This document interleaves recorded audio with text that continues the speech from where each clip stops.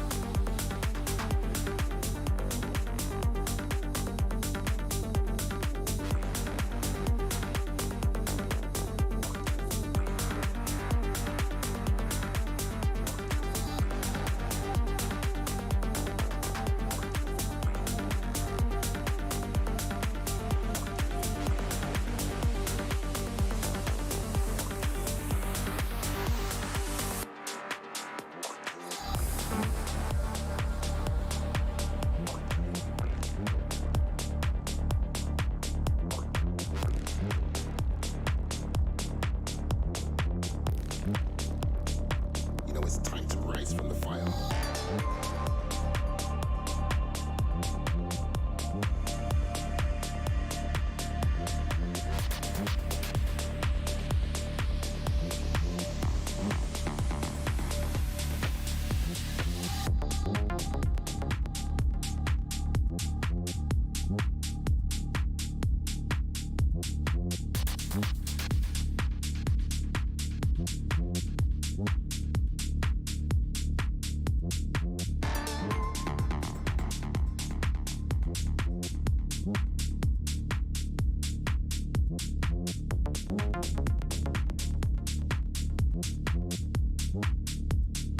You know it's time to rise from the fire.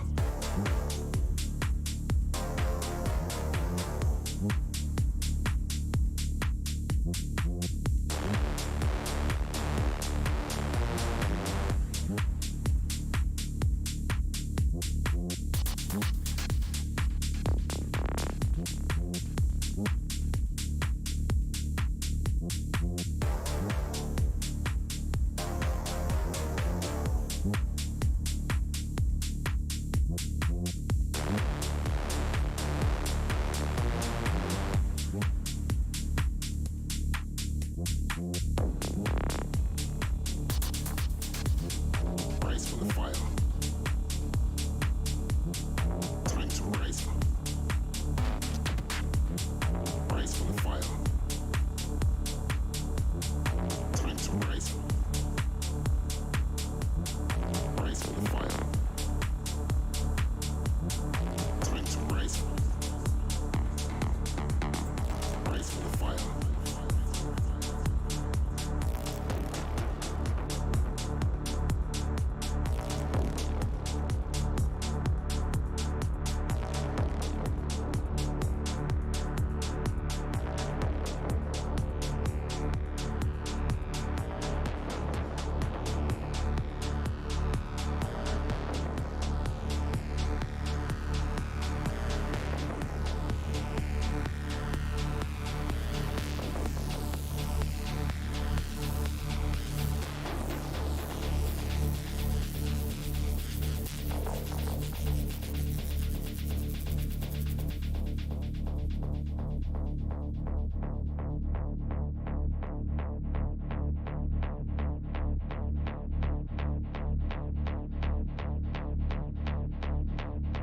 You know it's time to rise from the fire.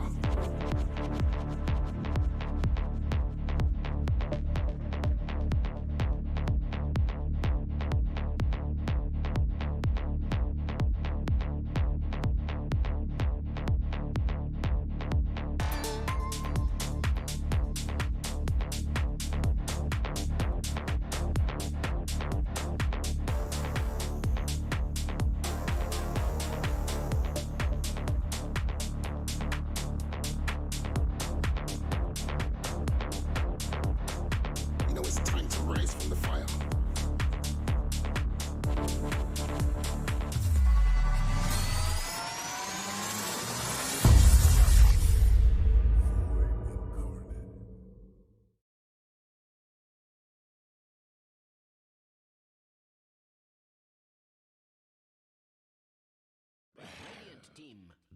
Ladies and gentlemen, there we go. And my NB comrades, what's happening? What's going on, y'all? What's going on? Thanks for pulling through back here on Snare Casting as we continue with some I-League action today. Got ourselves on the one side, Aster Aries taking on the great Vici Gaming. And we're going to be seeing whether or not Vici can get the full clean sweep or if Aster is going to actually give us some competition here today. It's unlikely, but anything can happen in Dota 2, so we're going to find out together. So what's happening, y'all? Is everybody good? Is everybody enjoying themselves? And let's get into the game. So Vici playing themselves on the Radiant side. We've got Aster Aries on the Dire. And with the game getting started off right now, Lion was the first overall pick for the side of Aster Aries. This is a hero which I frankly don't understand why he's so underpicked right now. I kind of feel like the hero is still really good for the most part, right? There's very few games where I've seen that Lion couldn't make something worthwhile happen in a game like that. Especially with the rise of such heroes like Queen of Pain, Storm Spirit's fully back in the meta. Not that he was very out, but he's 100% back in right now. Void Spirit's back. A lot of heroes that could use some insta-catch and use some insta-hex against. Vici on the other side, they pick up this first pick Earthshaker. I'll be honest and say I'm not fully a fan of Earthshaker. I still prefer Lion to Earthshaker, just given that it seems a bit easier to secure the Blink Dagger on this Lion than on the ES. Like, Earthshaker needs the Blink even more than Lion does, but both of these heroes certainly need to become effective as early as humanly possible, especially when they have these high-tempo mid laners that they're playing with. Void Spirit, Quap, they get very far forward in the fight, and you'd ideally like other heroes in the team to be able to follow them with that initiation and with that jump and with that kind of aggression.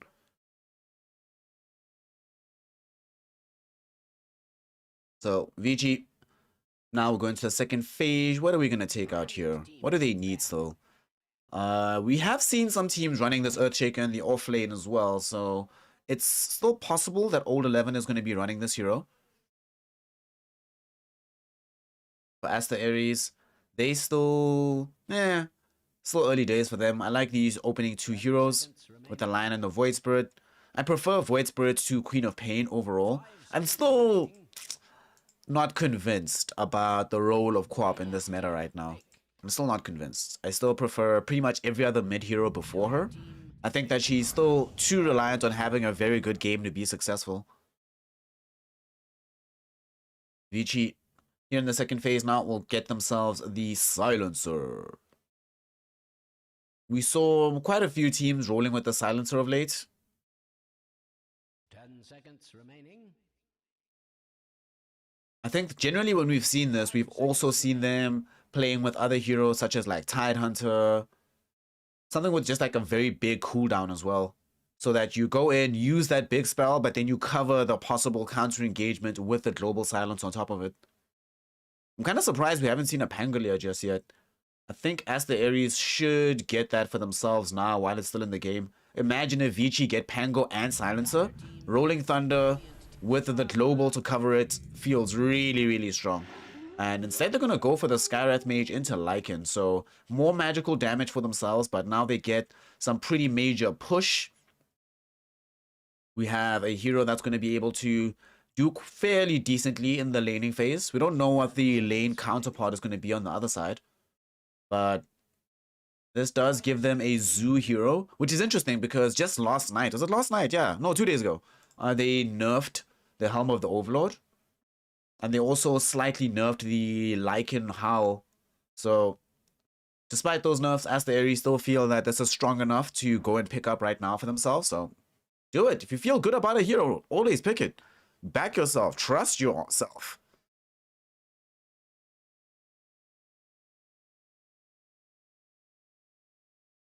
Aster Aries now.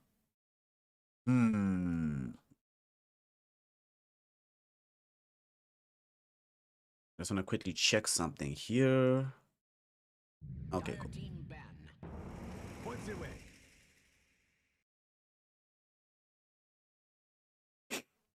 Pango. Pangolier gets picked up now by Vici. Okay. I mean, this is what I thought was coming, and it comes. It's not really a surprise that this is what emerges from the side of Vici Gaming here. 5 seconds remaining. What's going to be the counter here from Aster Aries is what I'm wondering. Like, how do you deal with this and return back to make sure that you can get yourself in a good position? This is quite scary, this drop from Vici Gaming right now. Things have suddenly taken a turn. Now that you do have this Pango, their team fight is just through the goddamn roof. And it seems quite difficult to imagine a situation where the rest of the squad will be able to deal with any of this massive damage from Vici. Another thing about the Silencers also gives additional safety to Queen of Pain. Often as Quap, you don't want to go too far forward too early before you have either a defensive item or other heroes in the team making that jump with you, because you often end up taking the brunt of the damage. You're a very fragile hero. You know, you can get hexed, the one finger of death, suddenly you're gone, right? Now, in this situation, with the Silencer to cover you, you go in, you do your thing, but you know you have that backup protection, so it's all good. seconds remaining. Aster Aries now. Still need a hero for the off lane for them to initiate their fights. Man, I would have loved it if they got Pangolier. At the bright side, they do have the Scarith Mage. If he's ever able to get like a Blink Dagger, then he can get to the backline of the fight, maybe get down the Silence onto the Silencer before the Global emerges. And then the rest of your team can potentially start picking off heroes one by one. I mean, Arcane Seal, excuse me, can still be extremely useful against Pangolier as well. So, we'll see. That could be the option here on how to deal with the rolling Armadillo. 10 seconds remaining. Aster Aries. Radiant. What are we getting in the offlane now? Oh, we're getting into a offlane Lycan. Alright, so safe lane Sven. This is where the damage potential is going to come from. Alright, cool. Man, Lion needs a blink ASAP in this game. My goodness, it's going to be an early blink. It has to be an early blink. Like, it must be an early blink. If it's not an early blink, it just doesn't go well for them. So, we shall see what they're going to be able to achieve here. Last pick Sven. A lot of damage emerging from this hero.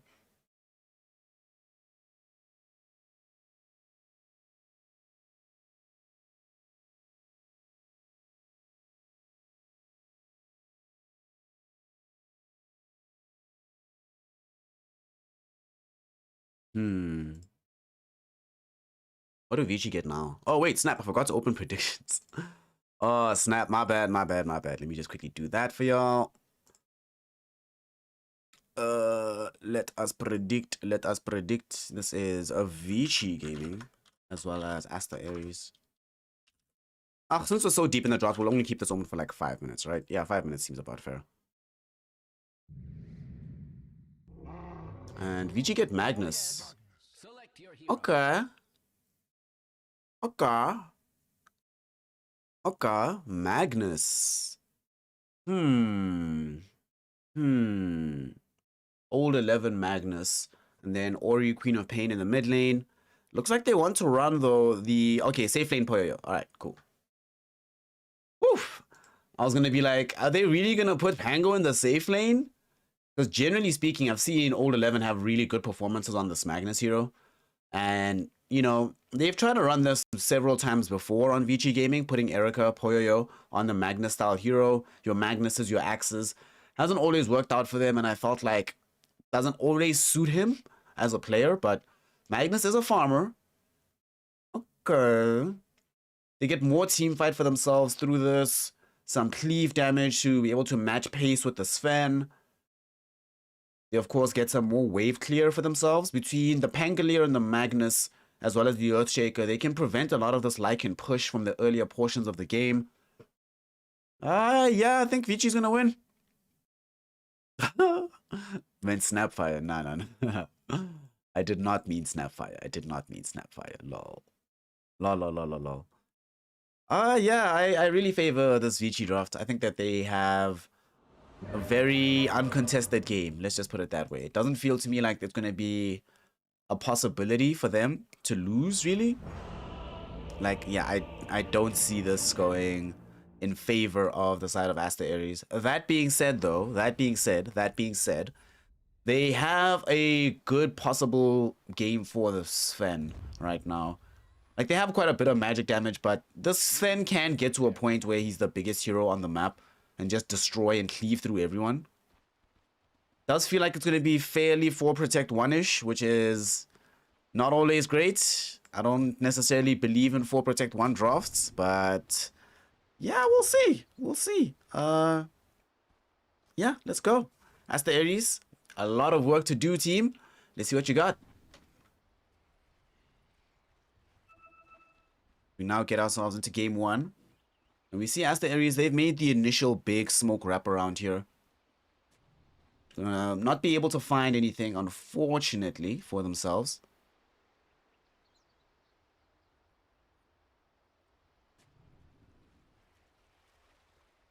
I really want to see what they're going to be doing with this Lycan in this game. And they're going to find a kill. Here we go. First blood picked up on PYW. And the kill does go the way of Phoenix as well in the mid lane. That is a great way to start things off. You are, of course, very, very happy to be able to secure not just First Blood, but positioning for the Bounty Runes and the First Blood going the way of the Void Spirit. Best possible starting circumstances here.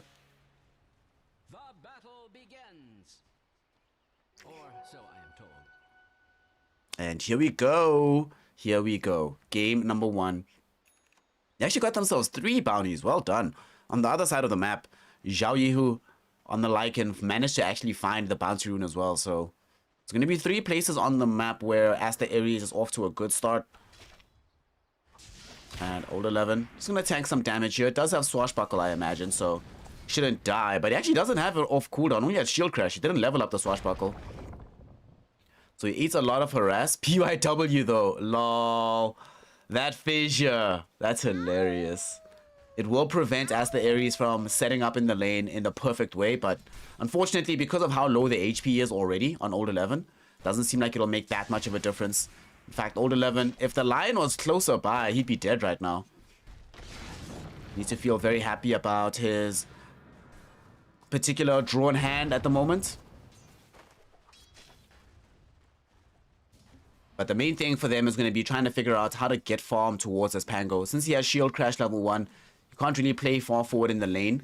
Has to be very, very careful about how he approaches things.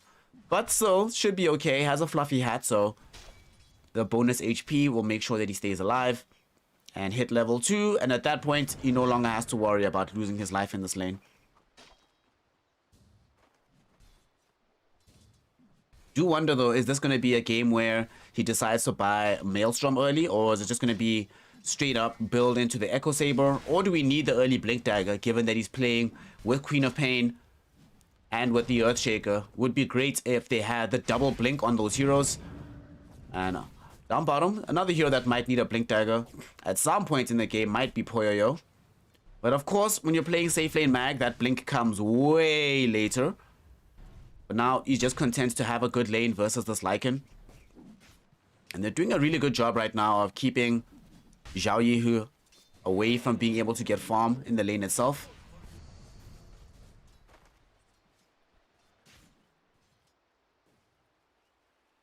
Which is a problem. You need this Lycan to have a decent game. You need this Lycan to be out here. You need this Lycan to be the one that is pressing and adding damage to the field. So without the Lycan having a good game, they don't have much pushing potential on the side of Aster Aries. And you're never really happy with a slow Lycan game, but once he hits level 3, we'll be able to start picking up more and more. Mid lane is very even between the Quap and the Void Spirit, which tends to be the case between those two heroes. Until you get like level 6, I doubt we'll see any kills in that lane.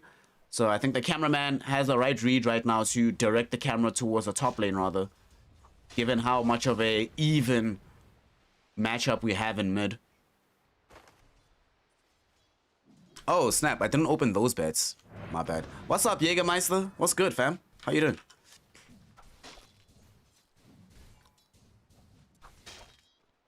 One second, y'all. I'll open the those bets in 2 shakes. Give me 2 shakes. One sec. So we have a Vici Gaming on the one side, Aster Aries on the other. We just got another kill happening down here in the bottom lane. Unfortunately, it happens onto this Lycan, which means that we're gonna have a much slower game for him than he would be happy with otherwise. Which is a bit of a problem, but what can you do?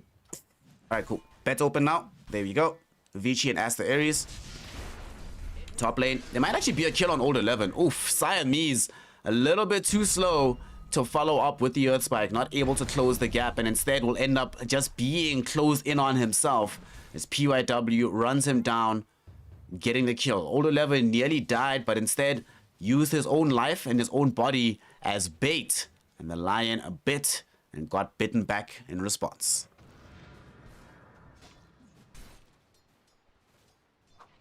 For the most part, though, it's still not affecting the overall farm rate of the Sven.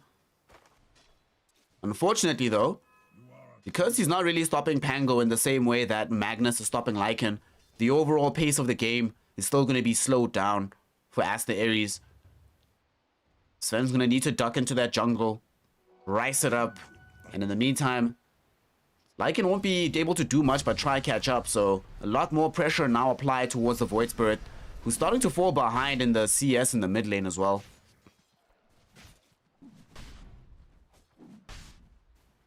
Vici Gaming. Magnus. How far are we from the Echo Saber? I think we'll probably have boots arriving now. And we already have the Sage's Mask for further setup down the line to finish off that Echo Saber. So Poyoyo seeming set to rise through on this game. And the thing about also having, one reason I don't like offlane Lycan personally, is that this hero doesn't allow you to make any big plays on the map. You can't just smoke up with a Lycan and say, alright boys, we've got a particular cooldown back, let's go make something happen. If you're playing with Lycan, you know, you have to play with Lycan. The whole team must be around this hero. Lycan needs to be doing well. So certain problems will abound as time goes on here.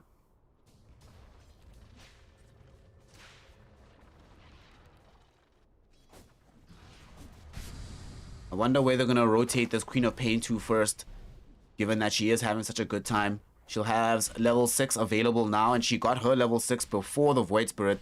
Unfortunately, the heroes in the game, they're going to try to rotate PYW towards middle to help get a kill. But unfortunately, once they hit level 6 on the Void Spirit, that doesn't really become possible anymore. And they're actually going to maybe try to get a kill on the Queen of Pain, but she had an illusion rune bottled up that she just got. That's a perfect rune to get. Allow her to escape the Ancient Seal. She might still tank quite a bit of damage here. Aether Remnant coming in from Phoenix. Do they have the damage to kill her? There's going to be the Ancient Seal yet again. Where's the further burst? She has Blink up again. Sonic Wave turns around onto both Baku and Phoenix, and they might lose them both. Phoenix will get brought down in the mid lane. The support rotated in to provide assistance. Baku does survive by the skin of his teeth. 19 HP on the Skywrath Mage, and DY cannot catch up to him. They came close, but certainly no cigar, and they end up losing Phoenix instead. On the bright side for them, though, Aster Aries do manage to get a kill top onto this Pangolier of Old 11. Ulu decided to try activate the God Strength to apply pressure on the tier 1. But sadly for him, already we had the rotation top from the Quap.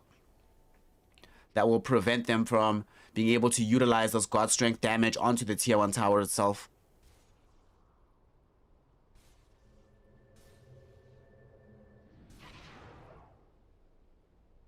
And they're still keeping the Queen of Pain in the periphery here.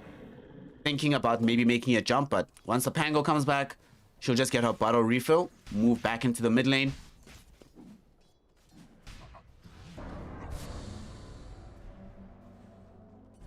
Big kill for them to be able to get though for Aster Aries. Despite not being able to do anything onto the tower, it's very important to limit the presence of this Old 11 Pangolier. The thing is as well, the more you limit the Pango, inadvertently you end up limiting the Earthshaker as well. Because he has to help out from time to time. Right now, he's just like roaming around, you know, just chilling, trying to see where he can have some kind of influence, where he can apply a fissure, where he can find some kind of farm. If they had vision, he might have been dead right here. Instead, they're going to go for a kill onto Siamese. And this Lion should end up losing his life here. He's still alive for now, though. And there's going to be the jump back onto PYW. Dissimulates coming in. Phoenix low on the mana, though. Doesn't have all the damage he needs. But they might be able to find the Queen of Pain. Unfortunately, Baku couldn't find the range for the Ancient Seal. So they're going to have to try and slowly but surely chase down PYW. Aether Remnant drags him back. There's going to be the kill as they dive forward with the Dissimulate. And unfortunately, that's all PYW can try to do right now. He needs to be on the map, helping his team. Since Pango is playing catch-up, he can't afford to also be farming. And that will slow down the Blink Dagger. And their failure to kill this Lion here towards this mid lane not only slows down the Blink Dagger, it also gives time towards this Lycan, who's dipped back into the jungle. And he's utilizing this time to get back up there in terms of his own net worth.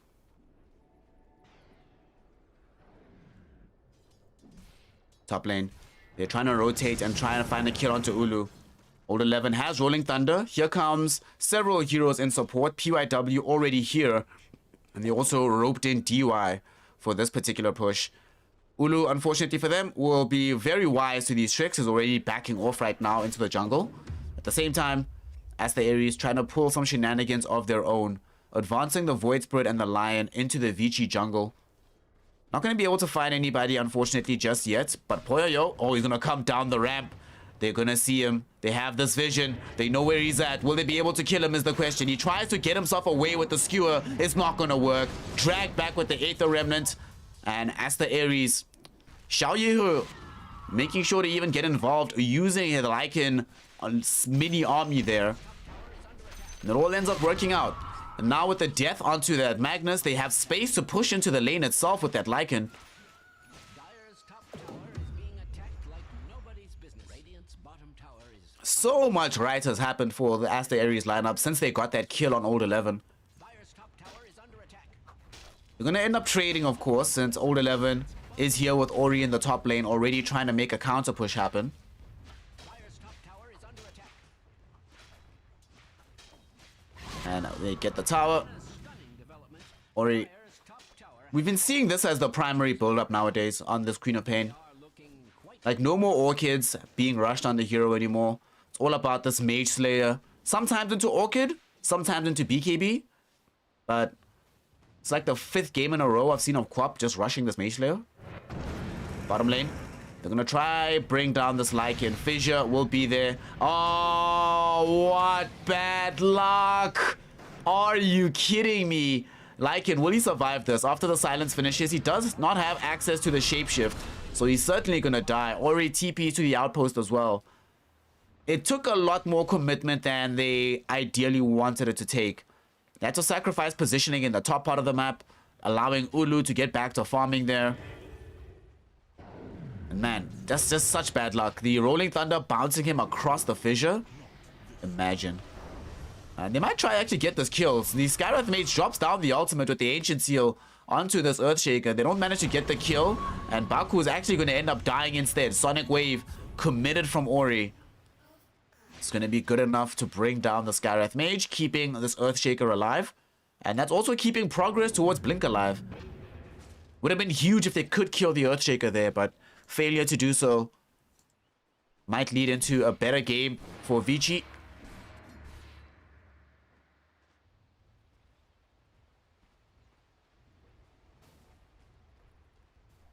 Oh yeah, I favor Vici's draft quite heavily, personally. Like a lot. Like a lot. Right now, I think it looks pretty decent for Aster Aries for 2 reasons. Mainly because they've been able to prevent this Pango and Earthshaker from having a phenomenal laning phase. And they're about to kill Poyoyo. This is a huge kill to be able to pick up. Watch this. Death here. They also cover this with the Global Silence though on the side of Vici Gaming. Unfortunately for them, Aster Aries, with Xiao Yehu, he already committed the shapeshift before the Global emerged. The Skywrath Mage ult had already gone down. So there was no possibility of Poyoyo escaping there. They made that move somewhat instrumentally, keeping him in the top lane as he goes towards his Blink Dagger, allowing Pango to soak up the farm bottom so he gets his Maelstrom. I agree with this decision to go for the Maelstrom this game. You're playing against like a pushing lineup, especially with this Lycan, so you need to make sure that you have as many tools of D-push as humanly possible. And of course, having that Maelstrom, it's additional bonus damage in the magic to help you against the Sven.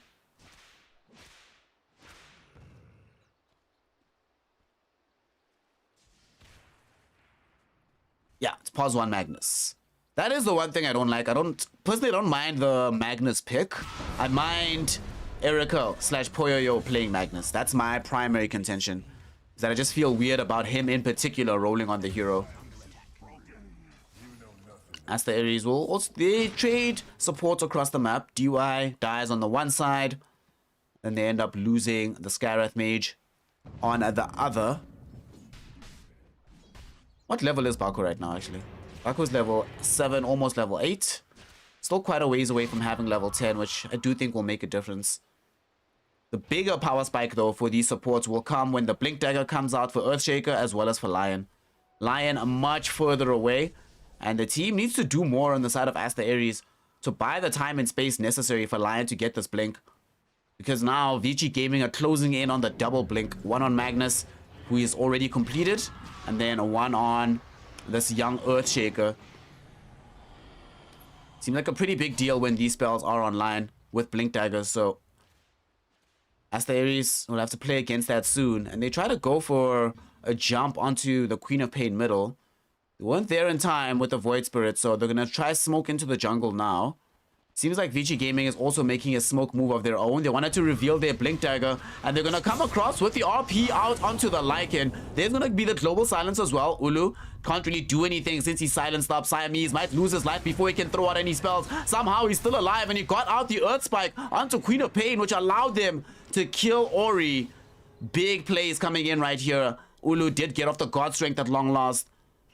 1-1 trade, but with the Queen of Pain being the one to lose their life on Vici, Aster Aries now have the opportunity to move in towards the mid lane. Xiao Yehe here with the mini army of the Lycan will be able to throw in the Howl. They've got a siege wagon. This tier 1 tower is not long for this world at all. But PYW reveals the Blink Dagger, tries to go in with the Echo Slam. Will allow them to kill the Sven, but it does cost his own life. Phoenix can't TP out either because the Skewer interrupts him. Will he be able to get out? Doesn't have access to the Astral Step just yet, and he does die to the Shockwave of Poyoyo, who secures himself a double kill at the end of all that. 2 major cores dying on the side of Aster Aries. And that was huge. PYW with the Echo Slam. Sacrifices his own life, but glad to do so if that's going to be the reward every time he does. Dire's middle tower is under attack.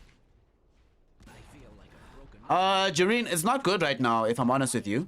We've got double blinks on the Magnus and the Earthshaker. Pango is also getting closer and closer towards having blink, like 900 gold, 1000 gold away right now. This Queen of Pain has the full Mage Slayer building into the Orchid, so she'll have both items, making life more or less impossible for this Void Spirit. The one bright spot that they definitely have is that this Sven is getting a lot of farm, but at this point is looking somewhat for Protect 1E for the side of Aster Aries.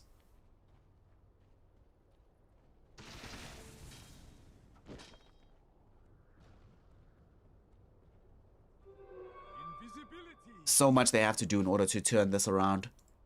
All 11 I'm afraid. activates the Invis rune. Can he get the wrap here onto Xiao Yehe? Does see this Lycan, but nobody's nearby to be able to help him out in terms of getting this kill. So Dire's structures are primarily this is going to be a scouting mission from him, just to make sure that they know who is in this area of the map.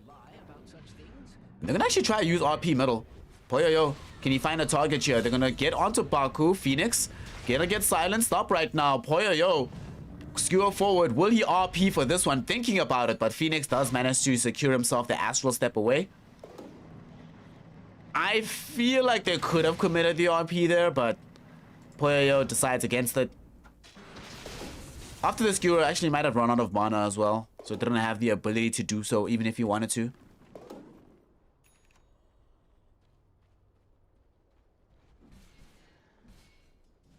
Alright, losing Baku sucks, but they don't end up losing Phoenix, and Phoenix is going to catch up eventually to Ori's position.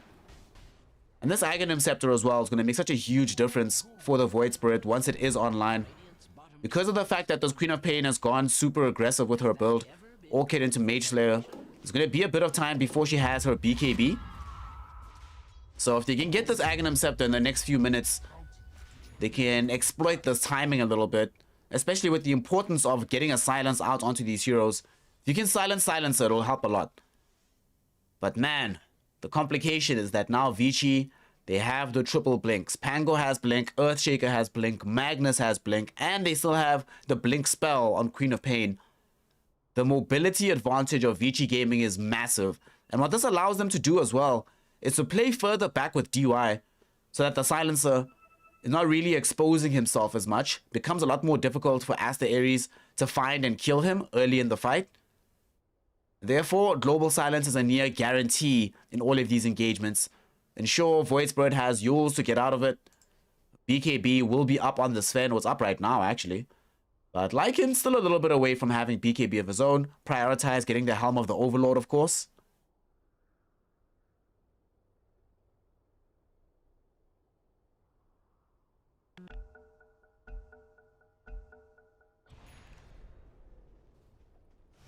Vici in a very good place as a team, but Sven in a very good place as a hero on the side of Aster Aries.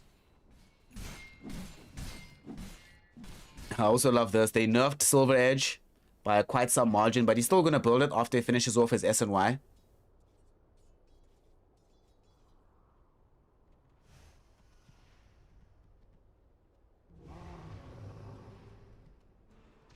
Aster.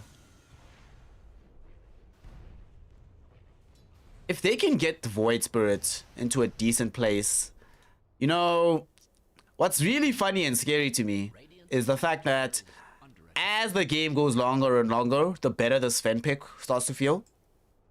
And then it just becomes a question from the side of Vici of, can we kite him? All the spells will be needed to kite him, because I'm very worried about what happens if we get to the stage of the game where Ulu has access to data lists and such. Thankfully, there's no more imp claws in the game. Otherwise, he probably would have found one already, using it to great effect, but damage is coming. Lots of it at that.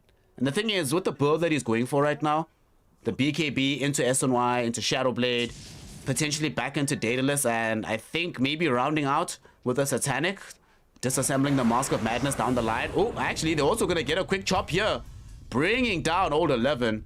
Does cost God Strength and BKB and Finger. But on the other side, they also committed the full Global Silence to try and keep the Pango alive. So they won't have that access to that spell. Therefore, as the Aries feel safe enough to make their way into the Roshan pit. Xiao Yehe here with the Hao. They don't have a medallion or a solar crest or anything, but they frankly don't even need it. PYW, DY, the team knows what's happening. They knows what's taking place right now. Will they be able to stop it? Poyoyo goes in, gets a jump out onto the Void Spirit. Will Void Spirit die? Phoenix being kept alive. Where's the Dissimulate? Will he stay alive? He's going to be able to get away with the Astral Step. And the only thing they've lost here is the life of the Lion. BKB was also committed by PYW for that. RP was committed. So, good state of affairs right now for Aster Aries. The Aegis, of course, will go the way towards the Sven. You know, sometimes you ask yourself, do we put this maybe on the Void Spirit? Nope, nope, nope, nope. Sven, you put this on the one hero who, if he dies, we lose the game. But if he stays alive, then the game is very and perfectly winnable. Especially now that they also have Blink Dagger on this Lion. Aghanim Scepter near complete for the Void Spirit. Yo, Aster Aries, they're starting to pull through here.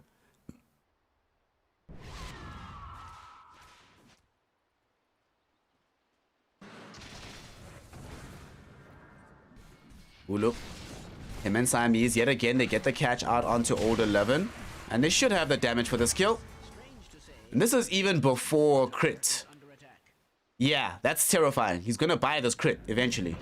And he's already queued it up. He's ready. We see now they get the jump onto Baku. That's going to be a very big grab there for Ori and the gang. However, look at the cost on Ori. Lost half of his HP to make that one happen. If there were any other heroes in the vicinity there, we'd be staring at a dead Queen of Pain. Fortunately, though, she is rounding the corner towards BKB. But this is a very close game.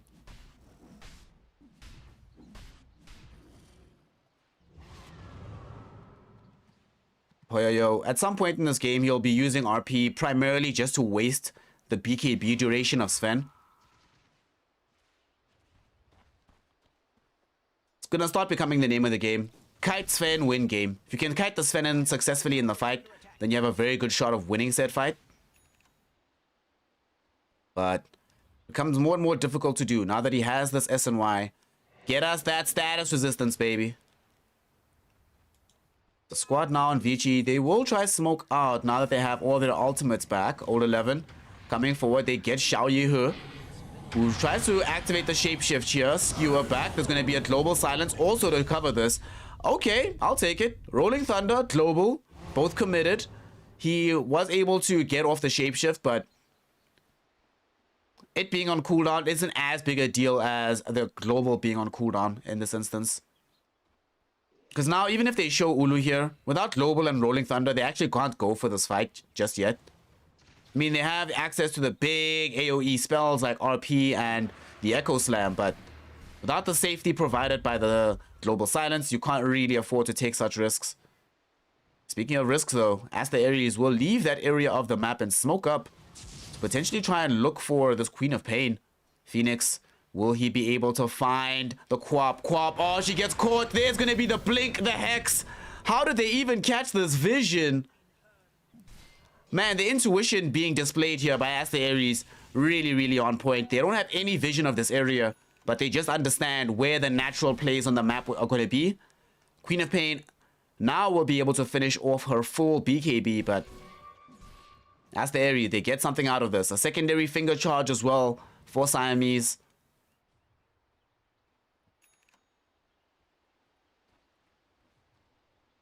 I don't mean to be alarmist, but Oh, Jägermeister. So back in the day, you used to be able to buy team pennants. Like, basically, you know the supporter club thing that we have right now in the Battle Pass? It used to be done differently back in the day. And for everybody watching a game who had one of those, let's say you support Vici and you had the Vici pennant, then it would show basically how many people watching this game have access to that old item. And speaking of old items, will they be able to deal with Phoenix here? They need to commit the RP for this. BKB popped as well. Sonic Wave comes out. And they do get this killed. Old 11. Will they be able to get more with the gang? They look for Siamese and they are able to find them. However, Ori and the gang, BKB durations are running low. So they need to get out of dodge as soon as possible. They end up losing the life of PYW, who jumped forward at the Echo Slam. tower is under attack. Stops the rest of Aster Aries from chasing down the Queen of Pain. But honestly, yet again, Vici Gaming, they commit so much. Yeah, they get the kill onto the Phoenix, but you lose a tier 2 tower. You need to use another BKB charge on the Magnus. You use the first BKB charge in the Queen of Pain. You don't take away the Aegis of the Sven. It just naturally expires. So Aster Aries are still relatively okay with the state of events that happened, even though they end up losing Phoenix again. And I love that Phoenix is just going for Aeon Disc. Not going to bother himself with getting like BKB and the like. Personally, I still feel the item wasn't nerfed enough. It needs bigger nerfs, but it was pretty big nerfs. So I'm happy about that.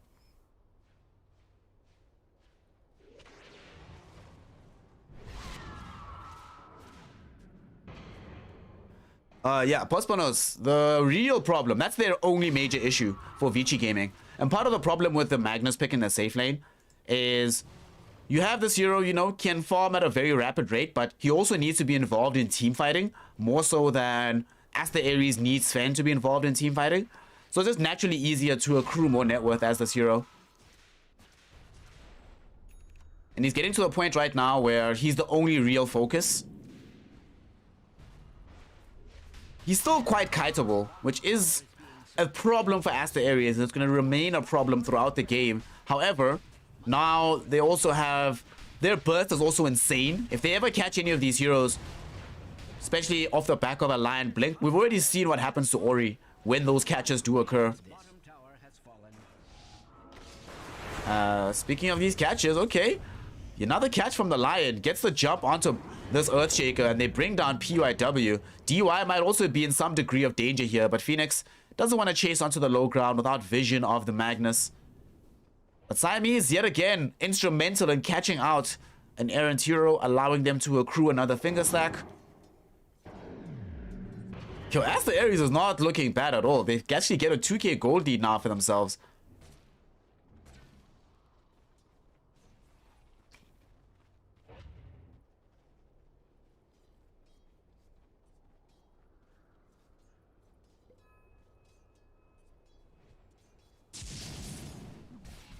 Yo, T1 VP, listen.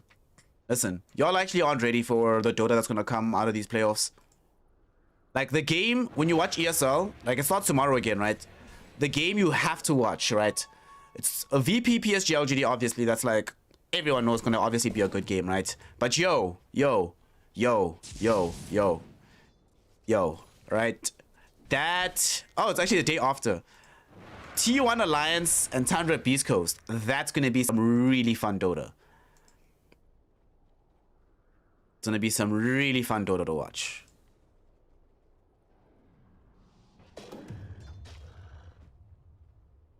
This game still remains fun right now, but it's starting to not be fun for the supports on the side of Vici. It's not the best place to be all the time. And Siamese, oh, almost got the catch onto Ori. Didn't manage to do so. Old 11 coming in with the Rolling Thunder. Shapeshift already procced by Xiao Yehu. Phoenix going to be able to dissimulate away, so literally no danger here. And this is a bit of a problem for Vici Gaming, that Aster Aries can still play with so much control around their outpost. And now that Poyoyo is very far from the team, they actually have a good shot of getting a big jump here. Who's left behind? It's going to be DY. DY is going to be the one that gets taken out as well. 42 seconds in the grave. Roshan back up in 1 minute though, so it will be available for the 5v5 defense. And this might be a chance actually for Aster Aries to secure the tier 1 tower in the top lane.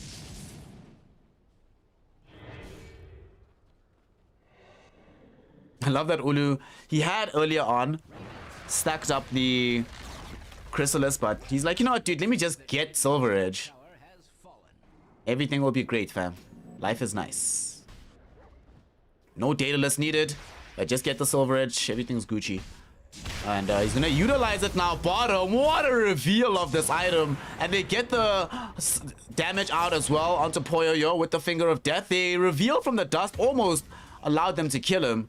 He needed to commit the full RP just to stay alive here. And now Phoenix on the other side. They get the initiation onto Old 11. And they're going to be able to bring down the Pangolier. Ori does have the blink away onto the high ground.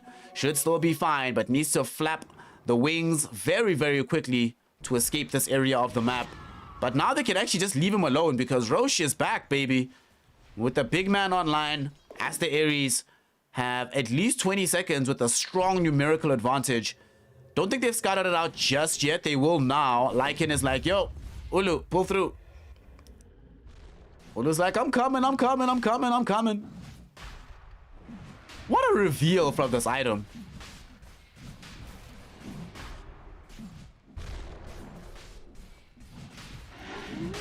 Oh, Jerry, DY is 0-4. He's not being targeted that much, but he's having a difficult game because he can never actually use Global Silence aggressively anymore. He has to wait until Aster Aries is making some kind of obscene jump onto Ori or Poyoyo, and they catch him out without having access to any defensive spells. They're going to try to use it aggressively now, though, this global, as they smoke up. They are witnessing the tide of this game turning against them. There's a 7k gold lead now for Aster Aries. The Sven now is very, very far ahead. We mentioned earlier the fact that the Satanic was going to come, and he is really not far away from having this item. Just needs to pick up this Reaver, so 1,000 gold away. They also gave him the Aghanim shot from the Roshan, so we get ourselves that Dispel. In this game, the utility of the Dispel is primarily just going to be getting rid of the Empower from Poyoyo. I mean, don't mean that much, but still nice. It also gets rid of the Shield Crash, so Pango is a little bit more killable if they do catch him with the stun after he's used that particular defensive spell.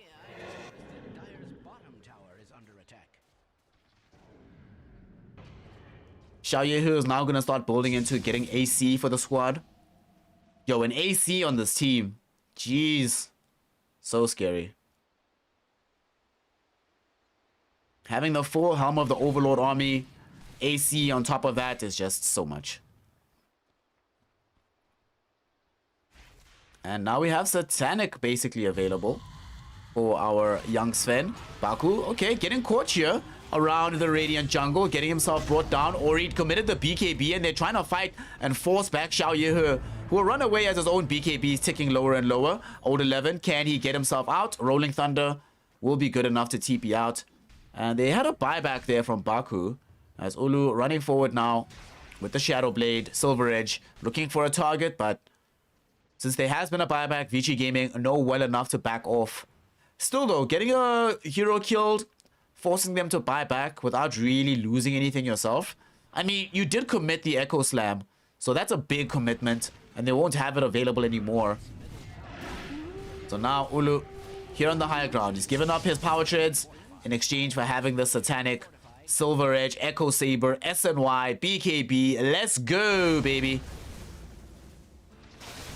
Everybody on the side of Vici except for the Quap has buyback. They get the nice skewer back onto both Ulu and Phoenix, but no RP though. So Poyoyo only going to be able to get the RP out after the BKB has been used. Aeon Disc now triggers out of the Void Spirit. We see on the other side of the fight, Lycan able to escape away from the fight. Ori keeping him out of the fray, but unable to put him in the grave. Ulu now, will they be able to get away the first life? And indeed they do.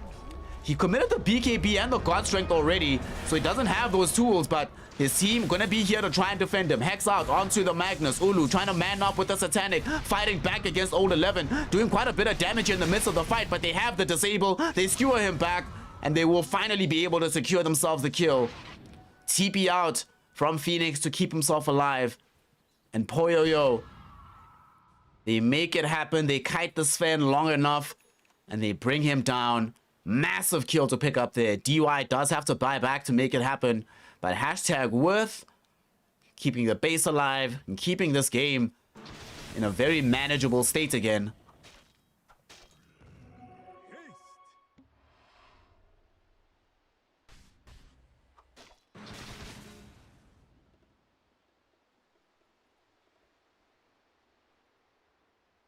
Dire's middle tower is under an extraordinary amount of stress.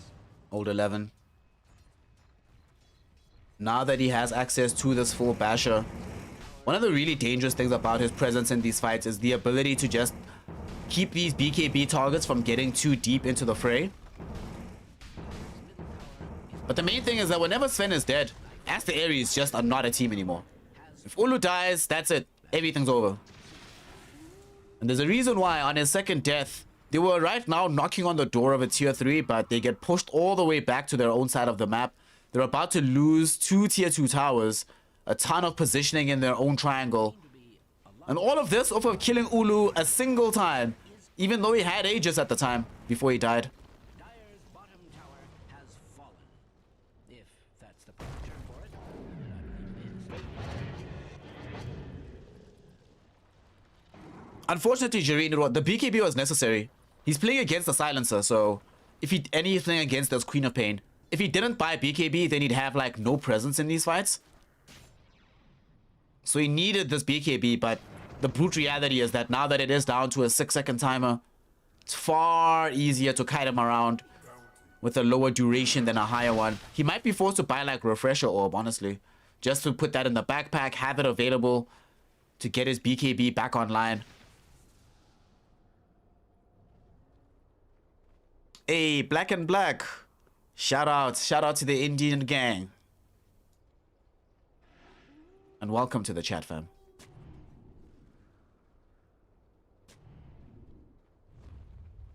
Vici. Despite having a very good success in a fight earlier, they still don't necessarily feel super comfortable fighting into Aster Aries when Aster Aries is fully stacked up and ready.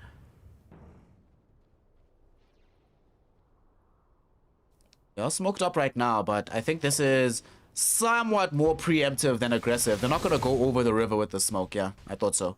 There's no way they go and play that riskily. Right now, this is about just being able to secure some cover on their side of the map. That's why PYW is also the one that's going first. If there are heroes on this side, he's the one that gets caught. He's the one that dies. It's okay. But they needed desperately to regain some semblance of control over their side of the map. They also know that this next Aegis could really determine the entire game. Can't afford to allow it to fall into the hands of Aster Aries for free, so they want to be able to contest at least that one in a way that they haven't been able to contest for the prior two.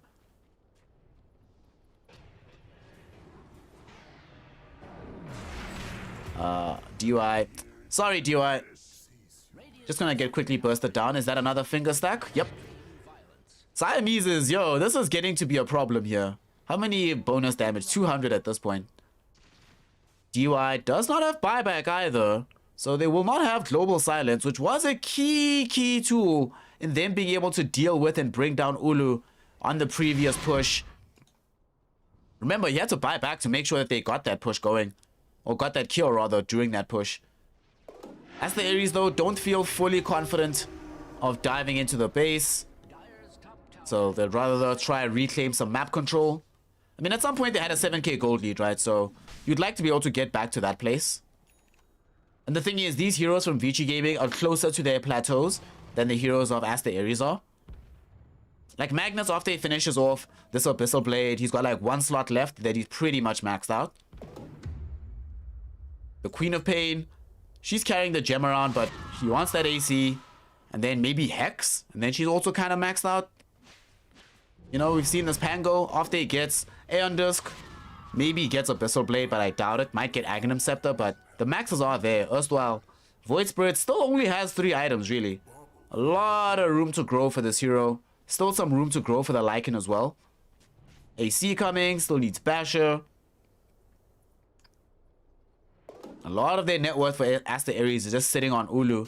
And, of course, he's commensurately the only one that's close to being actually maxed out. But if they keep this game going longer and longer, eventually the rest of their team will catch up. And then they have better tools to be able to defend Ulu from being kited around as hard as he's being in the fights.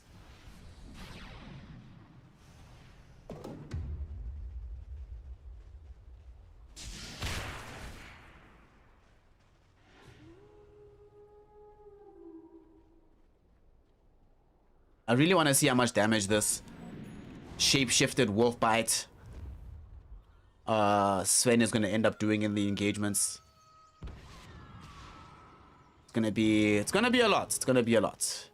Vici finally feeling like they can play aggressively. I'm gonna smoke outside of their base right now. It's a dangerous game. Nobody really can afford to play around with buybacks and the like. Oh, they're gonna try get this jump directly onto Old 11. Aeon Disc will keep him alive. Lion does die from this, but they had to commit the global silence to make that happen. Buyback in from the Lion. Oh, nice catch maybe onto Ori. Ori gets eviscerated by Ulu and Phoenix. Blinked in, and even through their BKB, they had so much physical damage. Dead 90 seconds, does have buyback. DY might not be as lucky though, as he gets caught now in the old spot where the tier 2 tower used to be. And he's certainly going to find himself getting brought down. 2 heroes fallen. Roshan online. It seems like Aegis number 3 will still go the way of Aster Aries. And I doubt we'll see a buyback from Ori to try and manage a steal in this situation.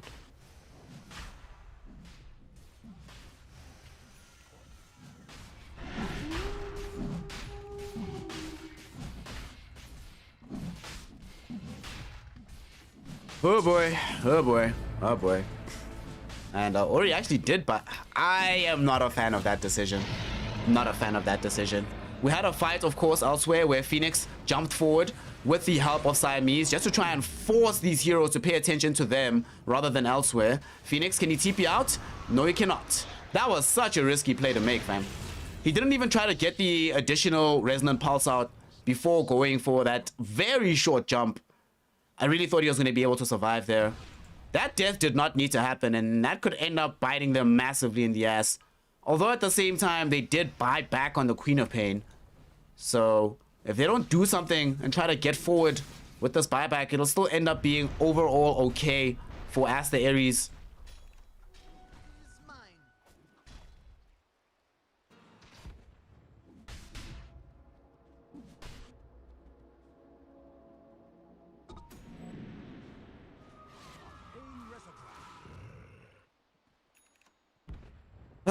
Sigh.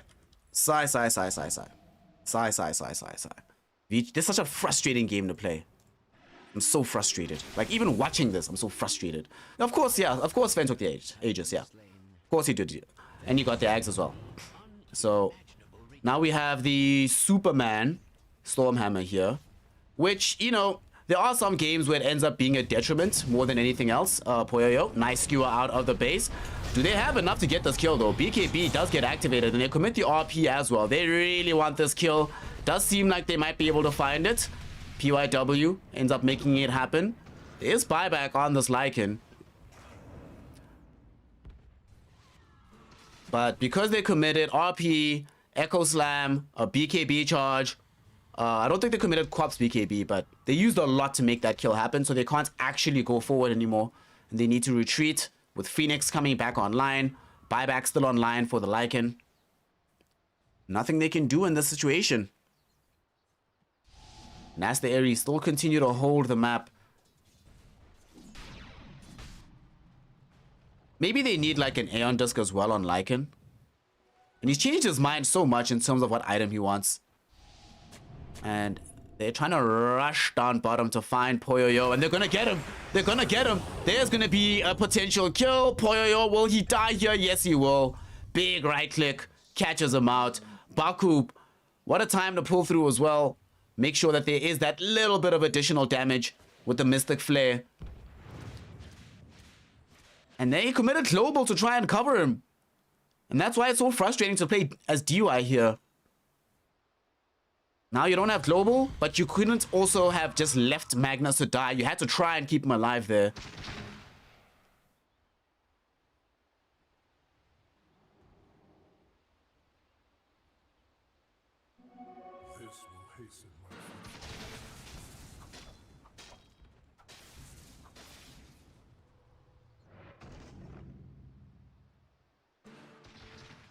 You can dodge global silence. What? Didn't he just use BKB? No, he didn't. He didn't use BKB. That's okay. We have to hold on, everybody. We're gonna rewind a little bit. We're just gonna see what happened once more, if in case Jarina's right and you can actually dodge global silence. Let's see. So let's look at Sven's tooltip here. He's not silenced right now. Blinks forward. Oh, you what? What? What? Huh? Huh? Oh shit! You can use the Stormhammer dive forward to dodge global silence. Okay, you learn some shit every day. Alright, Dota 2. That's some knowledge that we didn't know. Oh no, here we go. Never mind. Never mind. Never mind. Never mind. No, Markland is right. Markland is right. We didn't look at the neutral item. He has a flicker. He has a flicker. But he didn't use it there, did he? I don't remember seeing him use it. Hold on, we're gonna go back again. Let's see if he used the flicker. Let's see if he used the flicker.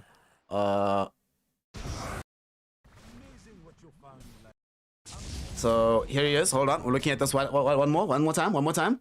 So we need to see flicker usage. Nope, just super hand Stormhammer. It can actually dodge global silence. Wow. Okay, that's something. That's something. So buy Aghanim Scepter on your Svens, yo. When there's a silence on the enemy team, buy Aghanim Scepter. This is so base, dude. Good eye, Jireen. Good eye. Well done. That's so stupid, honestly.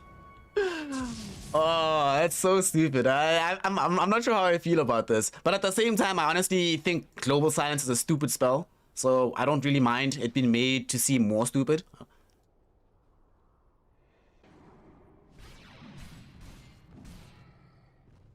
Right now, Aster Aries have gotten back to their 7k gold lead that they managed to accrue earlier on in the game. Very few buybacks available on the field, but the buybacks that are available are some very important ones. DY having buyback is essential. He needs to keep... Ideally, you die with Global Silence and you can buyback and use it. Pango needs buyback as well on this old 11 hero. And Poyoyo cannot afford to play anywhere on the map without buyback. Especially given that he's closing in on Abyssal Blade. It's the only next item that he's getting, so... I mean, he's gonna get Abyssal Blade, Overwhelming Blink. Okay, Arcane Blink is probably better on the Magnus here. Either way, we are very soon reaching the end of the farm tether here on this hero. As a result, buyback is the most important use of his gold. The same is true of the Ulu Sven on the other side. You can see he's being very circumspect about spending his money. We'll drop some of the dime now. But he had the ability to quickly get back into buyback territory. However, Aster Aries managed a huge courier kill. No Abyssal Blade now for the next 3 minutes. That's massive. Jump. No. They get the catch onto the Queen of Pain. They've almost gotten the kill onto her. Here comes Ulu. The Stormhammer with the Superman. Directly onto Ori. Ori's gone. No buyback for 2 minutes. Now they've maybe gotten the catch themselves. On to Poyoyo's Magnus. Old 11. Will he at least be able to bring down Baku with the help of DY? They get that, but at what cost? They get the Hex out onto the Pangolier. They should be able to find the kill. Ulu makes it happen. DY, Aeon Disc will trigger off. But all it does is buy time. Ulu looking for the ultra kill and will be able to get it. 4 heroes cleaved through. North of almost 10,000 damage being dealt here by the Sven. And a massive team fight win. Who the hell needs the Abyssal Blade? You kill my courier, I kill your team. And now he can start rolling down through the mid lane, forcing out these buybacks. 3 of them are available. At least 1 of them will be needed. Pango will lead the charge on this.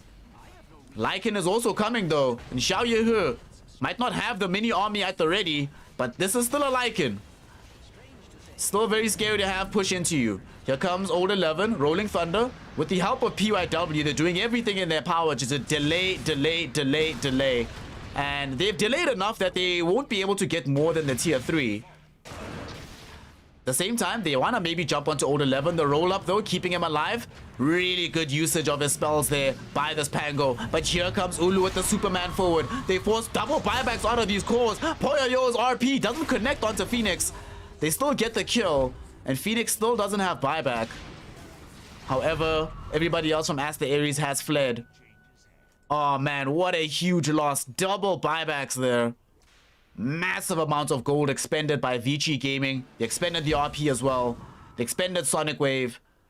They don't know that the Void Spirit doesn't have buyback, but they need to try and force out that buyback as soon as humanly possible.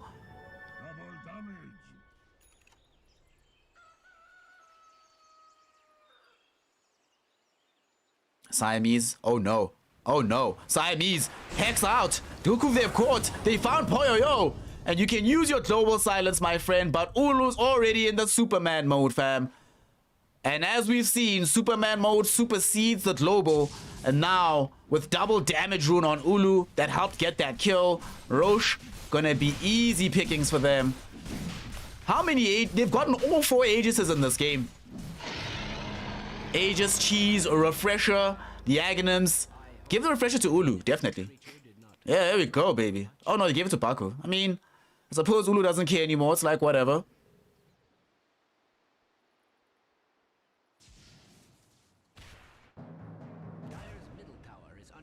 I was so wrong in the preamble to this game.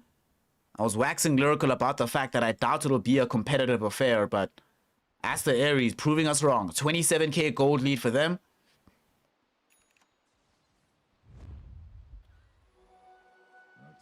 And the entire map in their favor, in their control. Lion getting close to buying a BKB of his own as well. He's been committed to buy a lot of support items in this game. I really want to see how much ward coverage he's been able to put up. But now that the whole team is back, they don't have Magnus. Magnus gonna want to jump again from this Lion, forcing out the early Aeon discs. They're looking for Old 11 and or for Ori. BKB used by Ori as well, forced to try and get back. Phoenix getting the charge out onto Old 11. He was used into the air, but the Superman Stormhammer brings him back down. They get the damage out. 2 minutes in the grave, no buyback for the Pango.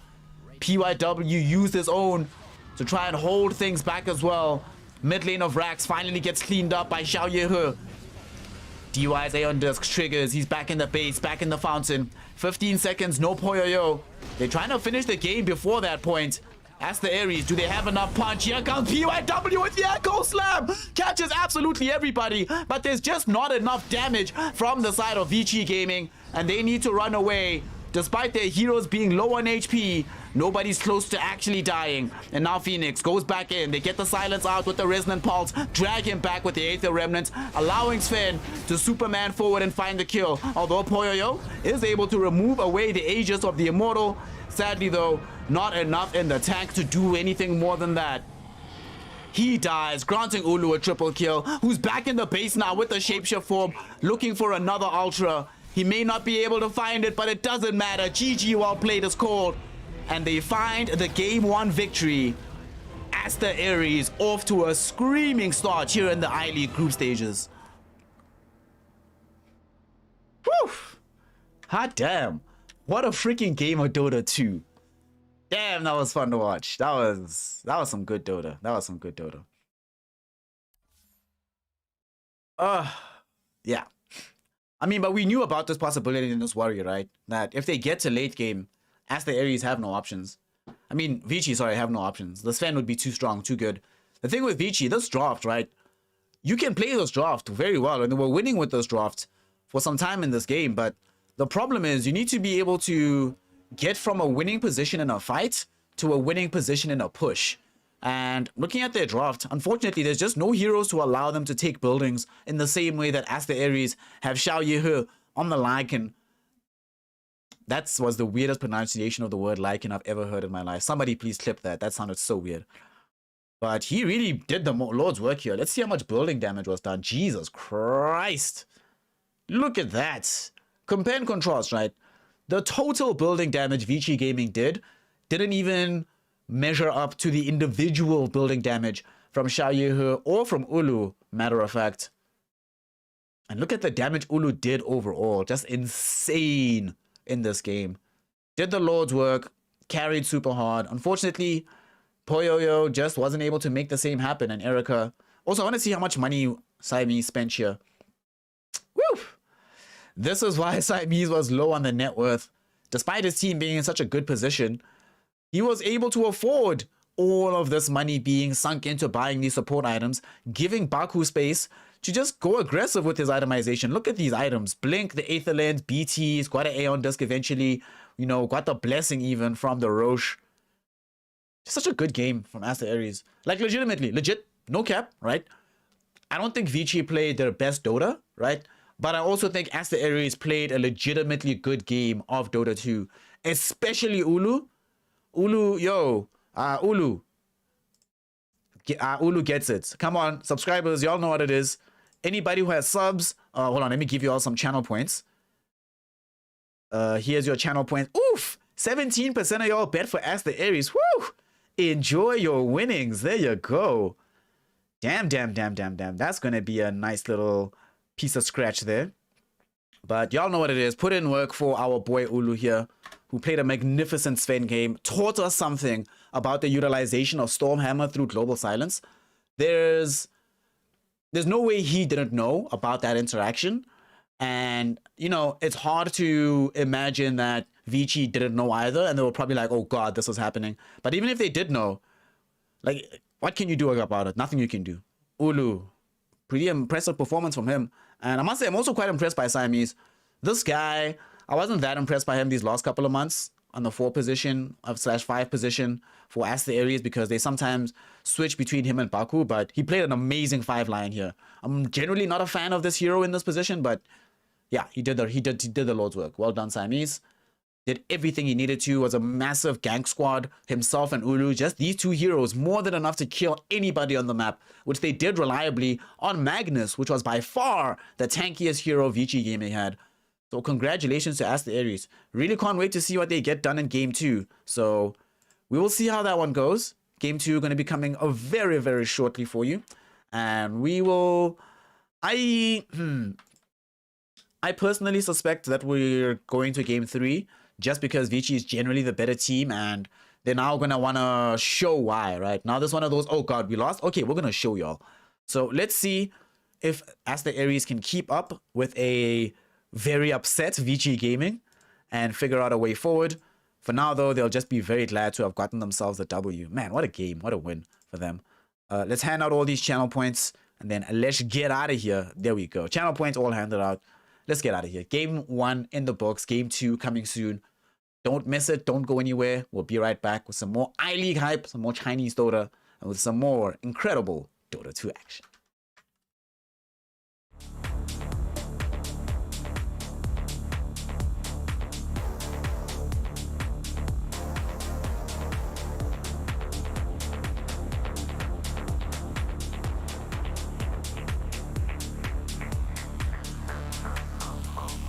You know it's time to rise from the fire.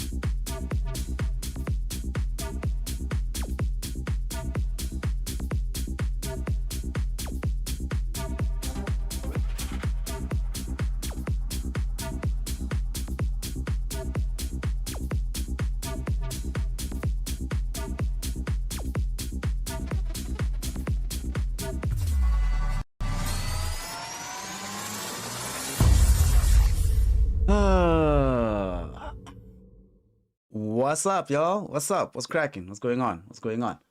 We out here. We back. We're gonna do some Dota 2. And sorry for the delay. You know, real life does take precedent over Dota, especially if I'm not being paid. Lol. Lol, lol, lol, lol, lol, lol, lol, lol, lol. I'm just playing with y'all. I'm just playing with y'all. But we out here. We have returned. We're back. And we are looking at this draft, which we've missed most of as it was happening, which is pretty chilled. But I still want to just spend a few minutes. Hold on. Before I even do that, let's reopen up the prediction for y'all. Let's get some predictions going. Yeah, 5 minutes, that's fine. So let's spend a few minutes just thinking through the heroes that we see before us and trying to understand exactly what the idea is and the rationale. Wait, why am I lagging a bit now? Oh, you know what's really funny throughout this entire time? I think there's a game update that's been happening. Oh my god, I need to go freaking pause it. There we go. Alright. There actually was a game update happening. Oh, lol. So, looking at this draft, if I look at the Aster, I actually like the Aster Aries draft a lot. They're going to find themselves a first blood here, potentially on old 11. Not the best target, but he doesn't have any access right now to any spells, so no possibility of keeping him alive. PYW threw back the Illuminate Blast on the Coddle, and it'll allow them to kill Baku at the very least. But, I really like the Aster Aries draft more than I like the Vici draft. And the Vici draft does have some pretty bonkers team fight, but I really like Disruptor versus Tidehunter, firstly. Like, that matchup has always felt very good to me. You know, Kraken Shell can't help you in that situation, and I also really like Disruptor versus heroes like the TA, who need to be able to keep pace with heroes to kill them. Being so slowed down, dragged back, just manipulated in terms of your movement in ways you can't deal with, right? A lot of other times, TA runs around with refraction, it's like whatever, there's no damage to stop her from running forward, but if she physically can't, love that kind of thing. I think they have a pretty good hero in this Luna. That being said, Erica is playing this Troll Warlord, and we have seen a lot of good performances coming out of the Poyo Troll. Mid, we have Phoenix playing the Void Spirit again, but Ori's now on TA, and Ori TA is no joke.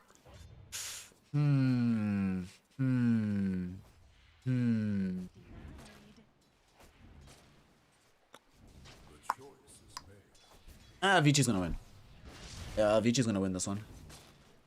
Vici's gonna win. I like the Aster draft, like I'm saying, but I think that they have the kind of draft that can play really quickly on the side of Vici. And if they play really quickly, I think they can overwhelm Aster Aries. Whether or not that'll happen, let's find out together. Let's go. Let's do this. So we got game 2 going on right now. One of these squads, at least one, is gonna wind up being eliminated. Nah, I'm just kidding. The most likely squad to be eliminated from the group stages is Aster Aries. Right now, this game is very important for them as we see them losing the life of Siamese. At present, they haven't racked up any wins just yet in the I-League. However, they have racked up 3 losses. If they find themselves dropping this game, then that means that they still have series against Elephant and RNG that need to be played out. And losing any of those games would almost guarantee that they lose and get knocked out of the playoffs. So this game matters a lot. This series, if they win, it keeps them in it, or it allows them to have contention to stay in it. They lose, yeah, things look rough. As well, for the side of Vici Gaming, the only loss that they've copped so far has been to Team Aster. So if they win, they get to solidify their placement in 2nd place. No real worry or fear about them being eliminated either, so they're straight, they're chilled. They're Gucci with this. One thing as well is that I really do like as much as I like the Aster draft, I love these Vici lanes, man. These lanes are so good for Vici, every single one of them. I mean, we saw a lot of these Lunas in the previous patch, putting a lot of pressure on these more beefy offlaners. Oh, as we see a beefy offlaner get the kill onto Luna right now with the Anchor Smash.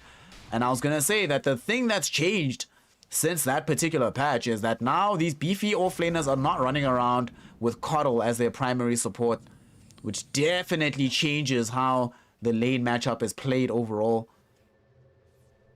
And they are utilizing it to maximum effect. Vici Gaming ahead in all 3 lanes. Haven't gotten a kill onto Ulu. This TA is gonna really rinse past the Void Spirit as time goes on. Yeah, this is a very good laning configuration for them. And the thing is, I've tended to notice that Vici, they are one of those teams that give them 3 amazing lanes and they will win the game. Even if they don't have like the best overall game. Where they tend to struggle is where there's a period of the game where they need to catch up. Sort of like backtrack and figure out new ways forward, etc. But when games just look good, like now, Ulu, him and Siamese trying to bring down PYW, who pops a salve, it does get cancelled, but it keeps him alive at the end. Rather expend than 100 gold instead of giving the opponent 150. And him not dying means that he's still available to throw out these blasts. Look at the damage that Siamese just tanked right there.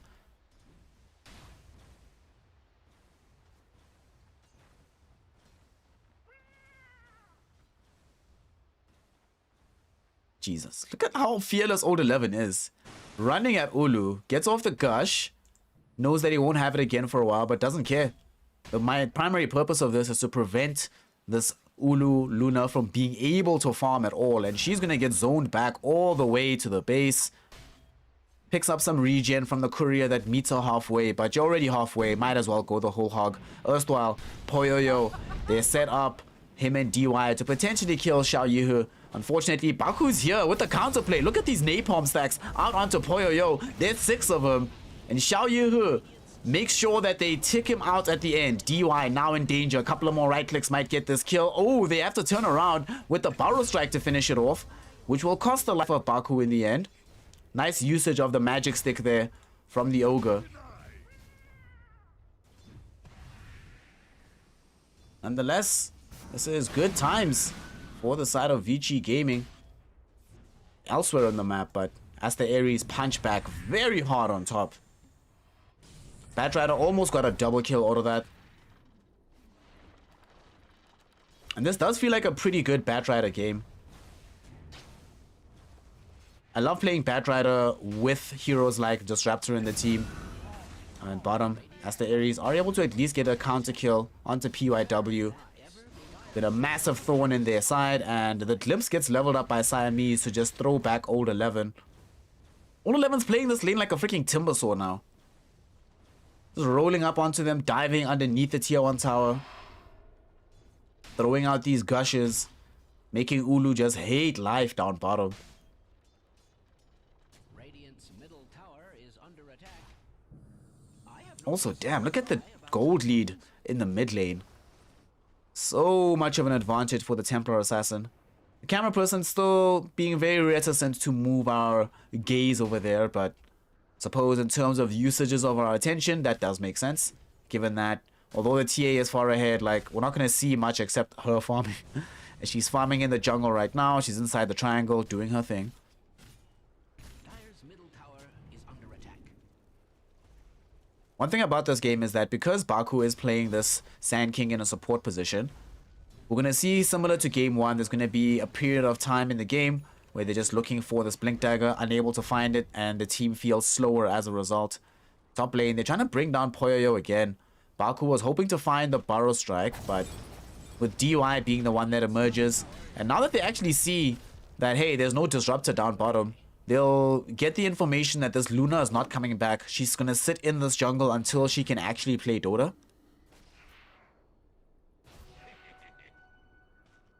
And as a result, she's not going back, man. Makes sense. Mid lane. You might find a kill onto Ori here. 4 heroes in the area for the side of Aster Aries. And they should be able to lead this kill onto Ori. A lot of effort committed, but hashtag worth. And they're just going to swap the lanes as well. Baku's going down to the bottom lane, allowing the Sand King to soak up the lane alone. The thing is, the Coddle, there's no point of putting Coddle and Tidehunter down bottom. So Coddle's now going to start roaming the map, getting these stacks in the jungle to make sure TA gets even bigger when she does respawn. Gives a lot of space for Baku to solo farm the bottom lane because Old 11, I don't think he has any detection down bottom. And you can utilize the Sandstorm and the Caustic Finale, even on a support Sand King, to get the gold you need for this Blink Dagger once the creeps are right underneath the tower.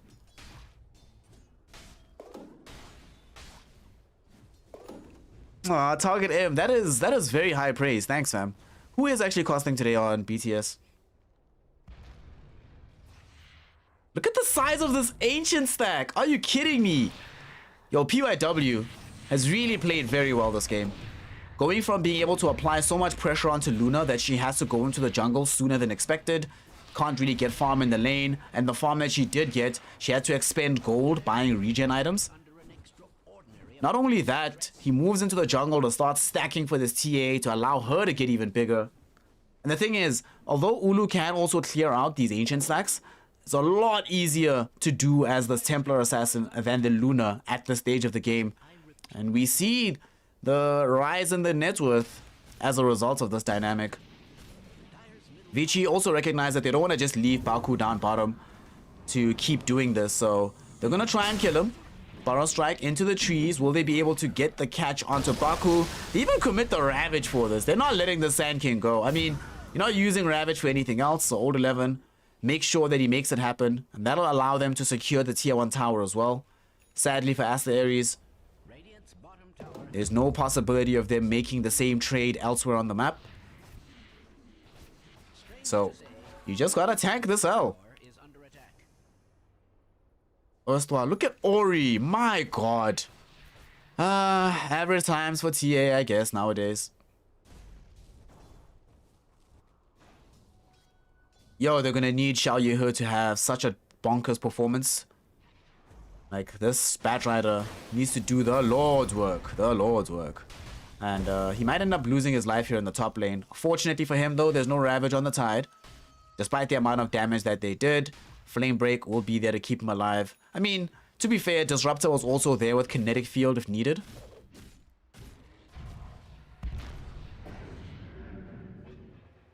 One thing that's scary is that despite the fact that these Vici heroes occupy the top 3 net worths, oh, this time around, there's no help for Batrider. Why did the Disruptor leave him alone? And as soon as they see that, like, I think they're wondering the same thing as me. The reason Ori is dipping back from this middle, like, he knows, he's like, wait, they killed Batrider? Wasn't Disruptor just there? Oh, okay. If they killed Batrider and Disruptor's not saving him, that must mean Disruptor's going elsewhere on the map. Where else could Disruptor be going? Oh, he's probably coming for me. I'ma just go jungle. Ori does the right thing there. A very good read on the map movements coming in from Aster Aries. Although that was being betrayed somewhat by the positioning of Xiao Yehe. Had he just backtracked a little bit from the top lane, would have been so much better for them. And now they were hoping to try find a way to bring down Ori in the jungle. Sadly, DY instead is there to put his body on the line and break the smoke. Aries and Dana. Oh, okay. I see. Aries and Dana are out here. What do y'all think, huh? You think, is Target AM correct in his diagnosis? Or in their diagnosis? We don't know your gender, you know? Sadly, these sites tend to be, or chats tend to be overwhelmingly male, but yeah. What do y'all think about the diagnosis from Target M about this particular situation? Old 11. We're narrowing the gap towards Blink Dagger for him. It's going to be double Blink for him and the TA. TA almost has their Blink. There's no other heroes on the side of Vici Gaming that want early Blinks. Potentially PYW might go for an early Orchid, but will for the most part be satisfied having the triple null tally for now.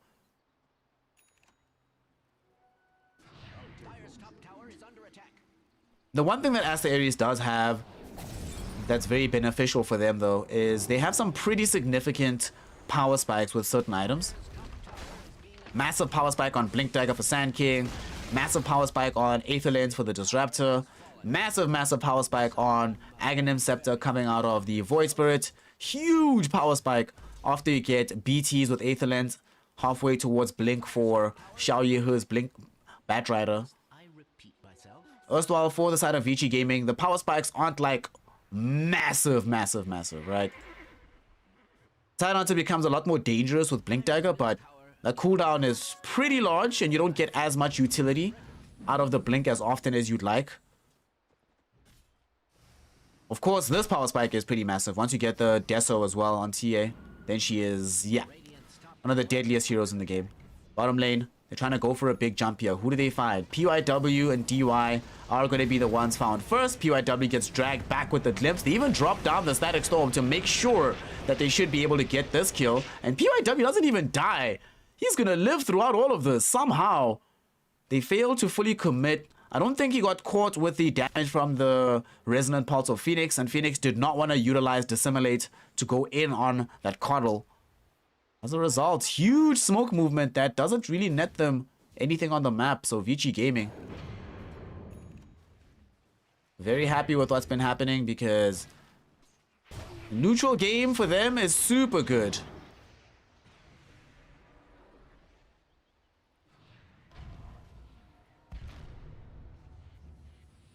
I'm really worried about these next few minutes.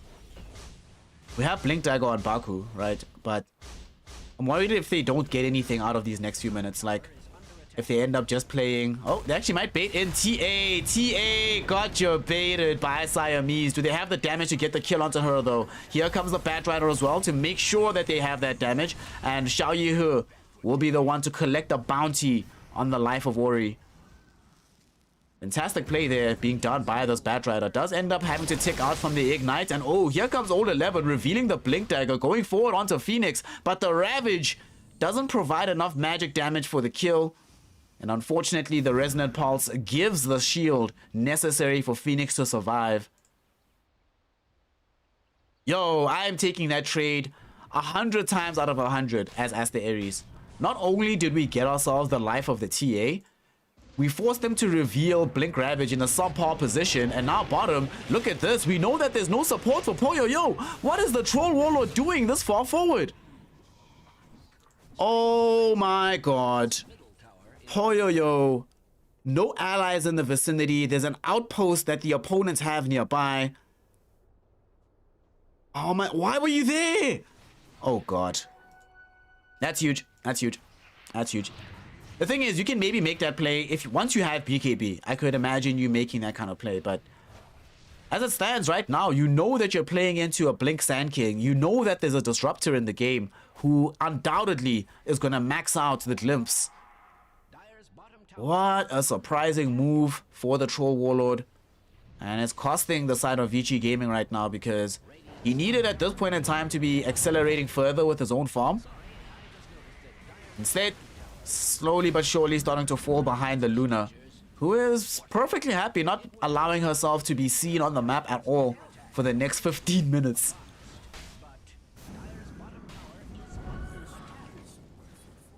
And here we go, Old 11. Remember, there's no Ravage. That's why they feel so comfortable making this move.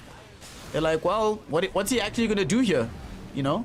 And he's going to tank up everything, though. That is to be fair. He is such a beefy boy. And, okay. All right. Vici play really well around Old 11, who's building BKB to boot on this Tidehunter to make sure that even if he blinks into a Static Storm, he can still use Ravage. And unfortunately, in that particular situation, they were not willing to commit Ulu. So they ended up running out of damage. We don't have the Aghanim Scepter yet for the Void Spirit. They did not commit the Epicenter from Sand King. So Old 11 gets to stand strong and say, okay, you're coming at me. That's a mistake. It's one of these matchups, Jireen, where Luna is a lot better against the team. But then Troll Warlord, if he gets to the Luna, destroys her.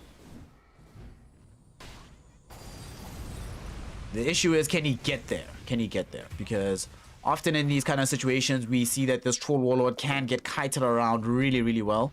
And they certainly have the heroes to apply that kind of kite job from the side of Aster Aries.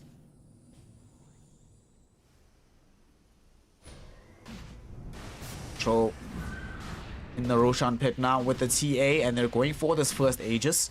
Average times, once the TA has all of her items, or she doesn't have the Deso just yet, but it's flying in on the courier now. Alright, this is incredible.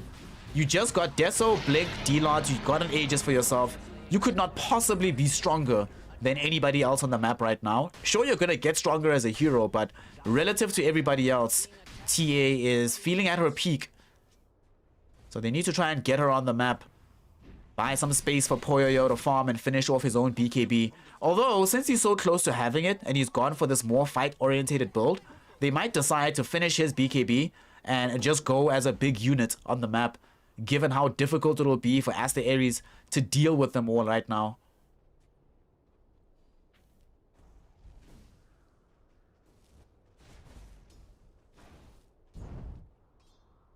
Phoenix, I think he's dead. Do they have Ravage? They do. Jump deep into the trees. Does Old 11 want to chase him with the blink? Doesn't have it, so that will be an escape for the Void Spirit. Must I repeat myself? Dire's top tower is under attack. How far is Poyo to BKB? Alright, so we almost have this BKB. Tide's BKB is still a while away, but at the same time, it's not like Aster Aries is playing super aggressively into them either. They don't yet have Yules or Blink on the Spat Rider, and it doesn't seem like they actually want to utilize the Aether Lens aggressively on the map, so still gonna be stuck in a very much farming pattern, and that particular pattern is quite beneficial for the side of Vici Gaming. They might even get a kill here onto Baku yet again. Was trying to hide in the trees, got dusted. Sandstorm will not help him, and Old 11 able to secure the kill, pick up his life.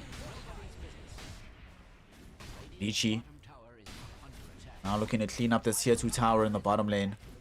Have a BKB being purchased up, and being delivered rather, excuse me, from Poyo, as we knew it was available. Now that it is online, where do we go for a fight? We have BKB Troll, we've got Blink Ravage. Pretty stern stuff. And top lane, man, so many rotations coming through to try and find and isolate this Bat Rider. And oh, lol, Siamese is just gonna glimpse back Poyo. Lol. Just to mess with him. Wait, where did he get glimpsed back to is the question. Alright, here he's back in middle.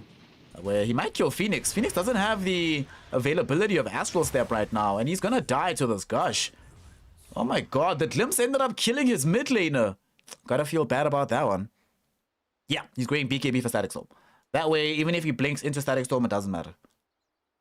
And also he's going BKB to avoid getting glimpsed in the fight. Because what if you blink? You know, sometimes you blink, but you're not like fully in the right position, and then they cast glimpse. You don't want to have to insta Ravage, even though it's not the best position for a Ravage. But if you have BKB, none of that is a concern at all, and it's flying in right now on the courier. This is great. Triple BKB, or double BKB, with the triple one being built up right now on this TA. But she has so much damage and still has the Aegis, so she doesn't need the BKB right now. And because you know for a fact that the only hero that actually has any semblance of decent net worth is going to be the Ulu Luna, gives you some freedom on the map to play as you want as Vici. And of course, they're still dodging fights because of that Aegis.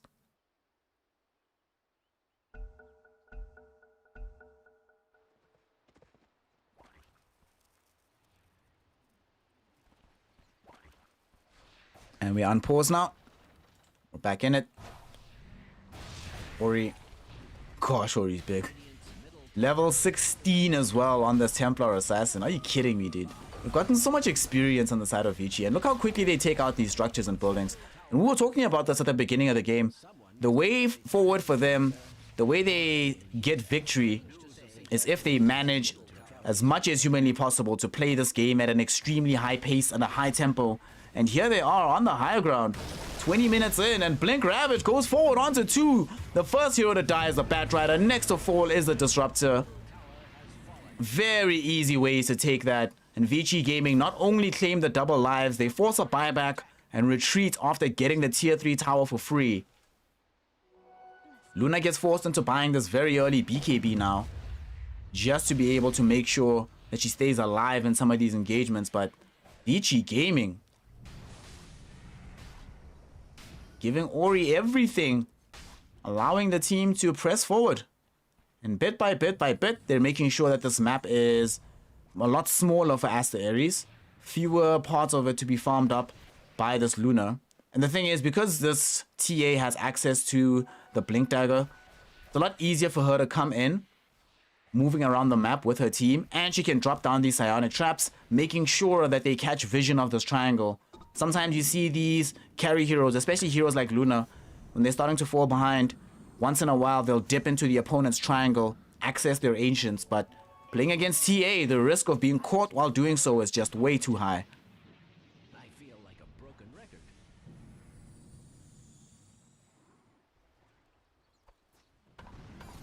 Phoenix almost has the gold for the Aghanim Scepter. Buying it though will mean having to forego buyback. The bonus gold for the item will come from Ulu and the gang as they're going to push through this tier 1 tower down bottom. So there's some structural advantage being gained by them still. But Vici Gaming don't really care about this. They have their sights set on larger targets. Tier 2 in the top lane going down. Look how much damage comes out once the Deso connects. My goodness. There's no more Aegis though now for the Templar Assassin, so she does need to be a little bit careful. So Vici might not feel comfortable making this push happen. Oh, nice glimpse back on old 11, but he just blinks out. Just blinks out of the statics.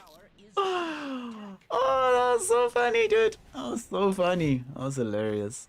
All right, old 11, we see you, my G. That's always been one of the big things. From way back in the day, all the old school Dota 2 players will remember that if you're getting glimpsed back into Static Storm, do not panic. There is a small second before the tick damage actually applies on Static Storm that allows you to blink away. And Old 11 demonstrates for us. Thank you, Old 11. And now he's going to be demonstrating why Kraken Shell is so good against the Lasso. He's going to get popped off right now. Staying alive. He's inside a kinetic field and they don't have a way to close down and add the damage from Ulu. So Lasso ends up being literally a waste of time.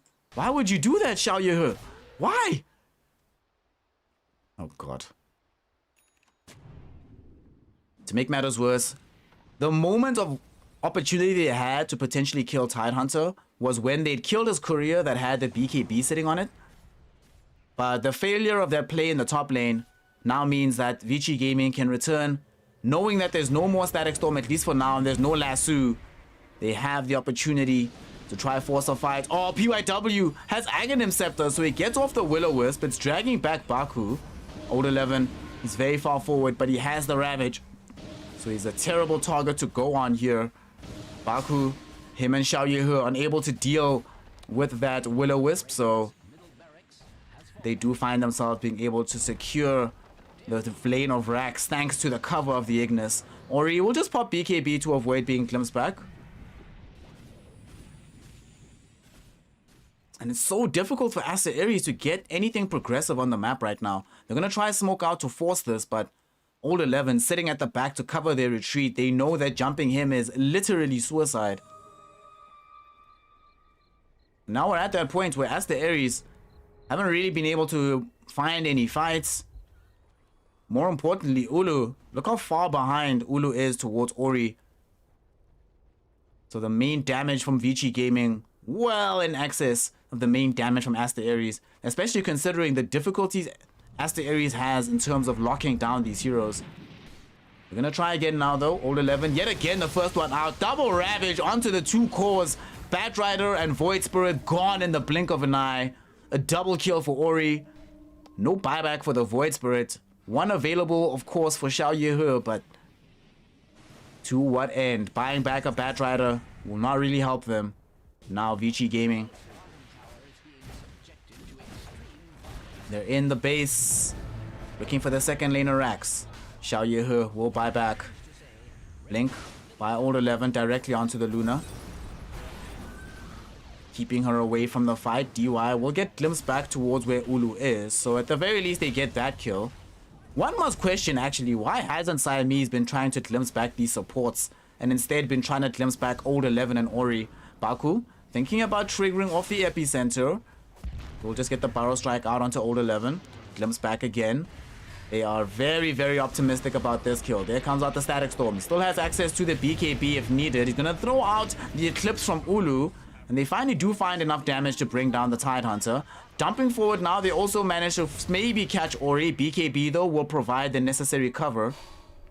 Oh, no. We're having some firewall lag. Oh, no. Oh, no. The Great Firewall. Preventing us from seeing all the action, but fortunately, it only starts to affect us after the main fight has concluded. It took a lot out of them, but they do manage to get the kill onto Tidehunter. Unfortunately for them, the Roshan only respawns in another 50 seconds.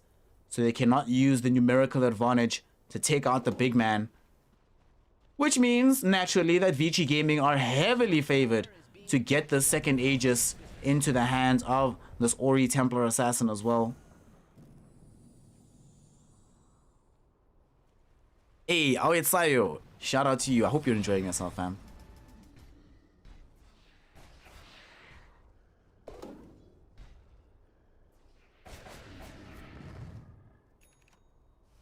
Once we get this full data list for Ori, we already have the Satanic, or they should queue up Satanic Patrol. We already have the full Eye of Skadi at the ready right now. Alright, so now with Eye of Skadi, this is the tool that's going to allow Troll Warlord to just run at Luna. I imagine that's the primary job. Literally, bro, run at Luna, right? That's it. That's all you need to do. Run at Luna, and Ori will take care of everything else. It's cool. Don't worry about it. Don't worry about damage, fam. Damage is sorted. You just go to Luna, make her leave the fight. You have BKB, you have Skadi. She has to run away from you. And when she's running away from you, Ori will kill literally everybody else. Now Rosh is up. Aster Aries, can they prevent the Aegis from being taken away? It is so difficult. Old 11 blinks onto the high ground, comes across Baku. They drop down the Ignis as well. They catch both Phoenix as well as Baku here. Phoenix dives onto the other side of the fight. Ori getting dragged back by Xiao Yihe. And they've taken out the Coddle. PYW dies alone, and there's going to be the Static Storm with damage from Luna. They've actually got the kill onto Ori. BKB now activated by the Luna just so she can get the hell out of dodge. That fight got split in so many interesting directions. However, the thing that really cannot be overemphasized is how big it is that they killed Ori without buyback. There was a Ravage committed in that fight to help them deal with the heroes on the other side of things deeper in the river.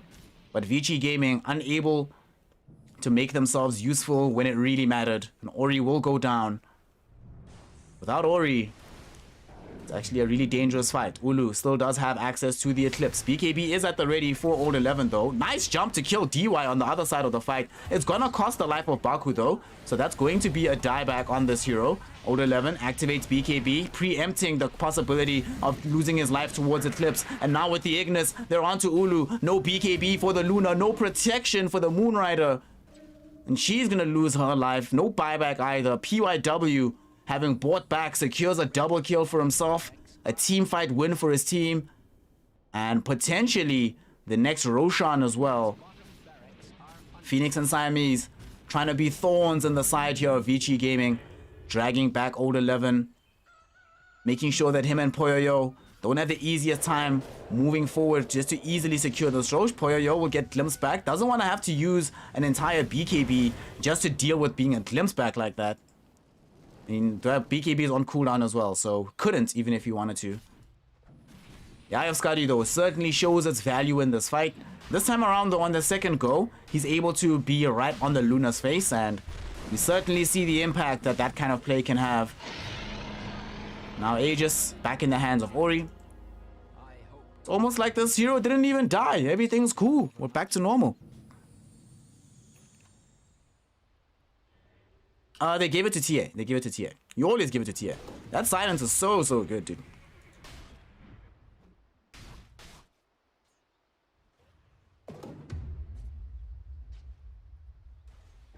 And of course, TA also will come across a Titan Sliver.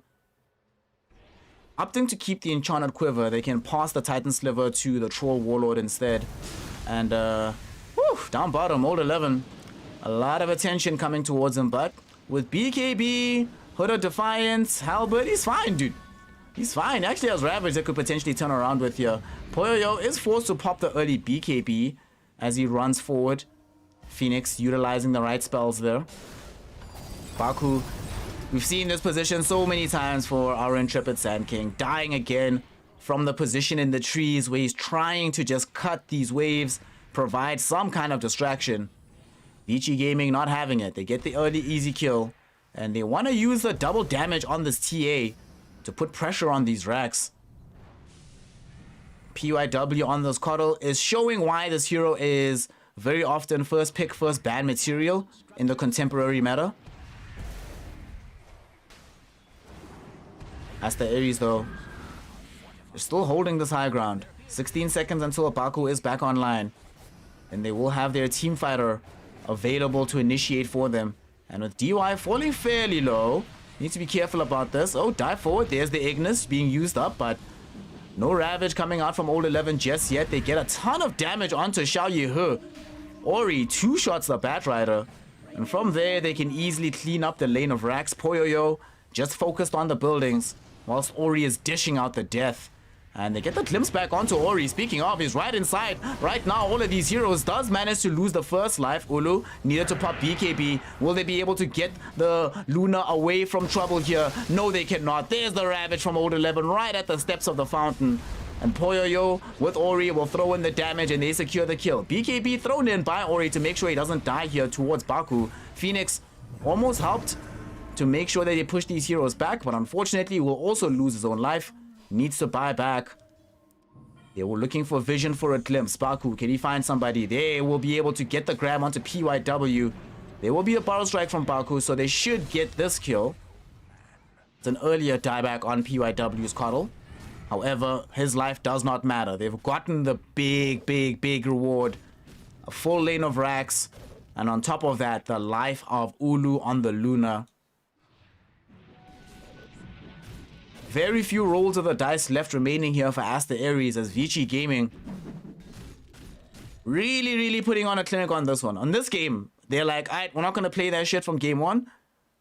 You know, we spent a lot of time honestly mucking about, not being really serious about that game, but this time around, nope, from jump, we're doing everything with maximum seriousness, maximum effort. And it is yielding dividends. 34 minutes in, 2 lanes of Rax cleared up. 16k gold lead. All that remains for them is to secure the final lane. And Aster Aries is playing suspiciously far forward right now, despite lacking the Ulu Luna.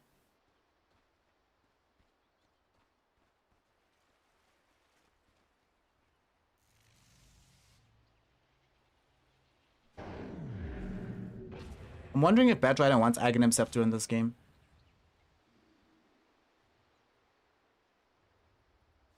They definitely want Ags on this Disruptor. Help him deal with this Tidehunter as well. Tide has actually been the pick that's been a revelation for Vici Gaming. Old 11 has soaked up so much pressure, so much attention, so many spells that they can't really use elsewhere in the fight because they have to try and make sure that they don't get caught on the blind side with Blink Ravage. But at the same time, utilizing those spells on Tidehunter, very beneficial for the Vici team. They lose DY here on the north side of the map. Who cares? Vici's like, cool, you do you. We still have Ori, who has Swift Blink, Daedalus, BKB, Deso, with the D-Lance and Enchanted Quiver. Interestingly enough, Aster Aries will try to use a momentary numbers advantage to force through a big smoke gank. You have some very good vision with the scan here, so they know that there's heroes on the high ground and potentially in the triangle. Of course, yet again, they're only going to come across PYW, and they will be able to kill him with relatively little effort. Poyoyo looking potentially for Siamese on the other side here. Do they have a forced off to the low ground? Indeed they do. And Poyoyo activates BKB, avoids Baku's epicenter, and here comes the Blink Ravage. They caught out onto Phoenix. Ulu didn't manage to get off BKB in this fight. Finally manages to use it, but it's a little bit too late, as now they have the damage from Ori and Poyoyo to get that victory. Buyback needed from the Luna. Baku might die here underneath the Sentry Ward. Glimpse back onto Old 11, making it hard to chase down Siamese, but he's done his job. The Blink Ravage stopping Luna from using the early BKB. Caught Phoenix as well, so he couldn't run interference to buy time for the Luna. Hell, even Baku, entire epicenter got wasted by that solitary Ravage. Yet again, Old 11 putting in that work.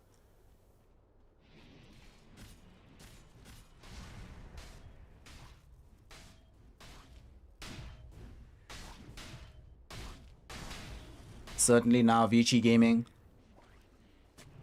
all they'll need is potentially one last Aegis to have the full safety of going up the hill. Building a Swift Blink for Old 11. Almost level 25 on the Tidehunter, so Ravage is going to get even scarier coming shortly. Man, Old 11's just really played so well this game. I'm quite impressed. Radiant's courier has been slain. Let us hope it left no little ones behind. Does Phoenix have BKB yet? No. We still don't have BKB or Aeon Disc on this Void Spirit, which greatly complicates life because every single time he has to position himself in a bit of an awkward way to survive some of these spells in the fight. There's no BKB on the Batrider either. And all the core lasso targets aren't necessarily the best.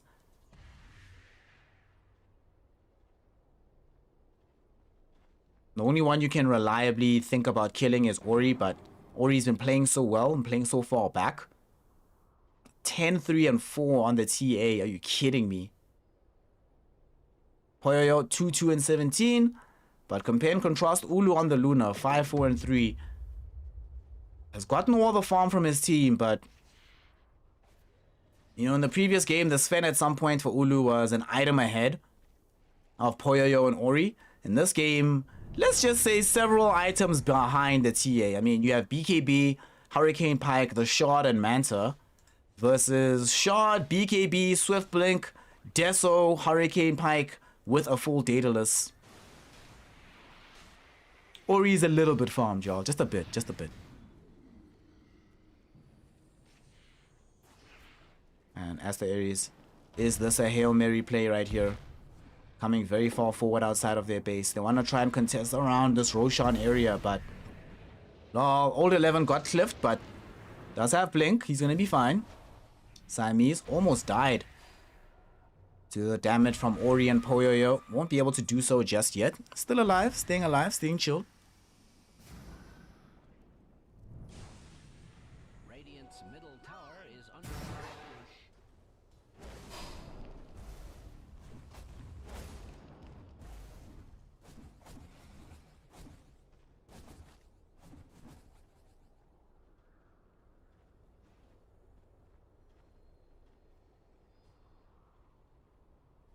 This game, honestly, if you're playing on the side of Aster Aries, you're hoping that the enemy is going to make a mistake soon. You're going to need them to make a mistake so that they drop the ball potentially on the upcoming push. They position very badly on the map. You'll need a little bit of help because if they just play normally, Vici Gaming is like 99% supposed to win this game. They've almost got the Abyssal Blade now. Oh wait, no, scratch that. They have the Abyssal Blade now on the Troll Warlord. So Ulu shouldn't really have a game anymore.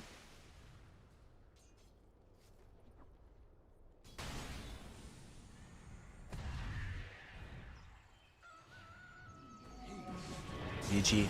Nice lasso jump onto Poyoyo inside the Static Storm as well. And that's going to give them enough damage to kill Poyoyo. But it costs both the life of the Batrider as well as Phoenix. Baku follows them into the grave right now. They almost caught Ulu. But at the very least, Ulu able to walk away from the fight. Double buybacks needed from the side of Aster Aries. And yeah, sure, you get the catch initially onto Poyoyo. But it costs so much. Ori, yet again, could jump in and just clean up house. And yet another Aegis, a cheese. Vici Gaming just getting further and further ahead right now. The rich get richer, unfortunately. I love how they gave the cheese to the Coddle. They're like, no one else really needs this thing, fam. You can have it. He might catch Baku. How many hits? So Baku dies. Almost died off of 2, but still alive right now. Man, they're committing a lot to try and bring down the Sand King. Sand King will still be able to survive, but look how far Old 11 could chase. Feeling very safe doing so, even though they don't have Troll Warlord. What is Old 11 worried about? Nothing. It's got the Refresher Shard right now, has a Lotus Orb, BKB, a Halberd, and sitting with a Spell Prism as well. So, no threat that you can realistically apply towards Old 11. Now Vici Gaming on the high ground, looking for this push. Will they be able to make it happen without losing any more heroes? It does seem like the tier 3 tower will fall pretty much for free here. They're trying their best on the side of Aster Aries to make them work for this one, but It's a somewhat hard proposition. With the respawn of Phoenix, they'll show a little bit of respect on the side of Vici Gaming and they will back off.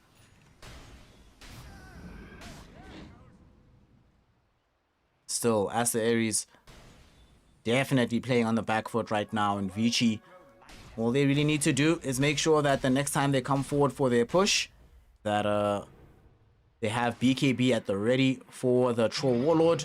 Oh, there is an Aghanim Scepter on Disruptor. Alright, so the full item is picked up now.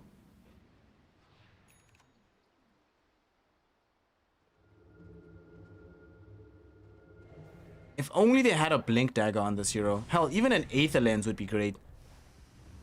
If Disruptor could sit in a position where he wouldn't be scouted out early and then apply the Static Storm from like behind the fight, it could be massive, massive, massive. Unfortunately, hasn't really been able to find much gold in this game. All he has for mobility is this 4-star item. And he'll have to very soon make use of it though. Oh, look at the damage onto a Batrider. What? Alright, there used to be a Batrider on the map and now there just isn't. 90 seconds in the grave, no buyback. And Vici Gaming. Jump forward, Blink Ravage, catches 2. Luna able to stay alive at the very least through some invis, activates BKB now, but Poyoyo directly on the face with the Abyssal Blade applied. They're gonna chase her into the fountain. There's the next Ravage as well, stunning up multiple heroes. They didn't have enough damage to kill Ulu just yet though. Fortunately, Silver Edge ending up keeping this Luna alive, but it does not matter. They still get the Mega Creeps. Phoenix gets himself destroyed outside of the base. And I'm counting the base as their fountain because the rest of their base clearly belongs to Vici Gaming right now. And as the Aries know it, they call it. GG, well played, is thrown in. Securing the victory for Vici and going to a game 3. Not unexpected, but yo, Vici put on a goddamn clinic on this one. Woo. Yeah, yo, that was a... Yo, okay. Alright, Vici reminding us that the game 1 loss was something of a fluke. They're like, that's not how we roll, y'all. Let's show you how we really roll. Let's show you how we really roll. Let's show you what's really up, man. That was kind of impressive. Quite impressive. Well, not super impressive, but as the Aries, their draft didn't really come together. Vici, off the back of Ori. Jeez, look at the... Woof. Yeah, alright. Very easy to know who gets putting in work on this one. We got our boy Ori here, who had a pretty phenomenal game. Wasn't able to do all that much in game 1, but in game 2, yo, yeah. So, Vici, hard carry off of the back of this Templar Assassin. 95% of y'all bet for Aster Aries. Alright, okay, cool, I guess. That's a decision you can make. 95. Are you kidding me? Wow. Okay. Oh, no, I understand. 95% of the channel points went to Aster Aries. 4 people voted for Vici. Okay, that makes more sense to me. That makes more sense to me. All right. Yeah, Ori just went off. The team bottom space and time. PYW is also like a potential shout for man of the match for me. I think he did a really good job. Old 11 also did a phenomenal job this game. Yeah, Vici did well. It was a good game from them. Not the best game, but was a solid game. It was one of these things where you won all 3 of your lanes. You should be able to do this. And they did it. So shout out to Vici Gaming. And we'll see whether or not they can put the final nail in the coffin once we head ourselves into the 3rd and final game here. There's a B3 between Aster Aries and Vici Gaming. Who will be victorious? We don't know. We don't know what game 3 is going to look like. But we do know it's going to be exciting. So we shall find out what the victory is. Which team comes back. Hopefully Aster Aries has a more proactive draft for themselves going into game 3. Or at the very least, if they're going to draft, I feel like you should... The degree of their movement on the map is the problem. In the sense of, it's not like they didn't try to make moves on the map. But they didn't always make them to the places on the map where they needed to go. Their execution wasn't that great. And you can't pick Disruptor, Sand King, Batrider and have bad execution. Requires you to have great execution to make a draft like this work out. So we'll see if they can get great execution. In game 1, Ulu executed amazingly. Late game on the Sven. You won't always have that freedom. So they need to figure out a way in their draft to enable everybody else as early as humanly possible. But if the first step, they need to have better lanes. If they have the same laning phase as they did in this game 2, they are screwed. So let's find out what's going to happen very, very shortly. As we'll take a small break right quick. Let's just make sure that all your points and stuff are handed out. Okay, that was weird.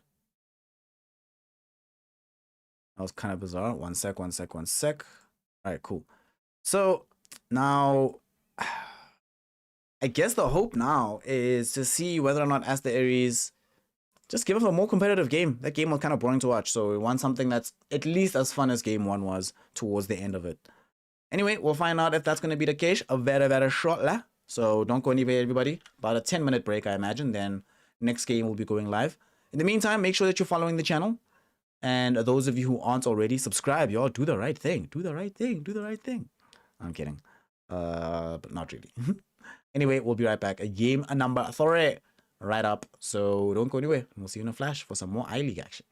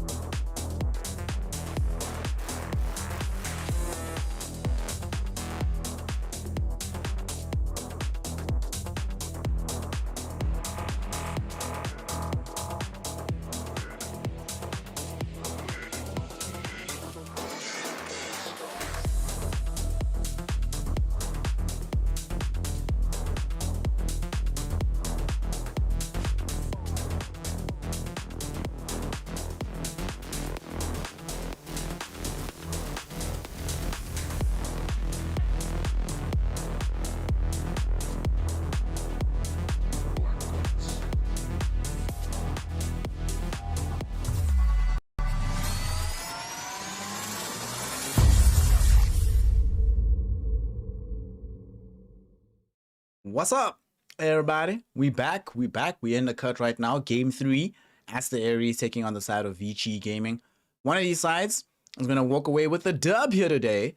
And the way it's looking from Game 2, it's most likely going to be Vici Gaming. Unless we have some more surprises that emerge from within the draft here. So let's see what Aster Aries has got. If they can force out a victory. Because remember, if they lose this one, it's their 4th loss here in the group stages. And likely going to be what puts them and tips them over into being eliminated. The team that's above them, Magma, has a win. Magma is 1-4 to be sure, but they're 1-4, not 0-4. So Aster Aries need to get a 1. Need to get a 1 somewhere. And your 3 opponents left are Elephant, RNG, and Vici.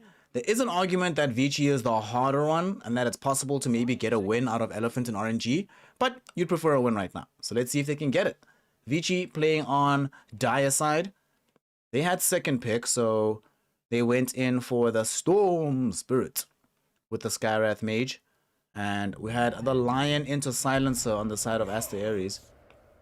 This is very interesting. Love Lion. I am not fully a fan of Silencer, but he's very meta right now for a reason. Who is not that meta is this Mars hero. He dips in and out of games now and then, but generally doesn't tend to be the one that we see being picked all that often. On the side of Vici, ooh, look at that. Ooh, love to see it. You love to see it. You know, there are certain hero player combinations that are always fun to watch, and I actually enjoy watching the Poyo Spectre.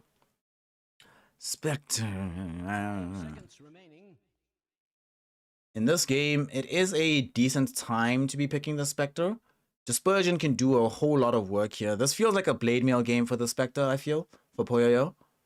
You get on top of this Leshrac, pop the Blade Mail, whew, suddenly a lot of damage around that hero. Dire team ban. Oh, Ori Storm? Ori Storm Loki is his best hero. It's always been his best hero. Like for a long, long time. I remember when he first joined the team, I was critical of Ori for a long, long time, except when he was playing Storm Spirit. Then I was like, alright, fine, dog, you do you. I understand why you're picking this up right here.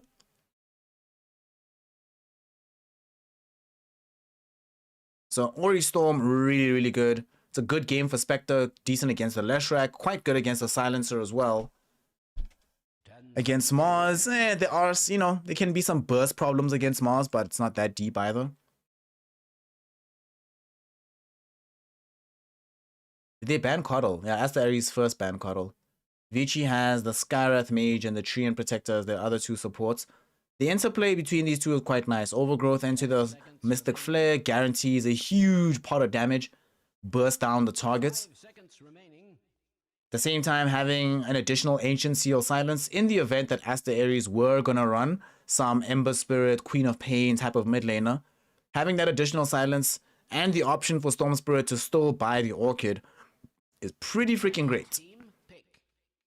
Now, Aster Aries, they're banning out heroes for Ulu that would allow him to hard carry versus the Spectre. So, given this, you know what's actually really funny? Like, I was talking trash about Anti-Mage the other day in one of these drafts, and it was Anti-Mage into a game with Skywrath Mage and I believe Void Spirit. This game is amazing for Anti-Mage, dude. Yo, Ulu, like if Ulu played Anti-Mage here in a game against Skywrath Mage, Spectre, and against the Storm Spirit, that would be such a good Anti-Mage game. Dude, come on. You know you want to, Ulu. You know you want to.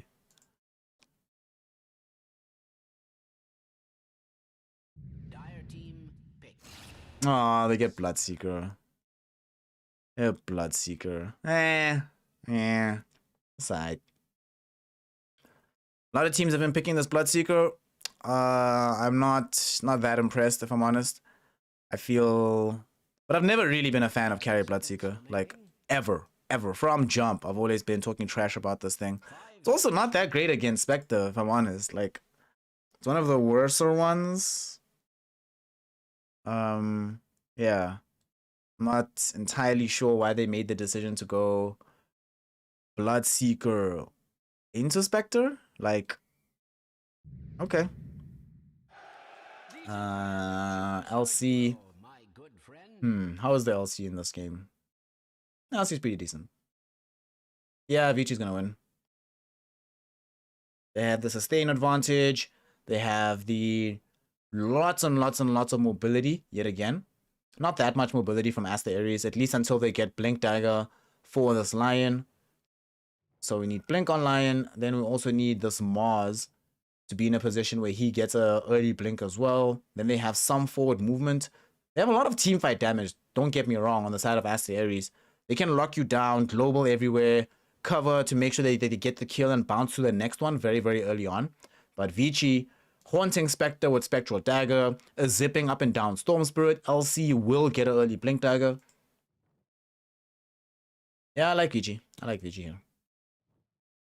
There is potential for this Bloodseeker if he does have a very good start to make life complicated for the Storm Spirit and to make life complicated for the SWM. Just these supports in general might not have the best time in the world, but I'm still, you know, being Ruptured as Storm is awful. So that'll help against him, but the rest of the lineup, especially the Spectre, this LC that just came out at the end, I'm not sure. But what do y'all think? Let me know what y'all think. Let me know what's happening here. And let's go. Let's do it. Let's get ourselves into game 3, the finale. One of these two teams is going to have a win next to their name, a 2-1 win, but a win nonetheless. If Vici gets it, it solidifies their placing in the second position of the log. However, if Aster Aries gets it, it might just give them the lifeline they need to get into the playoffs. They lost against Team Magma, which, you know, might have been their only other easy, quote-unquote, game. So now they'll have to prove themselves against some of the best China has to offer. Let's see what they got. Let's go.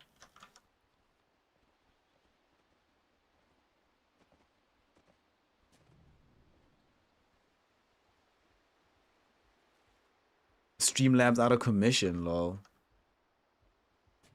Yeah, Slobs is being a little bit finicky today. Or OBS is being a little bit finicky today. I don't use the Slobs. Slobs is garbage. OBS Studio is where it's at. But I say this on a day where OBS Studio isn't really giving us the dividends, lol. Anyway, the important thing is that the game itself, as we are underway, haven't had a first blood just yet. Haven't had any real major shenanigans around bounty rune spots. So it does mean they have to play from a very clean position. This is it. The battle begins. And here we go. Here we go. Here we go. Here we go. 2-2 bounty runes traded. Nothing really untoward or interesting.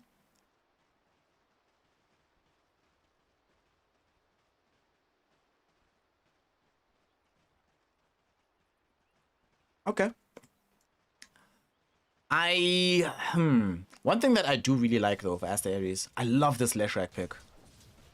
Like Leshrac is one of these heroes that I do really feel I want to see practically every other game. And always feels underpicked. Always feels underpicked. Well, there were some points in the previous meta, once especially Aster started rolling this with the Abaddon, that it started feeling slightly overpicked. But Leshrac is great. Does mean that they have to play this Leshrac well though in this game. There are tools to deal with him.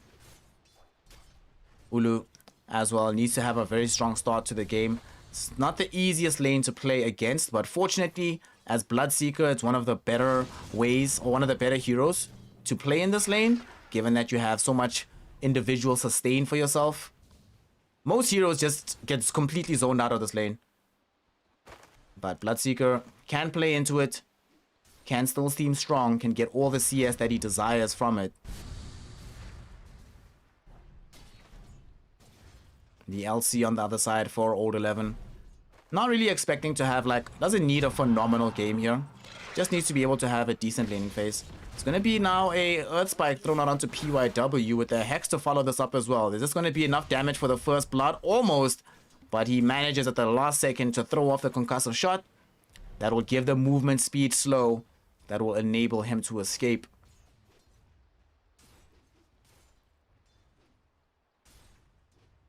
Almost had the first blood down bottom. Ulu would have been so happy to claim it. Top lane.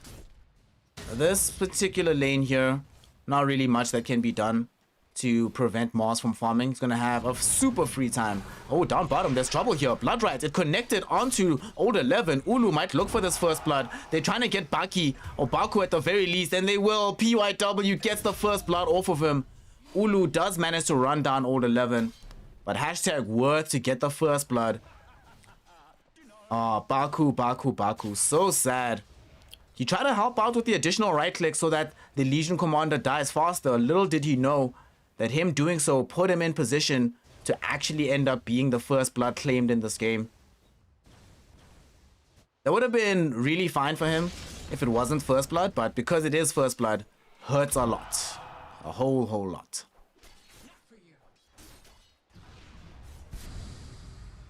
And now the question is going to be whether or not they can still recover in this bottom lane.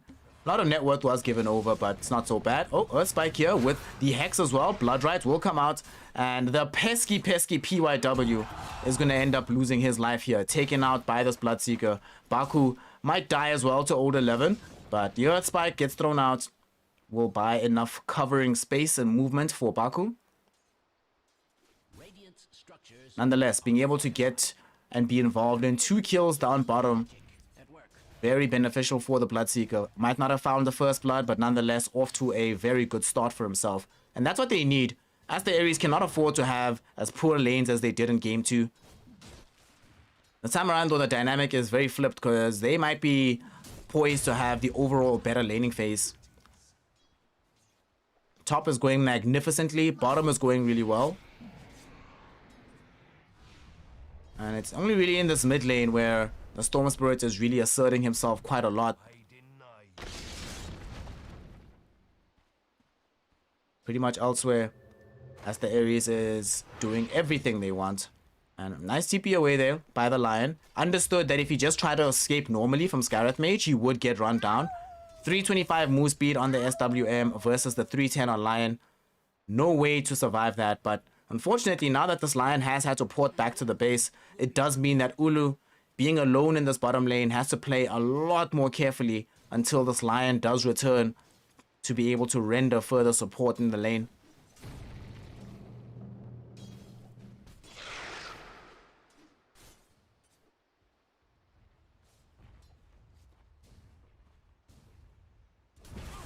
But you can't check points right now. What's happening? I don't know what's happening, fam, if I'm honest. Probably just a... like it's a extra breaking today. I don't know. But as you know, Jiri, not a snare stream without some kind of technical difficulties. As bottom, old 11 will have to move back a little bit. Does have a point into the moment of courage, so with enough time, everything will be a-okay in this part of the lane. And, oh, PY dub, PY dub, PY dub, PY dub, PY dub. Is he gonna die? Yes, he will. Ulu's on a killing spree. Just Bloodseeker's going ham right now. He's gonna run down old 11. This is gonna be a double kill. Fortunately for him, he does draw in the TP. DY, his presence will ensure that old 11 does not lose his life here. Unfortunately for them, though, as Vici Gaming, this also means that Poyoyo is left alone in the top lane, having no assistance versus that Mars, who's going to have a grand old time in that lane, 1v1. And middle, oh my god, we almost got a kill on the Storm Spirit. Storm does manage to help kill Phoenix in the opposite direction, but he's the one that died first, so no experience going to be available for Ori. And again, every single time something like this happens, where the supports have to congregate in one particular area of the map, the 1v1 matchups are stellar for Aster Aries right now. So this is so beneficial for them, not just in terms of getting the kill first on the mid lane, but being able to secure for at least the next 30 to 40 seconds some really, really good laning matchups, and therefore pretty much free farm for these heroes on the side lanes. Top lane, or mid lane rather, they get the jump. Phoenix, will they be able to kill him? The sustain is gonna be there from the squad, and they keep him alive for now. The turnaround is coming in. Diabolic Edict does the trick. DY did his best with the living armor onto the Storm Spirit. Not able to keep him alive, and sure, they do claim both the Lion and the Leshrac. Both of them going down in very short order here. The gold change, positive for the side of Vici Gaming. Experience change, positive for the side of Vici Gaming. However, in terms of the map presence, Aster Aries will take it. They're like, keep your support mid as long as you want, friends. That being said, now that Poyoyo has cracked level 6 as well, 16 wand charges to his name, he's also no longer really bothered by the small, so there's trading farm in the top lane. He's going to get out-farmed, but he's in no danger anymore. Old 11 was the one that might have been in some danger once a rotation or two would emerge, but such will not be the case. Let's see what the build is going to be from this Bloodseeker. So BKB Gleipnir, or is this just going to be Maelstrom, BKB, SNY? I really like Gleipnir, and it was buffed, so I prefer that item, but we'll see. Okay, we're going to have Split Earth connecting out onto Ori here as he tried to make the jump onto the Silencer. Unfortunately, our Silencer at this point had already committed the last word, so not able to use it to try and trap the Storm Spirit.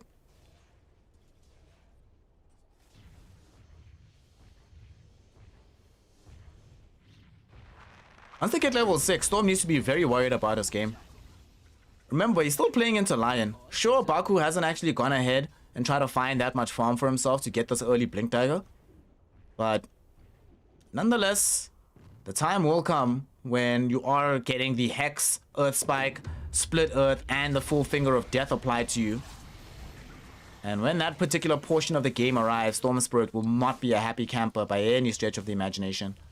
I've never seen radiant structures looking DY out here chilling in the top lane, hiding behind the tier 1 tower. tower is being attacked like And we see they might want to start a fight around this.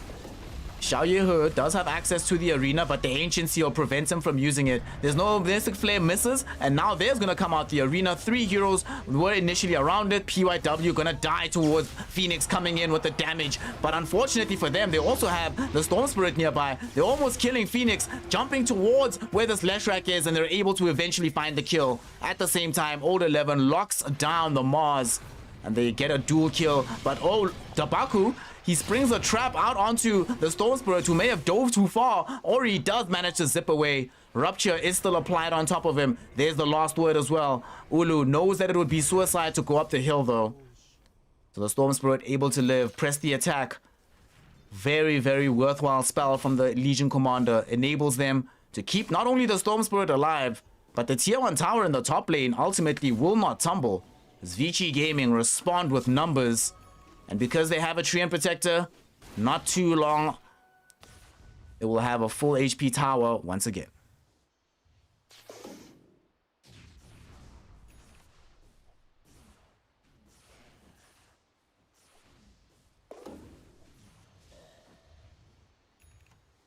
Stupendous. Yo, Google team names of teams and players. Yo, Baroda's dropping heat in chat today, yo. Yo, damn. Baroda's dropping bars. Yo.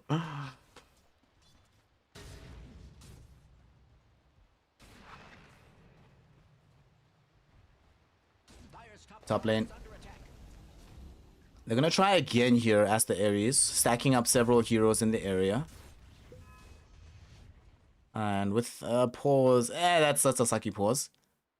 It's a terrible pause. There's no trees here anymore, so it's gonna be difficult for Vici Gaming to bring in heroes by secret.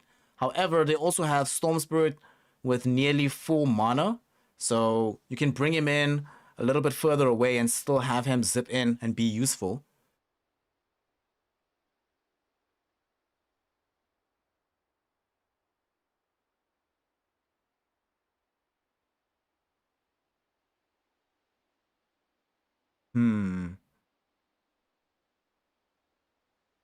I'm worried. I'm very worried.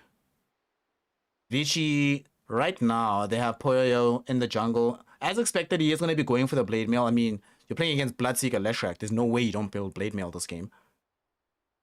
But I am concerned about the fact that it does feel like Vici Gaming can only do stuff if everybody's there.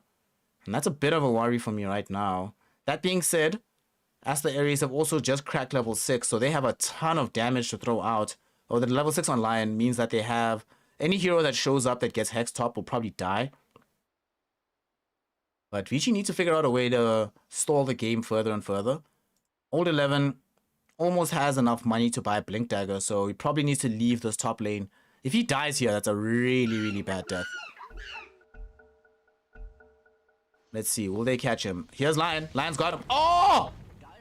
Oh my god! Baku! Baku! Are you kidding me, my friend? Okay, there comes out the arena. Spear of Mars catches DY towards the corner. So, as expected, nobody could really defend this top lane. Man, Baku, Baku, Baku! How did he miss that Earth Spike? What a miss. What a miss. What a miss. Game-changing miss, honestly. If they get that kill, they slow down Blink Dagger and you still get the tower top. So much of the map changes.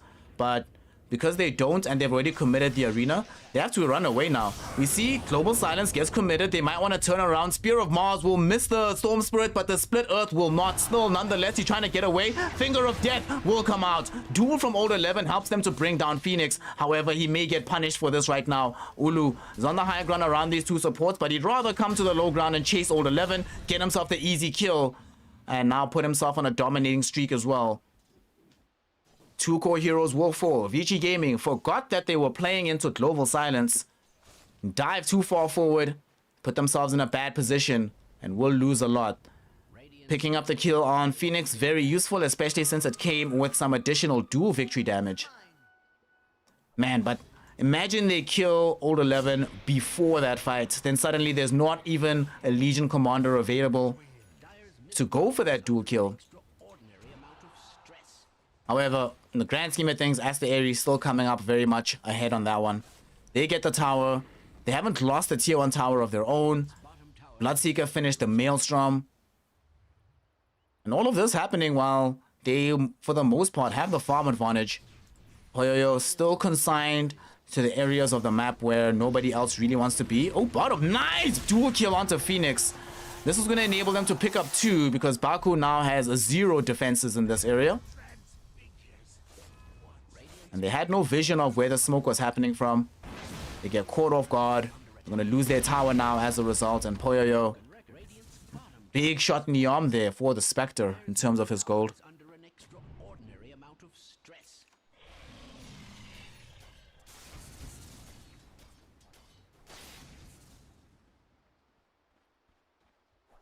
I want to do RNG as well, but unfortunately, I'm going to be a bit late on the RNG game because, yeah, there's an errand I have to run here at home. So after this game, we're still going to finish this game and I'll come back for the series, but I'm going to be a little bit late. I'm still going to have the stream up. That's all going to still be here. Don't worry. Yeah, it's just gonna, let's just say, watch the Discord, I suppose. I'll let everybody know when I'm back there.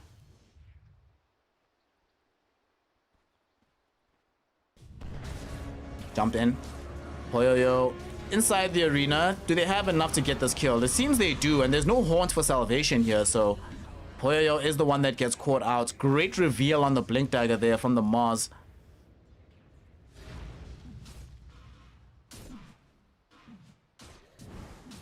Alright, that was pretty cool done.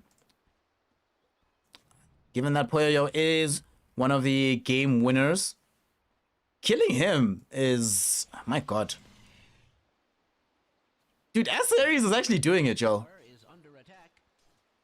Like right now, Ori is in a position where he has to super hard carry a game again, like he did in game 2.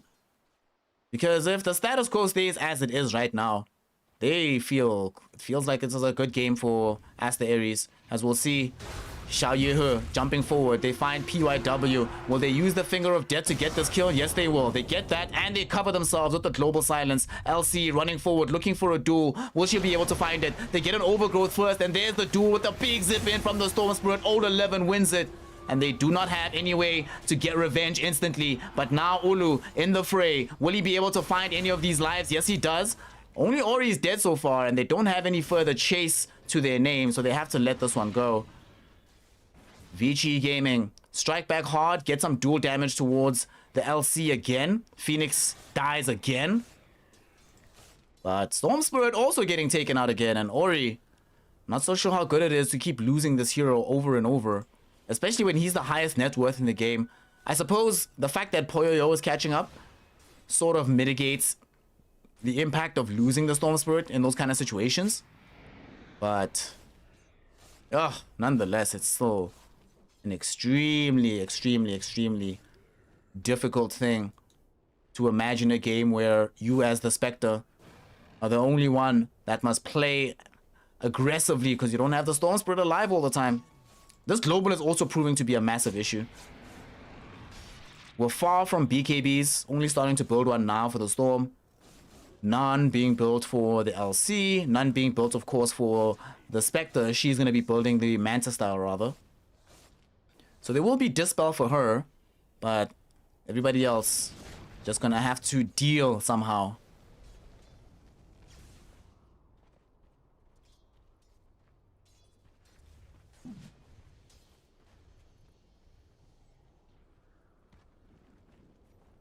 Dire's middle tower is under attack. For me, since we have a bit of a dead lull moment here in the game, what I didn't expect, right? Also, firstly, shout out to Bowie for being out here, and people love Bowie, man. So I'm glad he's out here in the streets. I remember I was talking to him like last month, and I was like, dude, like, because I casted with him one game, and I was like, dude, you need to do this more. Like, what the hell, dude? You're too good to just be on the sidelines here. You need to drag your ass off the bench. So shout out to him for being out here. I like his casting. Obviously, everyone knows here that I'm super biased towards Kips, so I'm really glad she's out here in the cut. For me, though, the highlights in terms of broadcasting from ESL, I really enjoyed the Moxie Cinder and dual casts. Like, I think that's a duo I didn't know would be as fun as it was. Like, they're, especially with like the drastic differences in their personalities. It makes for a very nice contrast.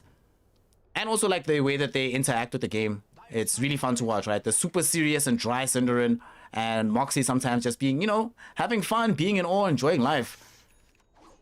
It's quite nice. Enjoy it a lot.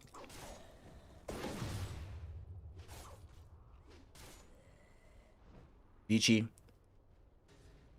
keeping their farm up, and Poyoyo doing a great job of making sure that he is clawing his way back to a position where he's closer towards Bloodseeker than Bloodseeker is comfortable with. Ulu, as Bloodseeker, never really wants to be playing close in terms of farm to a Spectre.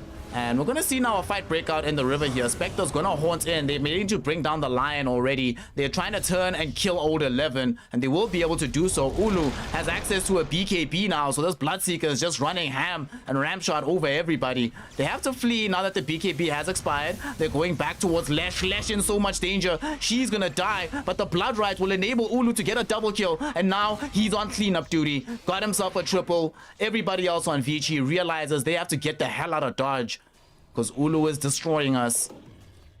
Once he brings down 3, 2 of which being the LC and Storm Spirit again. Although this time around, Vici, the fact that they can reliably kill Phoenix every single fight. Dude, Phoenix, what's happening with the build, my friend? I believe the Yules is it's not finished yet. Unless he wants this for Assange and Kaya, but the Yules isn't done just yet. That's what keeps happening. How has Leshrac not really been able to finish an item? I can understand the Mars not progressing that much further forward, but at this stage, Leshrac definitely needed to have the full Hood of Defiance and the Yule Scepter. Might be after this, honestly, I'm seeing SNY queued up here, but I personally would prefer BKB as the build-up.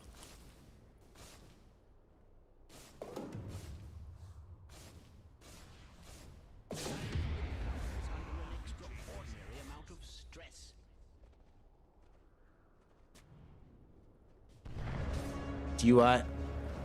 Just gonna draw out the arena towards himself. It's fine. Whatever. Doesn't really matter here. Arena is such a low cooldown spell. You can just spam it out like this. It's okay.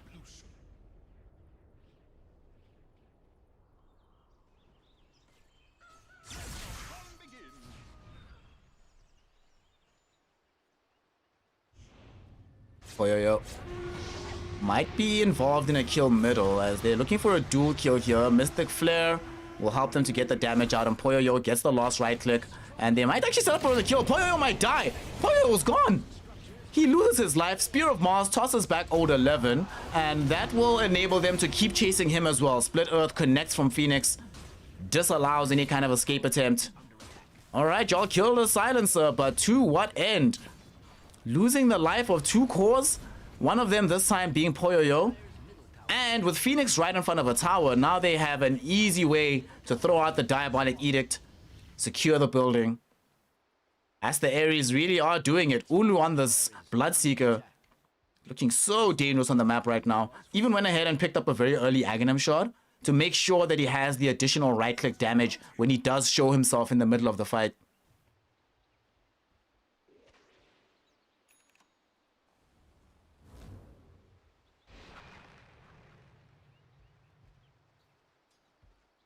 DUI. He might actually get caught here again. They saw the Nature's Grasp, so they know that the hero might be in the area.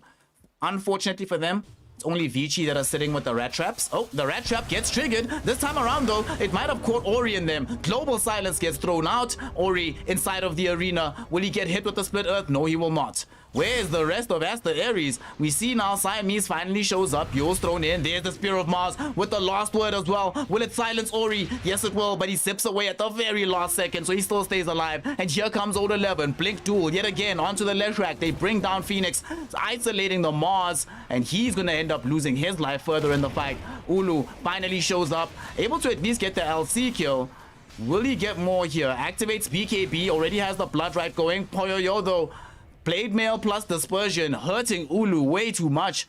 He's forced to flee away from this. Mystic Flare as well, dropped down by PYW, enables him to kill Siamese. Phenomenal fight from Vici Gaming. Although Aster Aries were the first ones to make the play, Vici Gaming respond even better, getting 4 for 1. And managing to keep Poyoyo alive. Had Ulu waited literally 2 seconds before right-clicking Poyoyo, the Spectre would be dead right now. But got a little bit too ahead of himself. And those 2 hits with the additional Blood Rage damage and Blade Mail Dispersion, you saw how much it chunked away from the Bloodseeker. And the thing is, if Bloodseeker kills Spectre, he's actually going to kill everybody. After Spectre's dead, you get their thirst heal. Suddenly, you're jumping onto target after target after target. However, with just one, it's not that great.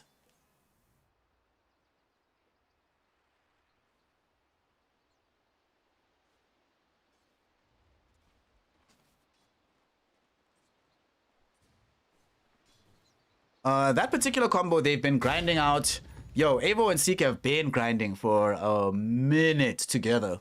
And you can actually just hear it that they spent a lot of time together.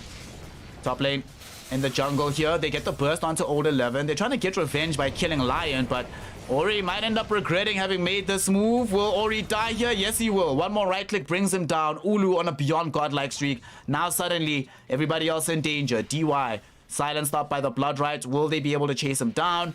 They don't even need the Lightning Storm for the slow because Ulu is more than fast enough to just chomp him to pieces. Double kill for the Bloodseeker. And now suddenly the path to Roshan lies wide open. And Vici Gaming going to stream and scream at their screens right now because they can do nothing to stop Aster Aries walking into the Roshan pit and claiming this Aegis.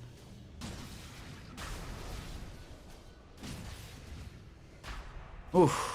Oof, oof, oof, oof. Aster Aries, 5k gold lead for them. Aegis picked up by Ulu, and a Manta style as well. Not something that I tend to see all that often on Bloodseekers. And they immediately smoked up right after getting themselves the Aegis. PYW on the high ground here. Gonna get caught inside the arena. He looks like he might lose his life. Nice Ancient Seal. Almost got him out of dodge, but Phoenix, regrettably for him, nearby with the Yule Scepter, able to set up onto him. And at the same time, they also found themselves an LC. LC is gonna die. Baku. Dude, this initiation from Baku has just been too legit to quit.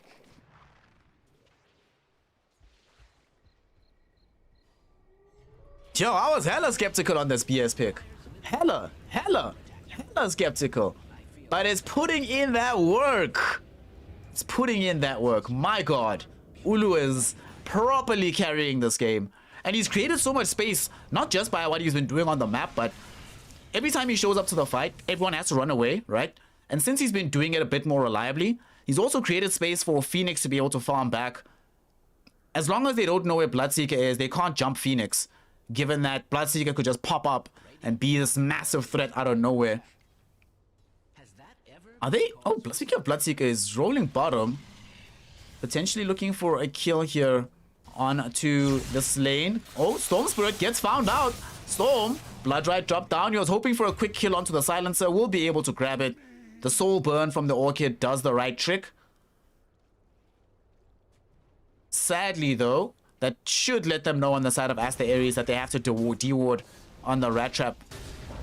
You see, top. LOL. Alright, Baku missed another Earth Spike, but that time it wasn't actually his fault. The Mars used God's Rebuke, so it bounced back the Skywrath Mage right in front of the spell itself. That was kind of hilarious.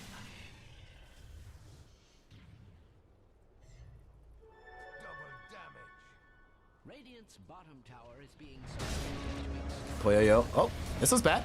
Poyoyo. Go to a wall. Blood Rites here as well. There's also a Hex from the Lion. Baku, they're making sure that they finish him off. Ulu displays why he bought this Manta Star. If he gets overgrowth, you get yourself out of it immediately. Does have a double damage rune as well. And now they want to turn back towards the Storm Spirit, who's been silenced up. The BKB is not going to protect him. And now he's used into the air. As he comes back down, he only returns to his death. 3 heroes gone from the field will enable the side of Aster Aries to push for this tier 2 tower in the mid lane. Ulu still has a dying moment of a double damage rune towards himself. Look at this Bloodseeker. Honestly, it's not just Bloodseeker, but Baku as well has just had a phenomenal game on this Lion.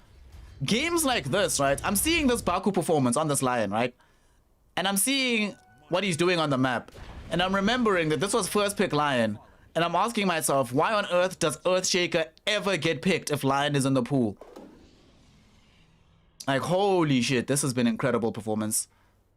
Just pick Lion every game. Why is this hero fallen off in pick rate? Makes no sense to me. Looks so good. Radiant's top They're searching now in the trees for old 11. I'm not sure if they know he's out here. tower is He's tucked in very, very deeply. feel like a broken record.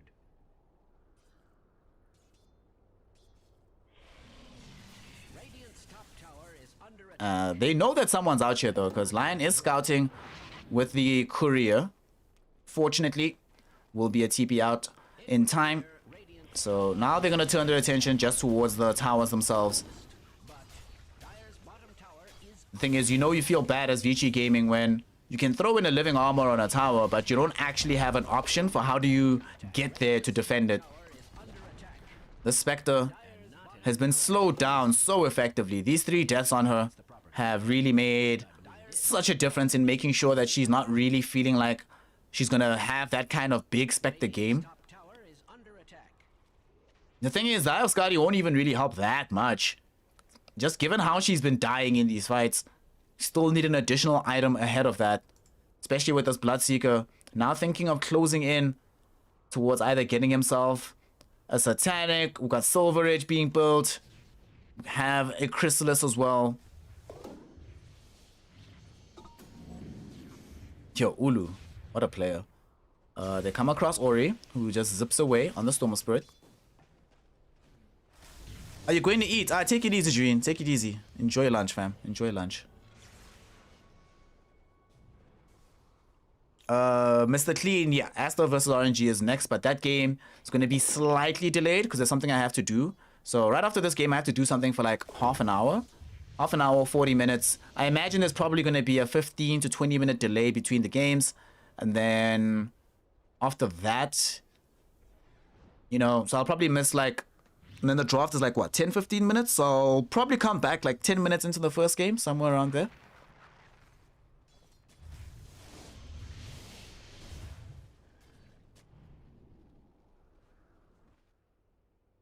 But it depends. I can't promise anything because the thing I have to do is much more important than Dota 2, unfortunately.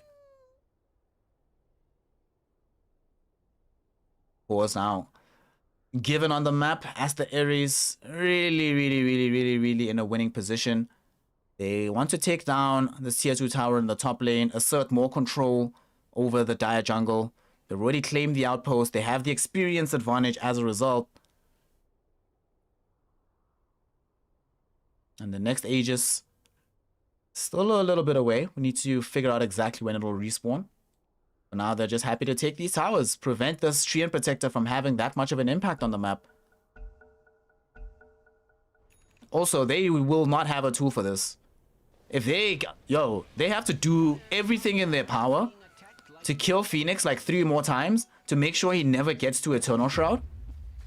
I straight up do not think they can deal with Eternal Shroud at all right now.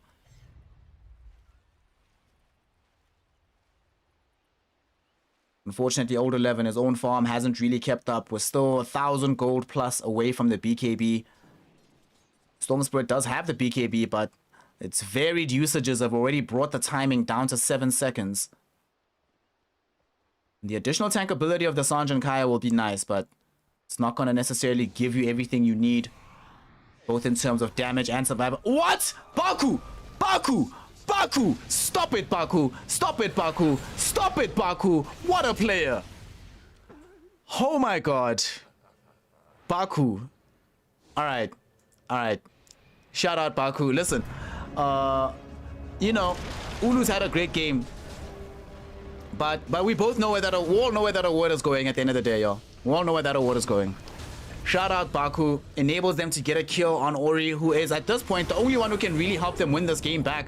Jump forward, they prevent the combo of the duel by dropping down a very good global silence, and now PYW can only watch as Old 11 is getting sieged upon. He does help out with the Ancient Seal so that there's no split earth. Unfortunately, it gives them vision of where he's at, so Baku catches him, makes sure they kill him, while the rest of his team runs down Old 11. Vici Gaming lose 4 on the map, and Poyoyo, though he does have Haunt, about to finish off the Eye of Skadi, still not in a position where he can really help his team. Dude, Baku, what a player, dude. And I love that he's getting the Aghanim shot as well. The AoE drain going to be amazing versus the Spectre illusions. Immediately getting rid of them. Enabling his team to know who to target properly in the middle of the fight.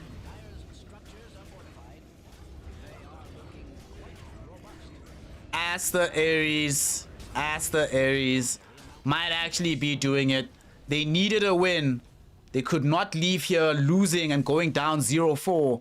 If they win this, not only do they grab a victory for themselves, but they immediately go up in the group into a 1-3 position, knocking Team Magma down into last place. Okay, they can almost taste it. Ulu has the full Satanic. He built it earlier. Now just looking for the items to completely finish out the game.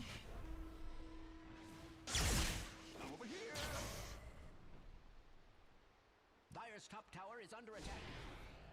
Must I repeat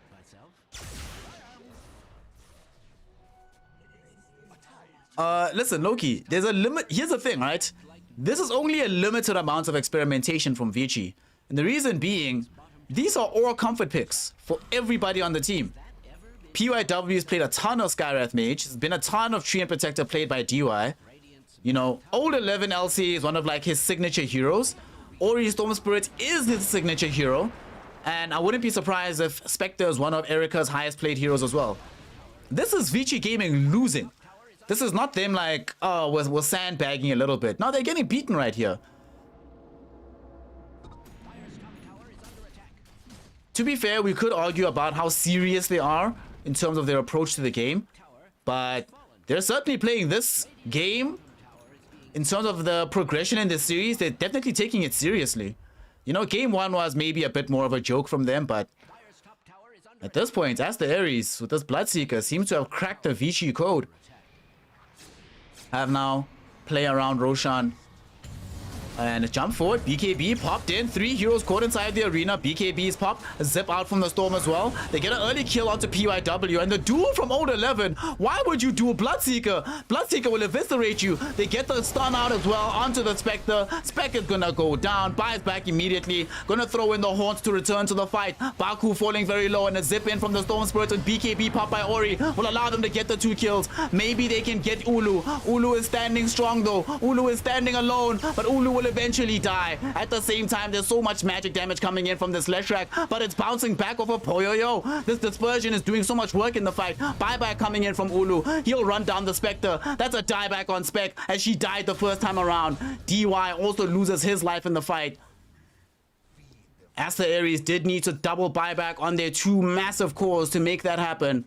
But they now know that they'll be spending 100 seconds not having to be concerned with the life of the Spectre.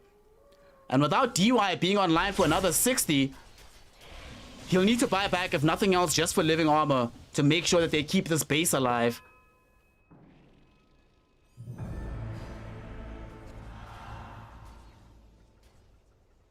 And with the buyback on DY, that will signal Aster Aries that the safer play here is to go into the Roshan pit, get Phoenix or Ulu access to that Aegis. And this is going to be Roshan number 2, so it also is going to be coming with an Aghanim Shard, which, did Lion spend the money? Lion did not spend the money, so they might give this towards the Lion. Although they might also decide that it's very, very useful on Leshrac, especially given that they're spending a lot of time in these fights, fighting around one small area. Maybe they get that split earth, but they opted instead. I mean, didn't Bloodseeker already have? Who did they give it to? Oh, Leshrac, yeah, okay. This makes sense to me. Given how some of these engagements have been going, having that regional control with the split earth makes the most sense in the world.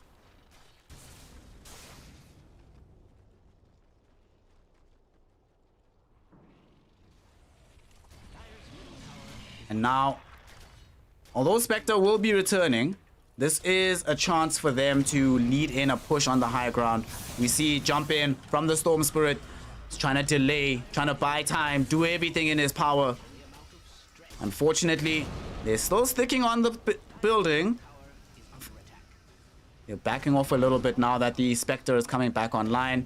And also these spells from the Skywrath Mage have done their worth, done a little bit of work here. Only one buyback in the entire game, and it's on the Storm Spirit. To be fair, the Silencer and Legion Commander are short on gold, but everybody else has buyback on cooldown.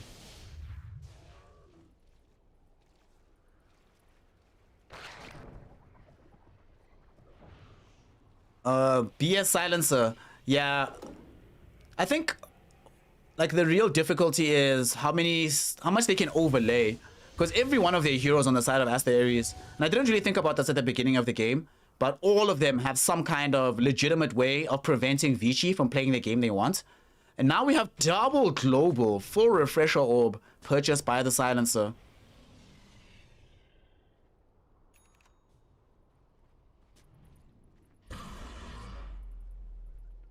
Vici are smoked up, looking for a fight, looking for something to be able to get back into this game with.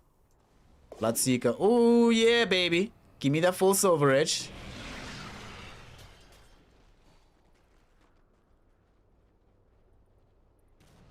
One thing that does kind of suck about Bloodseeker is that you are one of the few heroes, given how much work you do with movement speed and how difficult it is to stick on targets. You're one of the few carry heroes who, even if you have an incredible game, you're always loath to replace your boots.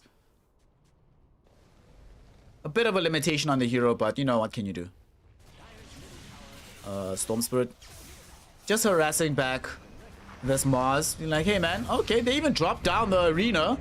Okay, BKB was used as they had gotten out the Mystic Flare Hex after Baku blinked into the base. Global Silence, the first one does come out, just to be able to cover the retreat. They know that there's double global because the Haunt Illusion, of course, will get close to the Legion Commander. Okay, another missed Earth Spike, but it won't matter because Ulu is there putting out the damage. It'll enable him to kill Old 11. And there's the second global. They caught Ori off guard. Didn't know that there was a second global. Had BKB going. He was in the midst of the fray. It pops up. Brings him down. They do buy back on the Legion Commander. If they can force a buyback out of the Storm Spirit, that would be so huge for them. They don't want to push, though, in a cavalier fashion. They'll wait until Lion is back online on their side before they go back up the hill. Sadly, that does mean they won't have that much leeway, though, in order to force out that buyback. But Baku's just been way too important. Phoenix, okay, this is not great. BKB activated. Look at the damage that's coming out here, thanks to just the spell damage from Phoenix. Own 11 almost killed himself. Phoenix actually ends up being able to get that kill. Okay. What is it I was saying earlier about how I'm 100% confident they will not be able to deal with Eternal Shroud? It's shit like that. Where you catch a hero all alone, but he just pops BKB, and he's cool. BKB, Shroud, wait till we fight. Let's go. Pretty crazy there. Xiao jumps forward. Unable, unfortunately, for Xiao Yehua to find himself a good arena. Doesn't really seem to matter, though. Bloodseeker coming close to dying, but we'll just pop the Aegis. It was expiring in 30 seconds anyway, so it doesn't matter. And now, oh, Spear of Mars back. They found Poyoyo. The Spectre does not have buyback. 90 seconds in the grave, no buyback. And without Poyoyo, who is right now, might not be the most farmed hero on their side, but definitely is needed for these fights. How do they defend this? Ulu gets jumped on. Beautiful combination from the side of Vici Gaming. Almost allowed them to kill him, but Ulu will now pop Satanic. He stays alive. The Global Silence gave him the cover he needed. And now he gets all his HP back, killing PYW in the process. And there's nothing more Vici Gaming can do. That's it. That's done. GG, well played is called. Aster freaking Aries, y'all. Aster freaking Aries. They do it. They look clean as hell while doing it. Yo. Alright. Listen. This time around, I will allow 2 putting in works. Because I can't decide who did better between Ulu and Baku. Both of them just stellar performances. I was very much doubting this Bloodseeker, but honestly, everything that happened in this game only happened because of this Bloodseeker. This Bloodseeker did everything for them. What a player. Siamese also was really good with the globals. Compare and contrast some of the globals we saw from him versus what we saw from DY in game 2. DY had a really rough time of it. Was it in game 2 or game 1? Game 1, yeah. But there were some globals that were difficult to pull off in the previous games just because of heroes have BKBs on the map. You know, there's so many different covering tools that people have to be able to fight through that. This game, we're not faced with the same degree of difficulty, puts in an incredible performance. More than once, Ori found himself completely isolated thanks to that global being dropped down. But woof, Bloodseeker, Lion, just yo. Actually, shout out Ulu because Lion, as well as Baku did, it's not like Lion doing well in a game is a surprise, right? That's supposed to happen. But I didn't expect this Bloodseeker to do this well. But my god. How much damage did he do this game? Let's see. Oh! Wow. Wow. Wow. All right, Ulu. All right, okay. All right. Take your dubs and go, Ulu. Take your dubs and go. What a player, Jesus Christ. What a game coming in from the side of Aster Aries. They get themselves a win. They've now moved up to 6th place here in the I-League group stages. They're above Team Magma now. But the important thing is that they're keeping their position. And honestly, the way it's looking right now, Team Magma has played 5 of their games, and they only have IG left to play against. Erstwhile, Aster Aries have played now 4 of their games, and they're 1-3, and they still have Elephants tomorrow, and then RNG on the very last day. There is still a chance for Aster Aries. Unfortunately for them, I believe because they lost to Magma, they will lose their head-to-head matchup if things do go all the way with both of the teams having 1 win and 6 losses. We'll see. On 5 losses, not 6 losses, 5 losses, yeah. We'll see whether or not that happens, but Aster Aries, honestly, if they play like this, I mean, Vici definitely wasn't their best performance by any stretch of the imagination, but if Aster Aries plays like this again, I can definitely see them beating RNG, if I'm honest. RNG has been looking a lot better of late, but Aster Aries, this was really good. Good ideas from them as well, not just good play on the map, which I think is very important, having good ideas. Game 2, the ideas didn't work out, but Game 3 certainly did.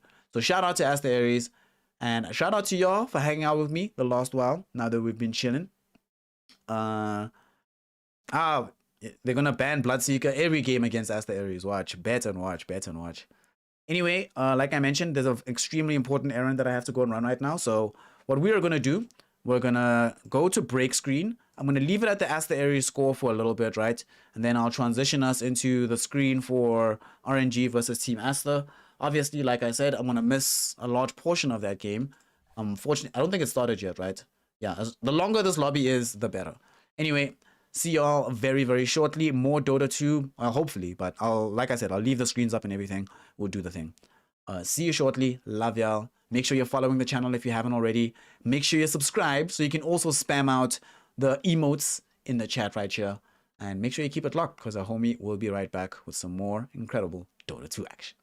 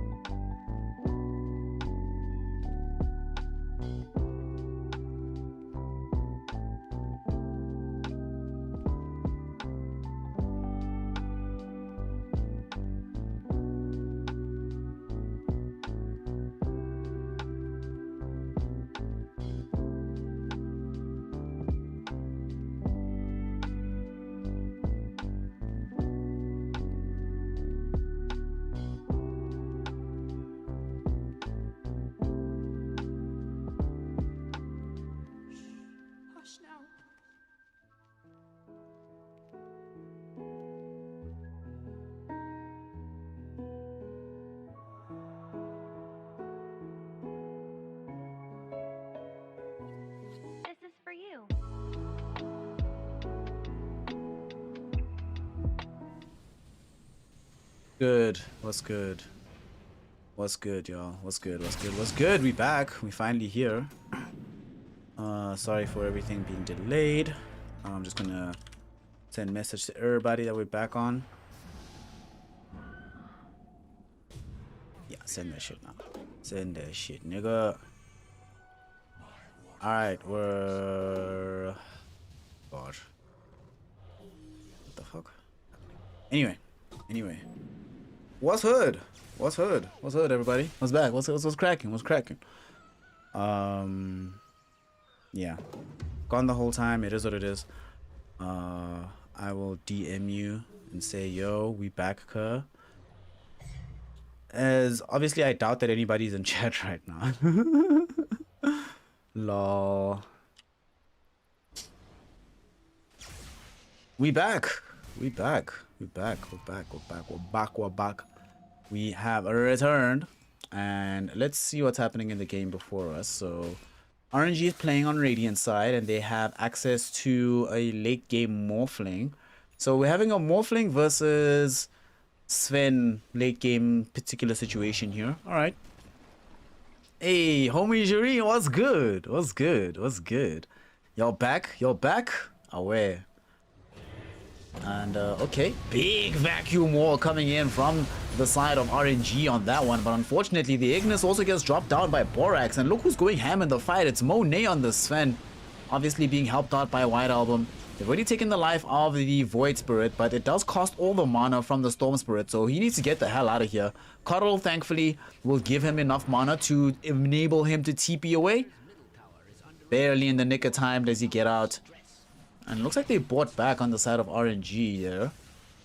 Void Spirit, will he be able to help out? White Album got all of his mana back, jumping back in on the two supports. Red Panda and Felix Sharma are gone. At the same time, yet another wall drop down inside of Vacuum. So much damage emerging from the Morphling. They've been able to take out 2 targets, make that 3 as they eliminate Monet. D-Stones with the buyback. The return to the middle of the engagement. Yo, no lies detected, Jireen. This game is on a knife's edge because I did not expect Aster to jump back in like that, but I also didn't expect how much damage would come out of the God King. What does he have? Satanic doesn't even have the full Butterfly or E-Blade. Has them now. Also having access to an entire Aegis of the Immortal at the same time. Yo, that was wild actually. That was pretty great. Deep dives. And that fight, oof, that fight could have gone very, very differently, but it ends up breaking with Team Aster. Sure, they get the quick kills on the 2 supports, but what a way to lose a game, because they're at least going to lose a lane or Rax off of this. Potentially even, okay, it can't be 2, just 1. Thankfully for them, they still have tier 2 towers in the other lane, so it'll only be the 1. Okay. I say that, but the God King's going for the jugular. They're going to blow up Lanem. The support Omni Knight is gone. And they drop down the tombstone as well. They just won the game. GG. Yo, Aster. Aster. Ended up having to drop the game because RNG. Damn. Now I'm really sad that I got to miss this one. Shit, man. This game looked like it was awesome. Damn. Don't one of y'all wanna catch me out? NB chat. What are you talking about, cuz?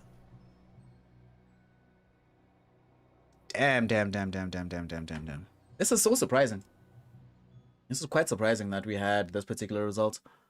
Is it surprising off the draft? Let's see. I'm trying to think about this. XXX played off. Okay, I see the problem here.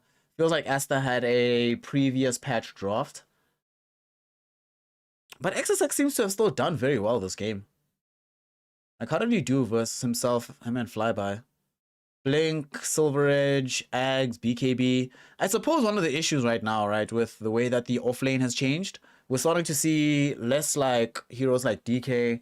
Darkseers are back, Sand Kings are back, Mars is well, Mars didn't really leave, but did start to fall down in priority towards the end of the patch. He's coming back up again now. Just heroes that can do big stuff. I mean, we do have, I mean, Pango, of course, has been the premier offlaner. I suppose maybe that's the issue, right? That there comes a point in the game where all the DK is giving you is single target damage and some building damage. Doesn't give you the same as like we saw in the fights that Flyby was putting out there. Vacuums into walls, ion shells on heroes. Too much utility, I think, coming out from the off lane of RNG versus the off lane of Team Aster here. I mean, the Spirit matchups or whatever. Also, the Morphling versus Sven matchup. It's one of these that sucks for Sven. There's a portion of the game where it's acceptable to play this matchup, but as time goes on, you hate it with all your heart. So, they end up with the God King. The God King with the dub. Flyby was like, thou shalt not throw. Flyby is like, nah, bruh. Nah, bruh. We're winning this. Whether you like it or not, we're winning this game. How much damage did this Morphling even do here? That's pretty legit. It's pretty legit. It's a lot of damage, but Void Spirits, I mean, damn, actually everybody did a lot of damage except for Lanem on the one side and of course the Undying on the other. Interesting game. I wonder what game 2 will bring us. Are they already in the lobby? Yeah, alright. So we only have to wait like a few minutes. Shout out Dota. And shout out y'all for chilling, for hanging out. Sorry that I still came back late. Yeah, we'll go on a quick break. Come back again for game 2. Game 2. Game 2. Be right back.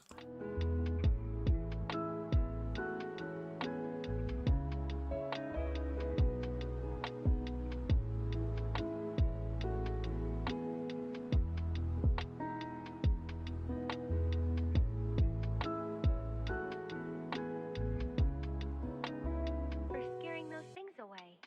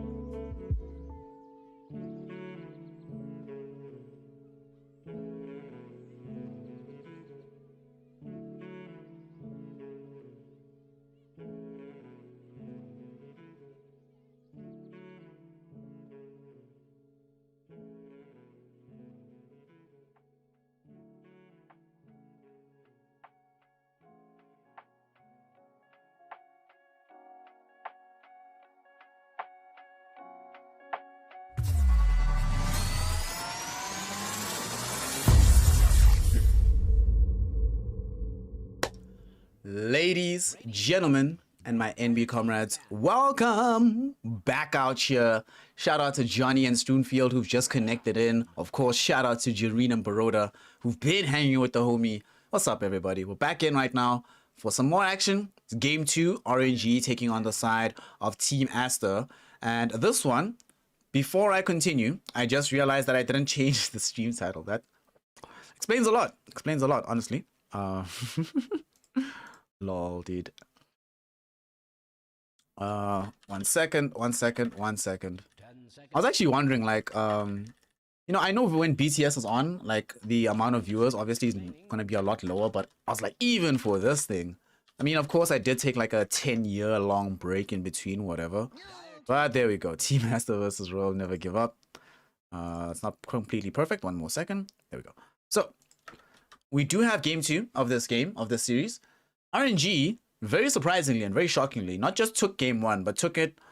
Woof, it was close. It wasn't one of those, oh god, you know, Team Aster found themselves basically sandbagging, or they messed up, or they made some huge mistake, which ended up costing them. It was literally a heads up, we beat you because we're better than you type of situation in a particular game state. They managed to tilt Aster at the very end there. And now, once we go into game 2, Aster, I'll be honest and say it's not going to be an easy draft. Not going to be an easy day. They started the draft by getting themselves the Bloodseeker. I mean, Pangolier, which, if you've heard anything I've said in these last couple of days, you know how I feel about this, that Pango is the shit. So I completely understand why they went in this particular route. Unfortunately, going for this first pick Pango, or they first picked Nyx, actually, on RNG. That makes it even stranger. So they first pick Nyx. They don't have a ban on the Bloodseeker, unfortunately. And after the Nyx pick, they got responded to with Pango Windranger. And then RNG went straight ahead for the Bloodseeker. Super hard counter against the Pangolier. Decent-ish against Windranger. You're not amazing, but you're not terrible either. The big thing, though, is going to be the silence potential onto heroes like Oracle. Easy setup with the Nyx Assassin. Finding you Vision. Setting up with the Impale. That way, Bloodright will always connect. To make matters worse, you now have this Void Spirit. So if you ever get caught with the Aether Remnant as well, Bloodright will most likely connect. Bloodseeker, the hardest counter to Pangolier in the entire game of Dota 2.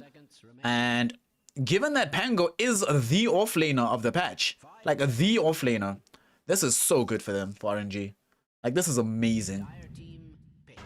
They reprise the D-Stones, Void Spirits. They now get themselves the Hoodwink. Okay. Felix Shaba, Hoodwink. Alright. Alright. I see this. I want to spend... Oh, yeah. I need to add, like, proper channel point rewards and stuff. Yeah, you're definitely right about that. You're right.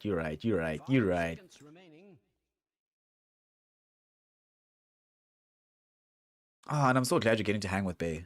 That's pretty dope. Got to see Bay yesterday. It was pretty nice. I enjoyed life. Team Aster, what are we playing with this Oracle? Is this Oracle Death Prophet, Oracle TA, Oracle Huskar, Oracle TA? Alright.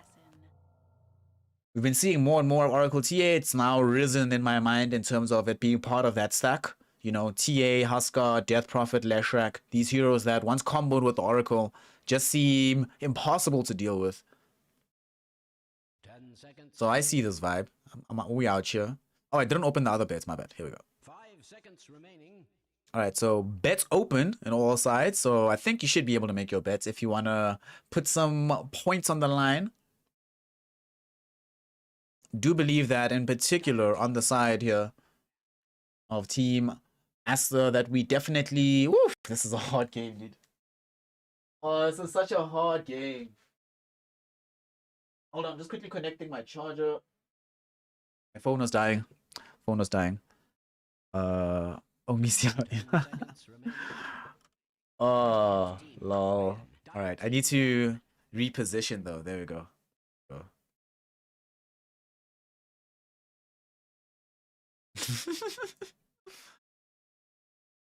Like I was explaining yesterday, most that like the setup where I'm at right now, it's a very different place and a very different spot than my usual place of residence. So as a result, all the amenities for the stream aren't necessarily there. We're getting there. We're getting there. We're getting there. Slowly but surely, we're straightening it all out. Team Aster, now that they have access to the last pick overall, RNG can probably try and apply more pressure with their final pick. It seems Team Aster does not believe that this Bloodseeker is going into the safe lane. They believe that they just getting offlane Bloodseeker because that's how good Rupture is against Pango. Honestly, after what we saw earlier from Aster Aries, I feel like you should play safe lane Bloodseeker every game. He looked so good with the additional farm. And the thing I've always had we were speaking about in the previous series as well, like if you're playing an offlane hero, even in the previous game, playing an offlane hero, you want to play a hero that does more stuff. Pango does a lot of stuff. It just sadly you can't do all of it in this game. So I'm hoping... Oh, never mind. I was hoping that the Bloodseeker would be safe lane and they'd get like some Sand King type of hero at the very end of the draft. Some Batrider maybe to help them deal with the TA as well. They do decide to go for Spectre. I mean, Spectre, one of the best heroes in the game of getting on top of the Oracle immediately and early on in the game. Go ahead. Select your heroes. Oof. Lifestealer, mate. Lifestealer here. My face on the shoulders of Bloodseeker, lol. Ooh. I like this Aster draft. Man, if not for this Bloodseeker. Yo, this Bloodseeker is such a spoiler to the draft. If they didn't have this Bloodseeker and got involved right now, I would be like, this is a straight up Team Aster victory no matter what. Oh, gotta love being able to move the mic around, yo. I bought a new mic stand the other day to help out. Now that we do have this Lifestealer though, the thing is, even though Bloodseeker is amazing versus Pango, I still overall prefer the Team Aster draft. Yeah, I think we have game 3. I believe we should have game 3. Whether or not we'll actually get it is a different question entirely, but I do believe we do get game 3 here.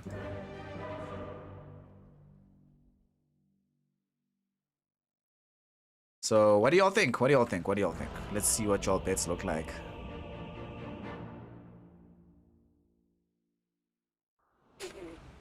Also, let me drop some dime on y'all a little bit. Wait, have I mentioned to everybody out here tonight that I've been considering making, not necessarily a transition, I'm still gonna cast Dota all the time, but I wanna have different streams. Might have like a just chatting stream or whatever at some point, just talking trash. Lol. D-Stone's gonna get de-stomped mid. Yeah, he is. He's gonna get demolished mid. This laning, actually you won't, because what's interesting about the Void Spirit versus TA matchup versus like Storm Spirit, Ember Spirit, etc. is that you're very incentivized to get off Resonant Pulse because that additional shield is so good against TA.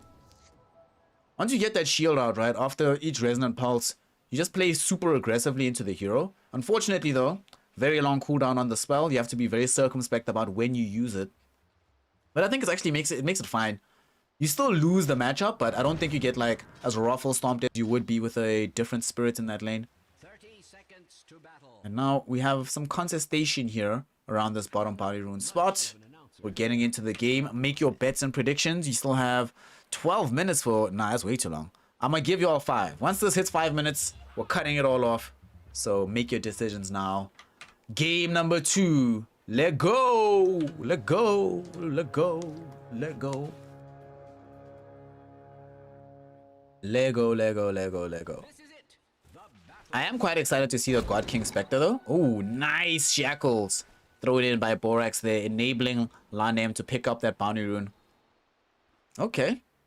Gonna be a 2-2 trade. Almost was 3, but Borax with the shackle shot able to make sure that his team able to grab more. Also seems like an interesting game for the support Wind Ranger here. He's going to be able to spend a lot of time in the fight just running around, trying to isolate Void Spirit and or Spectre. These heroes are super mobile, but it is possible when you're playing as this Borax Wind Ranger. And D-Stones did indeed go level 1 into the Resonant Pulse. We'll see how he utilizes this to play into White Album.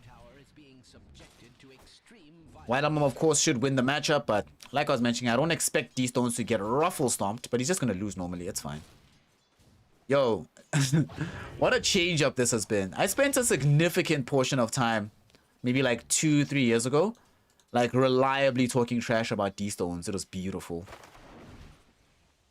There's like, I'm sure there's some epic rant somewhere in the old archives. There was some long rant I had about him ruining Team Aster. It was awesome, dude. It was so funny. Come a long way since then. It's gotten a lot better, admittedly.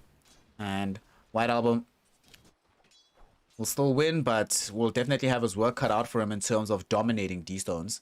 Out here in the top lane, Monet getting the backup from Lanem. Meh, just farm, farm, farm.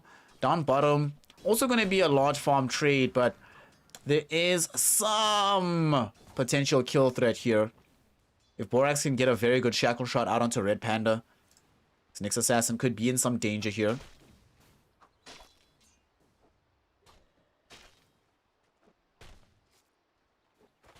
For the most part, though, everybody's just going to be farming up on the map. Not going to see anything really interesting for quite some time, actually.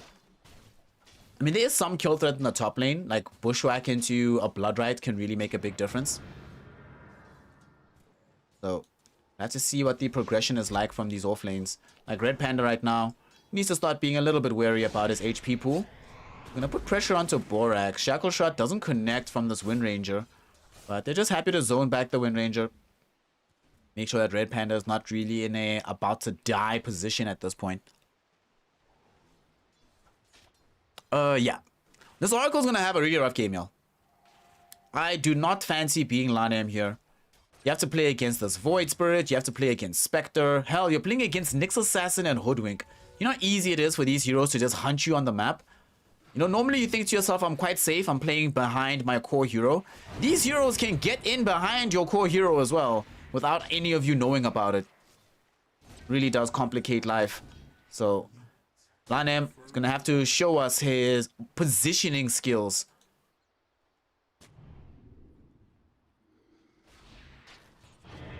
Also, I still can't believe Lanem didn't win TI, dude. It's so sad.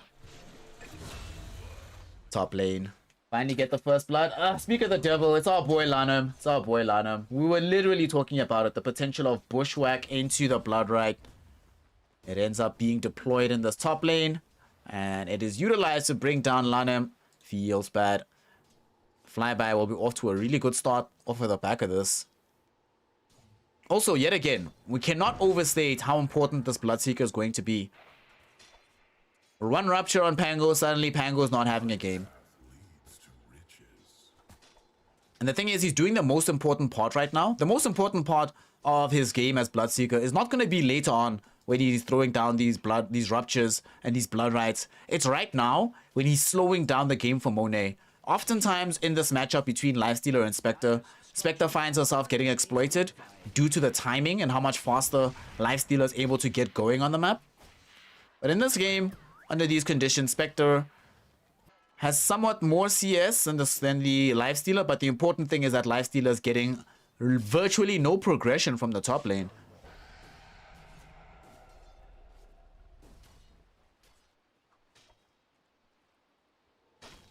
Alright, y'all, 30 seconds, and then I'm closing all the bets, closing the predictions.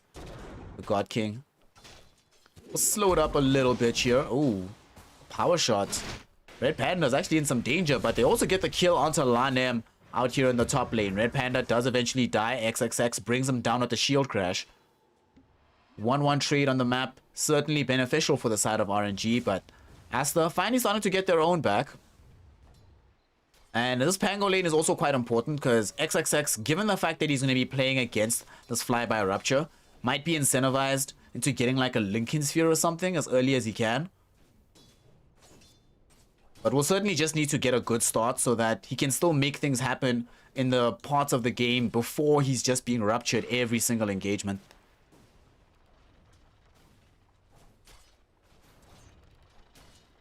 Hey, Pastaponos, you're also back. You're also out here. What's up? Yeah, it's not going very well right now for this Lifestealer. It is definitely verging on disaster. Not helping the fact that they're might lose Lanem yet again. They managed to keep him alive, but it's not a good place to be right now on the side of Team Aster. This top lane has become a disaster. They've gotten a lot out of this Bloodseeker, and we've seen today already the impact that a farmed Bloodseeker can have on a game. So they need to do something about this, but unfortunately, until they reach level, like not even level 6 on this mid laner, Lanem might die again here. Yeah, he's in danger. Flyby gonna be able to chase him down. Monet, sure, we'll have some help from Borax. They're trying to lead onto Felix Xiaobao, but the Squirrel has the Scurry, so he's A-okay.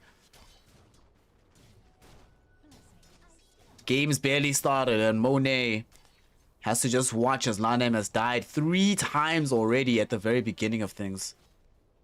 Dire's middle tower is under an extraordinary amount of stress. White Album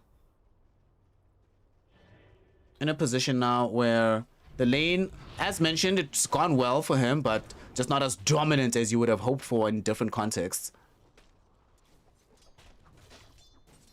Does mean that there's going to be the regular amount of time spent. Oh, God King. God King. God King. God King might die here. Oh, XXX missed a swashbuckle, I think. If the swashbuckle had connected flush, God King would be dead right now, but I don't think he hit him nicely. So the Spectre does manage to walk away here. And this is not good because XXX has gotten topped by White Album. Look at this rotation coming in from the T8. Picked up a Haste Rune and utilizing it to run to the top lane. Secure himself a kill onto the Bloodseeker. Haunt used though by the God King. They want to try and get a kill onto Lanem and they'll be able to succeed at doing so. Red Panda though might still die. Oof. Power shot doesn't connect. It misses him by a hair's width.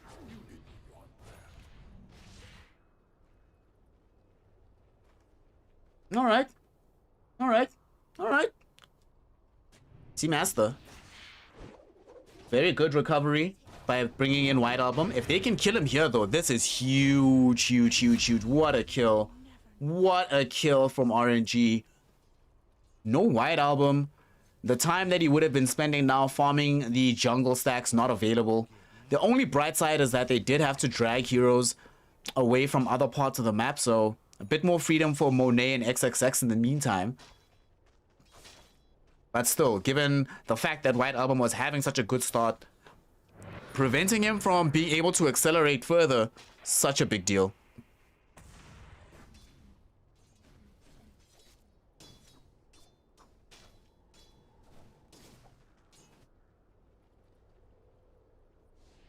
I love how they're coming to collapse onto XXX again.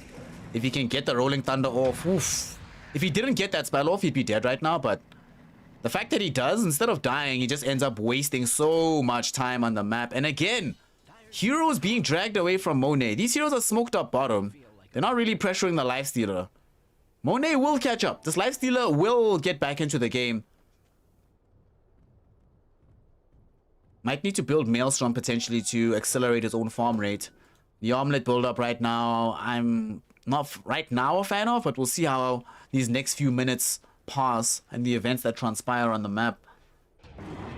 Lanem gonna get brought down here in the mid lane. He bought a smoke before dying, and he's making them work for it a little bit, and he's actually still alive. He's not gonna die. What a player. Felix Xiaobao now might actually be the one that gets brought down instead. Sporax shows up. They don't land the shackle shot, but they don't need to. The mini stun gives more than enough time for White Album to bring away half his HP with a single hit. And to add insult to injury, Lanem, the primary target of their aggression, is the one to grab the kill by turning around with a final spell at the last moment. Radiant's structures are fortified. In fact, they appear radiant with health.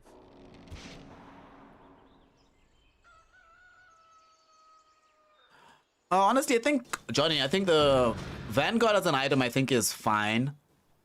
Like, I don't mind it that much. For me, what's clearly going to need some changes, and there've already been nerfs towards it, was Helm of the Overlord. It was way too crazy.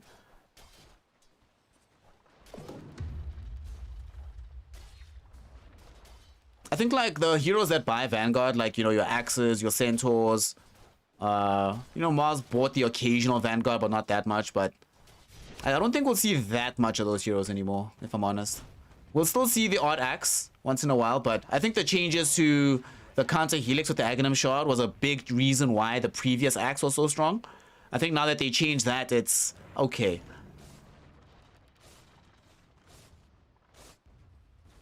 Still a strong hero, don't get me wrong, but I don't think it's like, it's not busted anymore. I think it's acceptable now. It's just a decent hero. And I think the meta is changing such that we're not going to see as many times when Axe is the best pick anyway. When it is, though, it's going to look amazing.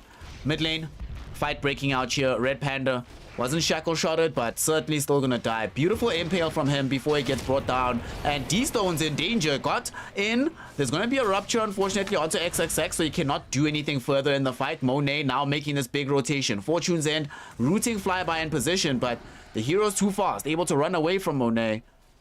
And their lockdown is very lacking, unfortunately, on the side of Team Aster. If they miss the shackle shot, they don't actually have that much lockdown. Yo, Pango's gonna need so much in this game. Bloodseeker, what a hero, what a spoiler.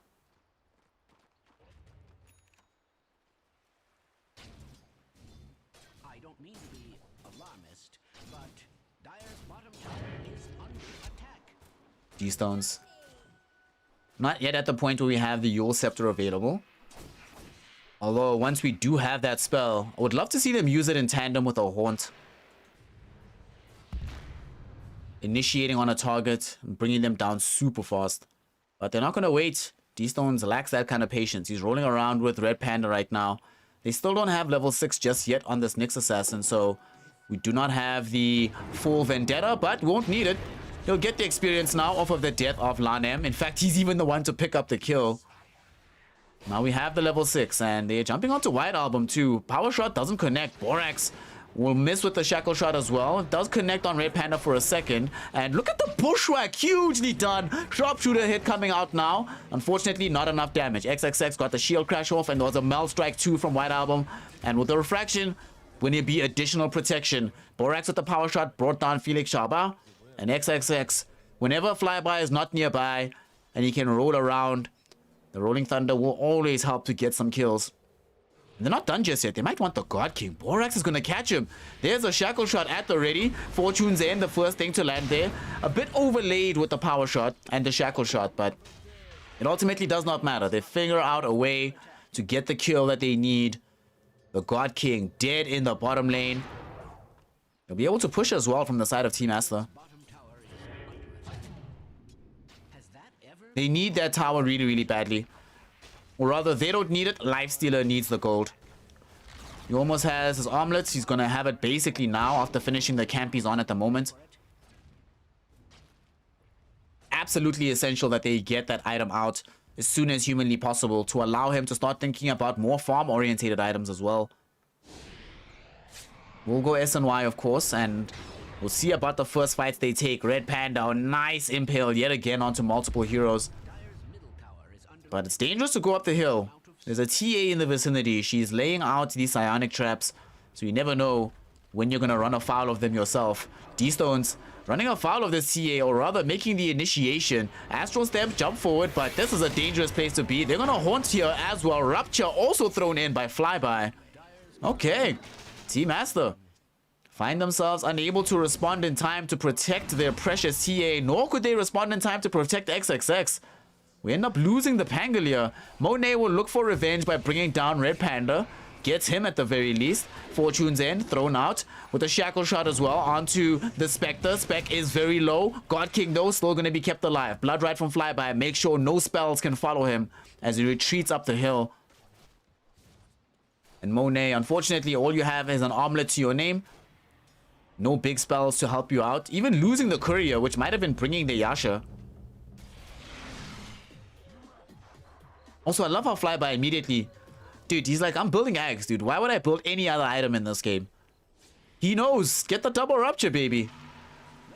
Rupture the Lifestealer, rupture the Pangolier. Suddenly there's no Rolling Thunder, and the one hero that could close down the Spectre not able to do so anymore. Dyer's courier has been slain.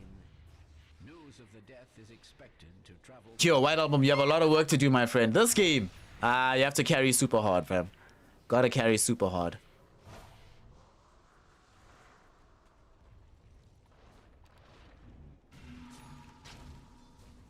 Maelstrom snagged up by this XXX Pango at long last.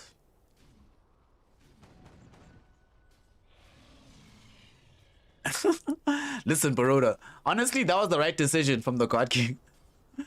Don't get involved. It's like, sorry if I am. I mean, sorry, like the way the God King died there was the wrong decision. Sorry, not right. Other way around. Other way around. Top. Initiation onto Monet. Certainly gonna die here. Very risky place to be though. Like, Lanem was way too far back to actually help you in that situation. And I'm actually taking a dim view of this potential defense. Although Shackle Shot lands onto two heroes. Here comes the Rolling Thunder. XXX. Probably gonna die here. Nope, he will not. They kill the Flyby first. Rupture already been expended. And these heroes trying to retreat now. Trying to get themselves as far away as they can. Red Panda stalled out by the Fortune's End. Borax will be there with the Shackle Shot.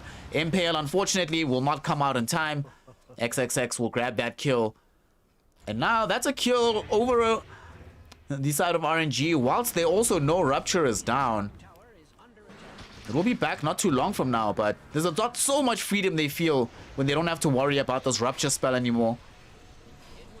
White Album busy taking out the tier 1 tower, has the full Desolator with Blink Dagger, of course. Didn't build into the D-Lance, might go back for it now still. However, I don't think BKB is that important this game, is it? For the CA, I feel like she can probably wait an item or two.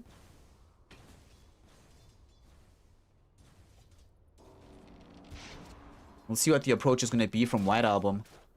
Monet is farming up. Getting SNY. Sanj is ready. It's flying out now. The thing is though, this Aghanim Scepter, yes, it makes a difference and double Rupture is what they need, but we saw in that last fight that Flyby is not himself super tanky.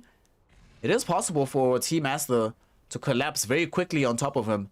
And the thing is, RNG, the only reason any of these fights have seemed legit for them is that they haven't had to worry at all about Rolling Thunder. If they deal with Bloodseeker early in the fight, that all changes in a hurry. White Album, ooh, gets impaled. The Haunt will come through as well. They have a meme hammer too. So they make sure that they have the full chain disabled and they bring him down. Now Rupture thrown out onto Borax and XXX. Both of these heroes should die here. Meme hammer dropped down by Borax potentially. At the same time though, Monet pops off with the Infest. He gives enough HP to XXX to survive and provides enough damage to kill D-Stones.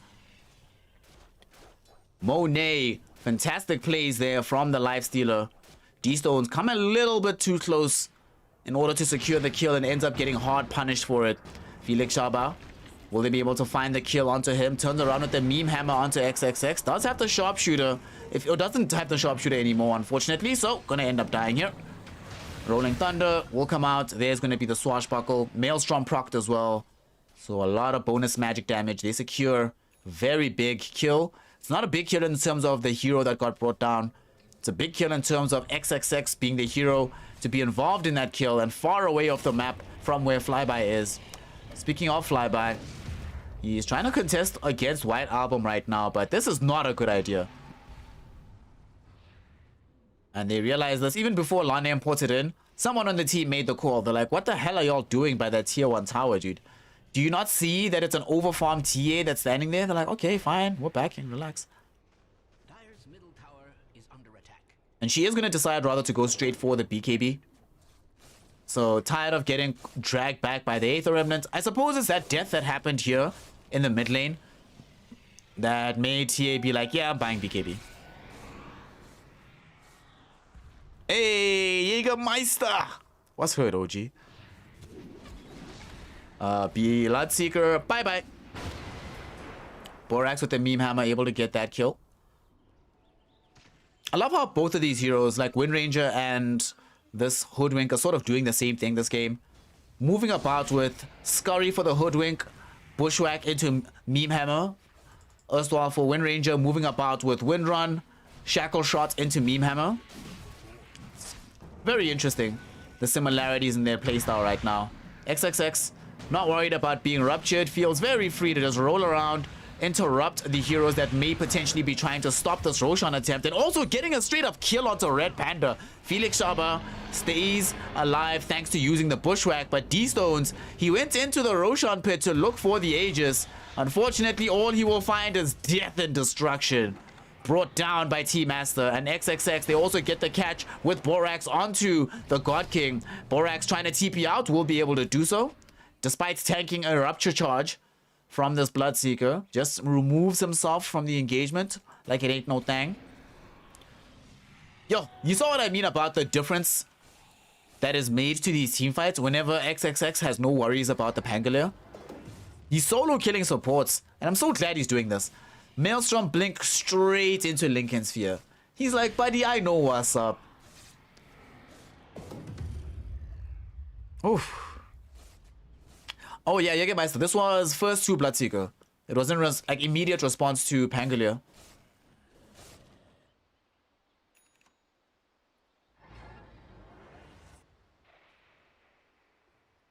And it's looked good for quite some time throughout this game, but they'll have to figure out a way to make it stay good. Is this Spectre by Aghanim Scepter so soon? Okay. I've never seen this Spectre build in my life. And Yasha straight into Ags. I've literally never seen this. Not even like a Manta or an SNY. Okay. Resonant Pulse. Leveled up at the 15 mark for the Void Spirit as we also get closer towards having Aghanim Scepter for D-Stones. Given that there is only one BKB and there's no Manta that's going to be sitting on Monet, Monet is the one that has to really worry about this item. Sure, there is Dispel from the Oracle nearby, but what if Oracle's also caught inside that same Resonant Pulse? We'll see how it plays out. Bottom lane. Rupture thrown in. Monet, damn, needs to infest to try and get himself out of here. The God King haunts in and haunts forward. They're looking for this rage creep. It's juking and jiving. Lanem does die thanks to the God King haunt stepping onto him. But the real target here on the Lifestealer, able to get out of dodge. They got the tier 2 tower as well. So losing the life of the Oracle, 100% a worthwhile trade. In exchange for drawing the entire RNG team down bottom, forcing them to commit haunt. And they still fail to defend the tower. You have all of your own. Now suddenly they also have to commit more manpower towards protecting their outpost, since you have the ability to capture theirs and they can do nothing to yours.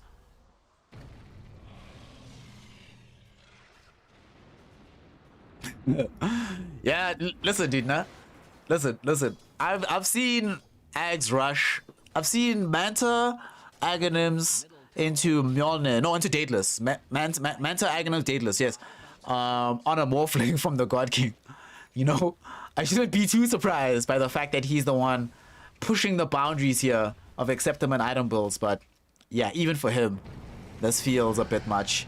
Mid lane, fight breaking out here. Red Panda gonna be left as the sacrifice. XXX tanks the first Rupture, will end up dying as God King comes to close the gap. The next Rupture is gonna go the way of White Album. But this TA doesn't necessarily feel threatened at all right now. Buyback will emerge from the Nyx Assassin to try and put forth the numerical advantage. They get 2 heroes here in exchange just for the Nyx Assassin, but Nyx buying back. I mean, I suppose 24 minutes into the game is not that deep. The only problem is going to come when eventually Nyx dies again. Going to be in the grave for a very long time.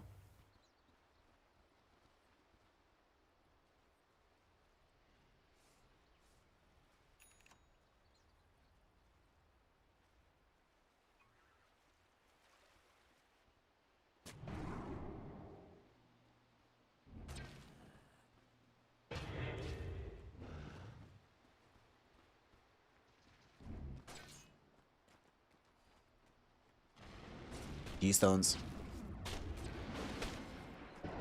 Shiva's God being the build that we've seen from a lot of these spirit heroes after their second item. Will help a lot versus Monet as well as White Album.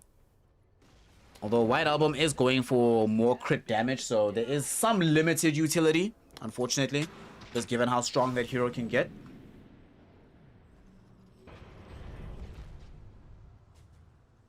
A thing that I'm concerned about now, when I just think about the nature of the map, where everybody is, what's going on in it, Radiant's middle tower is it really does feel like at this point in time, Team Aster is sort of maneuvering themselves around the map with the idea of when can we catch them by surprise kind of thing. Seems like whenever they can catch them by surprise, things look very positive for them. Any moves they've made that were read or more telegraphed have resulted in some meager disaster, but as long as they can keep the element of surprise in their favor, business. we'll have to see how they move on the map to keep control, not just of their side of the map for Team Aster, but also to make sure that they don't lose out on that outpost in the Radiant jungle. Dire's top tower And if they can keep defending all the other tier 2s as well, they keep their own outpost in good stead, keep it protected, and grant themselves a further experience advantage. In the top lane, D-Stones and the gang have to get out really quickly. Shackle Shot will connect out now onto this young Hoodwink. There was a Haunt in from the God King, and they got the Rupture down onto XXX. He's going to lose his life here, as well as Lanem on the backside of the fight, brought down by the Spectre. The second Rupture charge will emerge onto Monet. He infests into White Album to keep the fight going, and they buy back now on the Oracle. It's still going to be 4v4. They don't have the Pango, but the God King in danger. Lanem looking for a way to get closer with the Fortune's End. We'll be able to find it. Monet right on top of the God King. And White Album's going to be there with the Meld Strike to bring the Spectre down low. Alright. Aster, reveal the Blink Dagger there in the corner. Oh, they already had the Blink Dagger out for a while, but show up with it with the Rolling Thunder. Forces RNG to take a fight that's not necessarily the most favored for them. They got some amazing kills to start with, but they weren't able to retreat in time. And the Spectre is the one that gets hard punished for this. Radiant's middle tower is under attack. Is he building Halberd next? Dude, what is this build? God King. Bruh, what's happening, cuh? What's happening, bruh? What's with this build, my G? What's with this build? Ah, this build is beast, bruh. This build is beast. Oh, shit.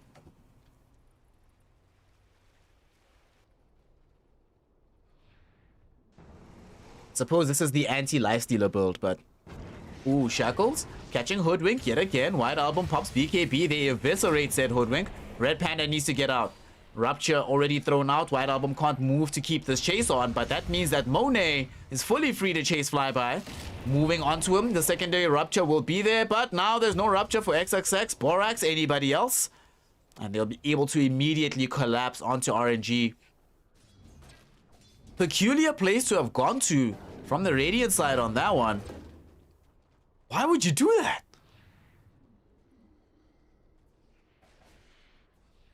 There was no real natural advantage to be gained from that side of the map. And now because of the fact that they did that, they don't have the positioning to contest around Roshan. So the big man's going to get taken for free by the side of Team Aster. Very bizarre decision making from RNG ends up biting them heavily in the ass here.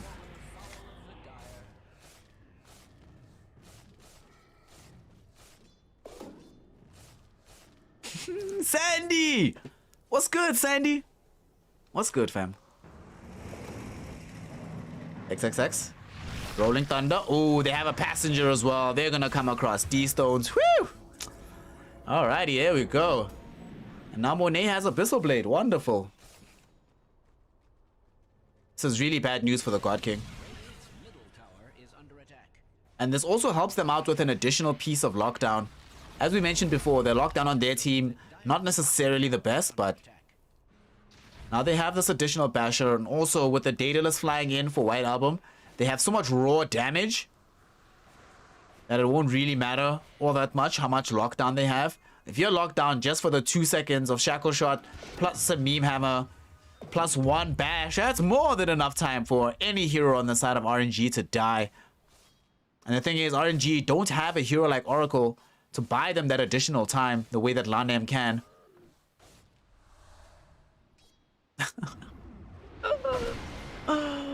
Dude, what is this build from the God King, bruh?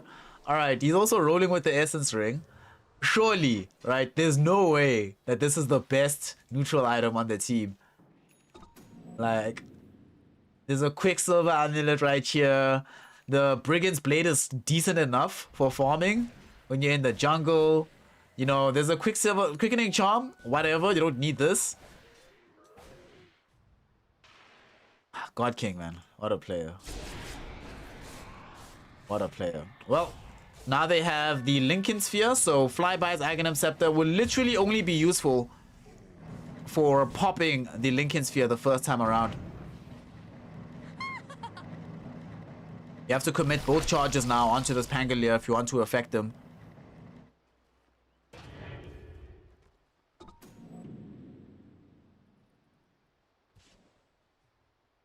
TA with the Enchanted Quiver, speak of the devil indeed. Oh boy. I love also that she went for a Dragon Lance. Or the Silver Edge rather, instead of going for the D-Lance build. So no Hurricane Pike, but Silver Edge instead. I do feel that them changing, it does seem to be the case that Chrysalis for the last like year has been too good of an item for core heroes. And it feels like pretty much anything that has Chrysalis will be good. So expect to see a lot of Silver Edges in your games. That's all I'm going to say. BKB activated by both Bloodseeker as well as TA.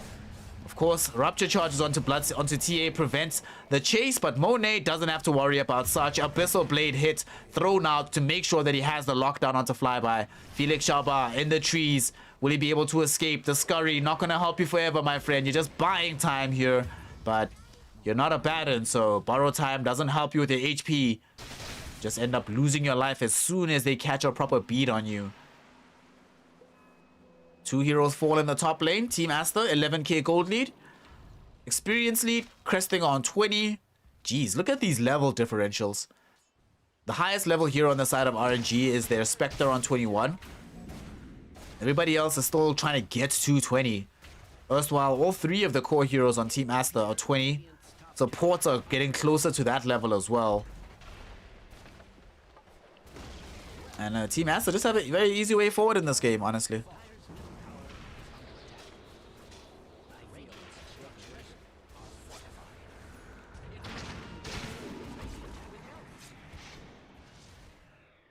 Did God King use a Horn Step there? Yeah, he did. Why? Dyer's middle tower is under an extra Disassemble Halberd for SNY Butterfly. Lol, dude. Alright, he's building... Why are you building Scotty now, dude? And he bought Shard as well. What is happening, dude? What is happening? Because there's no way... Right, I'm looking at how much gold he has in net worth. And I'm looking at his items. Right, he had... And they didn't get the Aegis even, so... He bought Shard, bought Aghanims, bought Halberd. All of that before buying Scotty in a game versus TA and the Lifestealer. Alright, dude. Shout out to God King. What a play. Hey, 80. Aster Aries won that one. It was a very close series, but it was quite fun to watch. But Aster Aries won 2-1 at the end.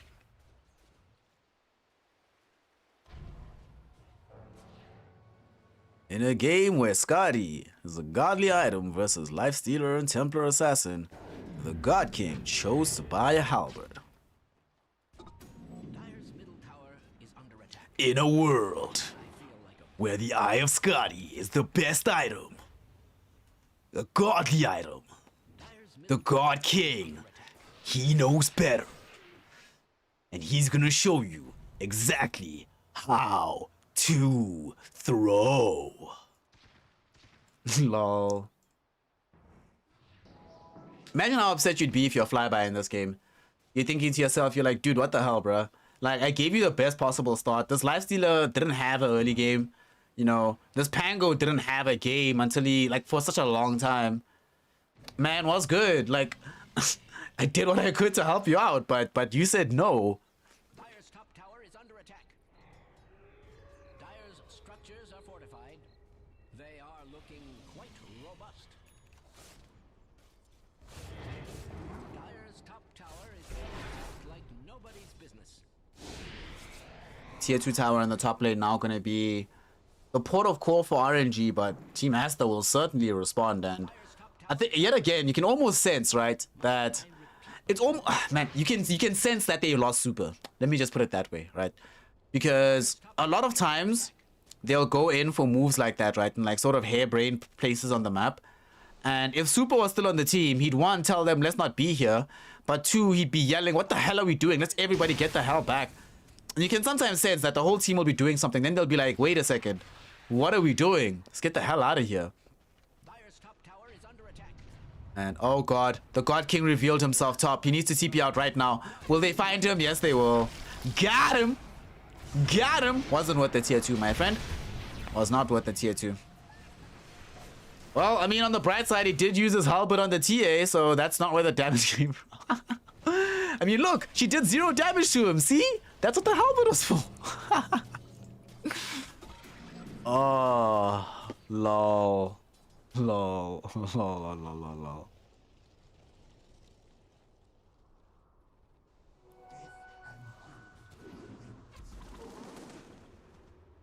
Jump in. At least they're gonna get this Borax kill, but oh, or maybe not. What's gonna come at a cost though, there's gonna be a Rupture charge used up onto XXX, but it got eaten by the Lincoln Sphere, so he's still fine rolling around. They got a big kill onto Red Panda though. So it's a 1-1 trade here. Felix Shaba, can he escape? I highly doubt it. White Album takes him out, getting himself a double kill on this Templar Assassin. I mean, why are we here, boys? Why are we here? Like, think about where we are on the map, right, when this fight is happening. And how far afield we are with these Radiant heroes. No buyback on the Spectre. They have very little vision of Dire side and knowing where all these heroes are. Like, dude, what are y'all doing here, buddy? What y'all doing here? What y'all doing? What y'all doing? That's the kind of thing I mean, where Super would never have allowed them to make that play.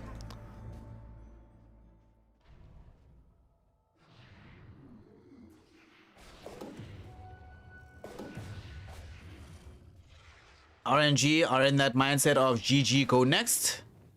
But they still have to figure out a way of defending this Aegis.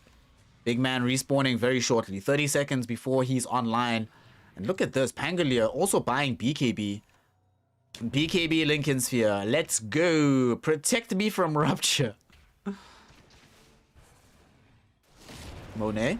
Gonna get jumped here. There's a lot of damage. Actually, they're gonna burst through Monet. This Lifestealer was very far forward, and now Lanem's gonna die as well. XXX needs to roll away as soon as possible, but may be in danger if he's not able to get off the TP in time. Fortunately, he does.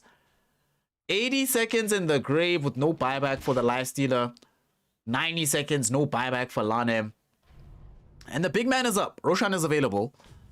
I don't know if RNG are aware of how much time they have to do this, but wow. I cannot believe Monet was that far forward, and that far forward without Lane being right next to him. That was such a risky play from Team Aster.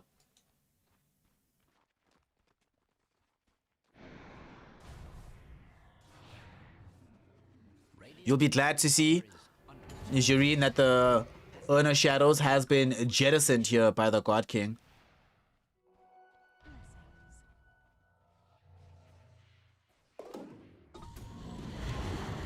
Jump in, D-Stones. Okay, him and Red Panda are gonna find Borax here. Do they have enough for the kill? Of course they do.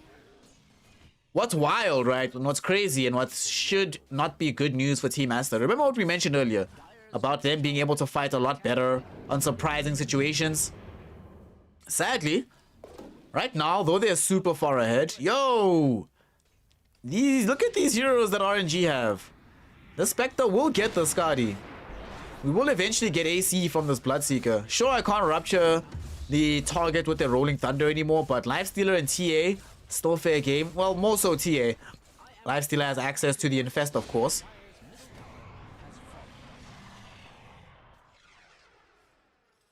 So Team Aster cannot afford to treat this game like it's theirs.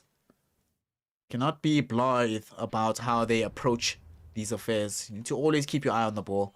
White Album, though, fortunately, he's so far ahead that provided he's able to get to the fight and actually dish out the damage, then RNG have to run pretty much every time. But it is a very big if. They've been doing a decent job as RNG playing away from where the Templar Assassin is. To be fair, at the same time, they've also been struggling on the side of Team Aster to get involved in the fights they want to for a while. They're smoked up now around their own outpost. Who will they try to find? XXX has BKB with the Rolling Thunder Lincoln Sphere. Red Panda might be the one to break their smoke. Indeed he is. And that's going to be an easy kill. Nope, he blinks away. So, though he will get brought down here, there is going to also come out a haunt from the God King. Okay, they go in. Who are they looking for? They've lost Nyx Assassin, but Lanem falling very low. They should be able to pick him up. 1 for 1 in the trade here. XXX ruptured up. XXX loses his life. Does have buyback. Doesn't want to have to use it. White Album now trying to fight against D-Stones, but would rather just BKB and TP on home. And Team Aster. This is stuff I'm talking about, y'all. That you're ahead, but it's still a scary game. It's still a very scary game. You can still get hit with that double rupture, and then what? Then it doesn't matter if you have BKB Lincoln Sphere. You've still been double ruptured. That time around, they didn't need the double, but it is certainly something that they need to always be cognizant of. And now RNG have the freedom to go into the Roshan pit. Dude, if the God King wins with this build, wow. What a player, dude. And there's going to be the Shadow Step looking for Borax. Wind Ranger does have the Wind Run, so she's going to be A-okay.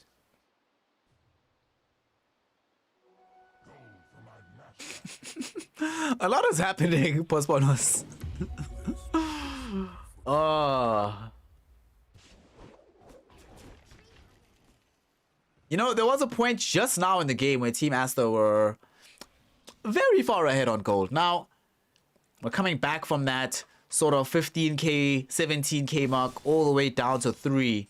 Experience is starting to follow a similar trend line. We're not there just yet, but D-Stones and the God King have both attained their level 25s. I'm happy that the God King did decide to go for the dispersion. You know, you should always go dispersion as spec, but you know, God King does God King things. And of course, D-Stones did go for the dissimulate stun, so they can get themselves more lockdown in the midst of these fights. He wants to reveal it now. Smoking up with the gang. They don't have the full haunt online just yet. It's up in 15 seconds, but they do have access to the Shadow Step. Who will they come across? Oh god, what a target! They get Monet. He does activate the Rage though, still be able to fight. D-Stones uses the Dissimulate to move around in the fray. Monet stuns up the God King, but doesn't really want to take this fight. XXX taking so much damage. Can he get out and get back into his base to a safer place? Seems as the BKB expires, that timing will go down. Oh, what a Shadow Step forward with the full haunt. This time around, they really want to find the damage onto XXX. Still alive on the high ground. Lanem, not so lucky. He uses up, buying time. Borax, though, 2-hero shackle shot. One of those heroes is the God King. They need to get the Spectre out of here. God King tanking so much damage, but still has the Aegis. Running forward and killing Borax. Also going to be able to bring down Monet. XXX tried to kill him with a swashbuckle, not able to do so, and the God King still lives, finally loses his first life, but now will easily be able to come back on the second. Ralem buying some time with the Oracle from the high ground. They've committed the false promise, but unfortunately with no mobility available for XXX due to this rupture, it's only going to be a false promise, and he dies. Lanem dies as well. They don't have buyback on all of these heroes, and Team Aster, that's it. They've called it.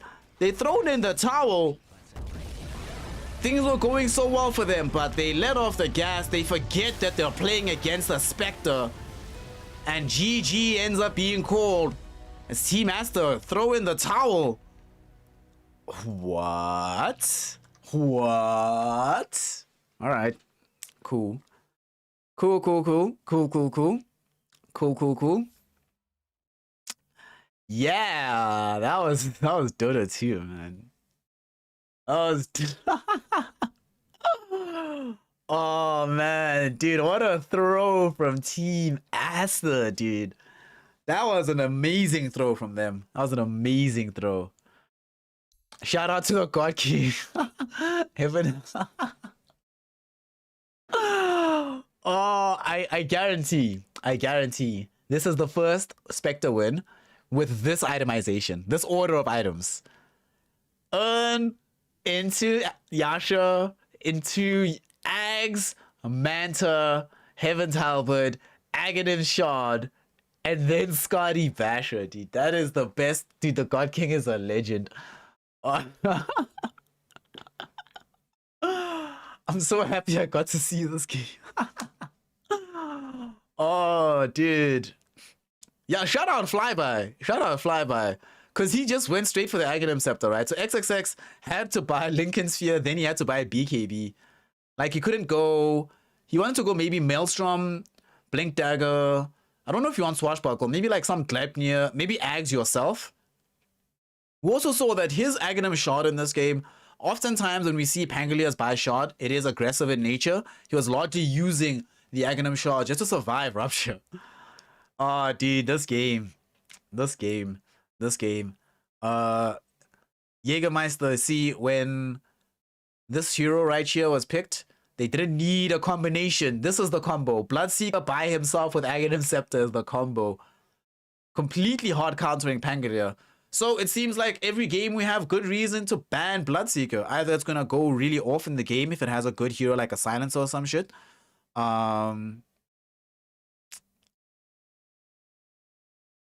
So now you just pick Bloodseeker.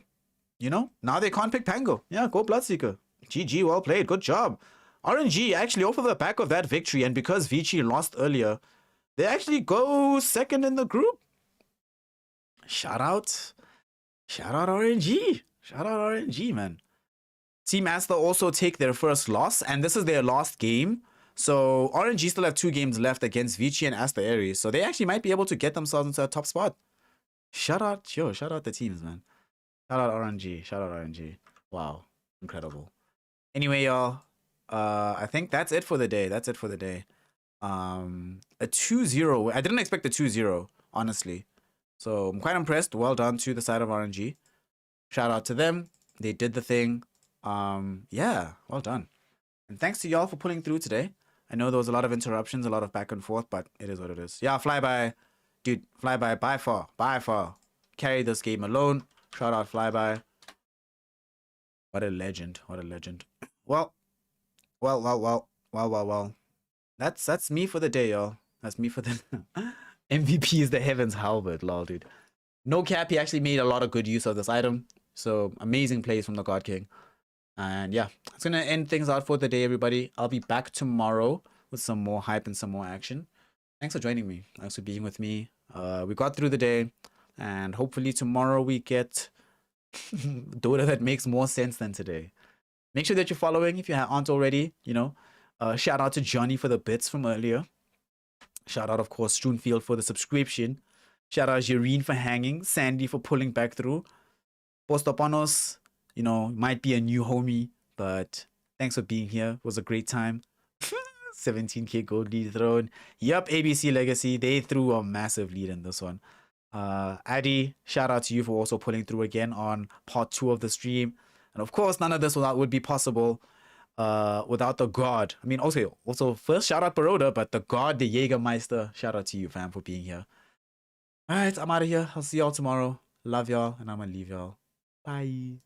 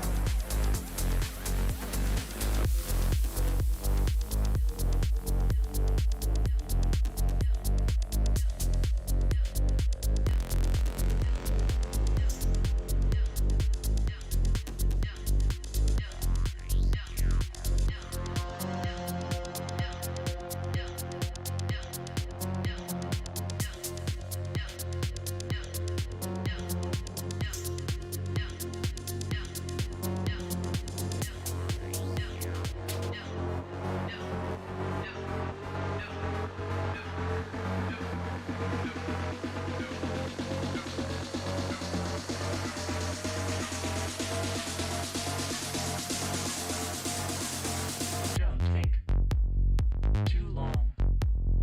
Don't blink. It's gone.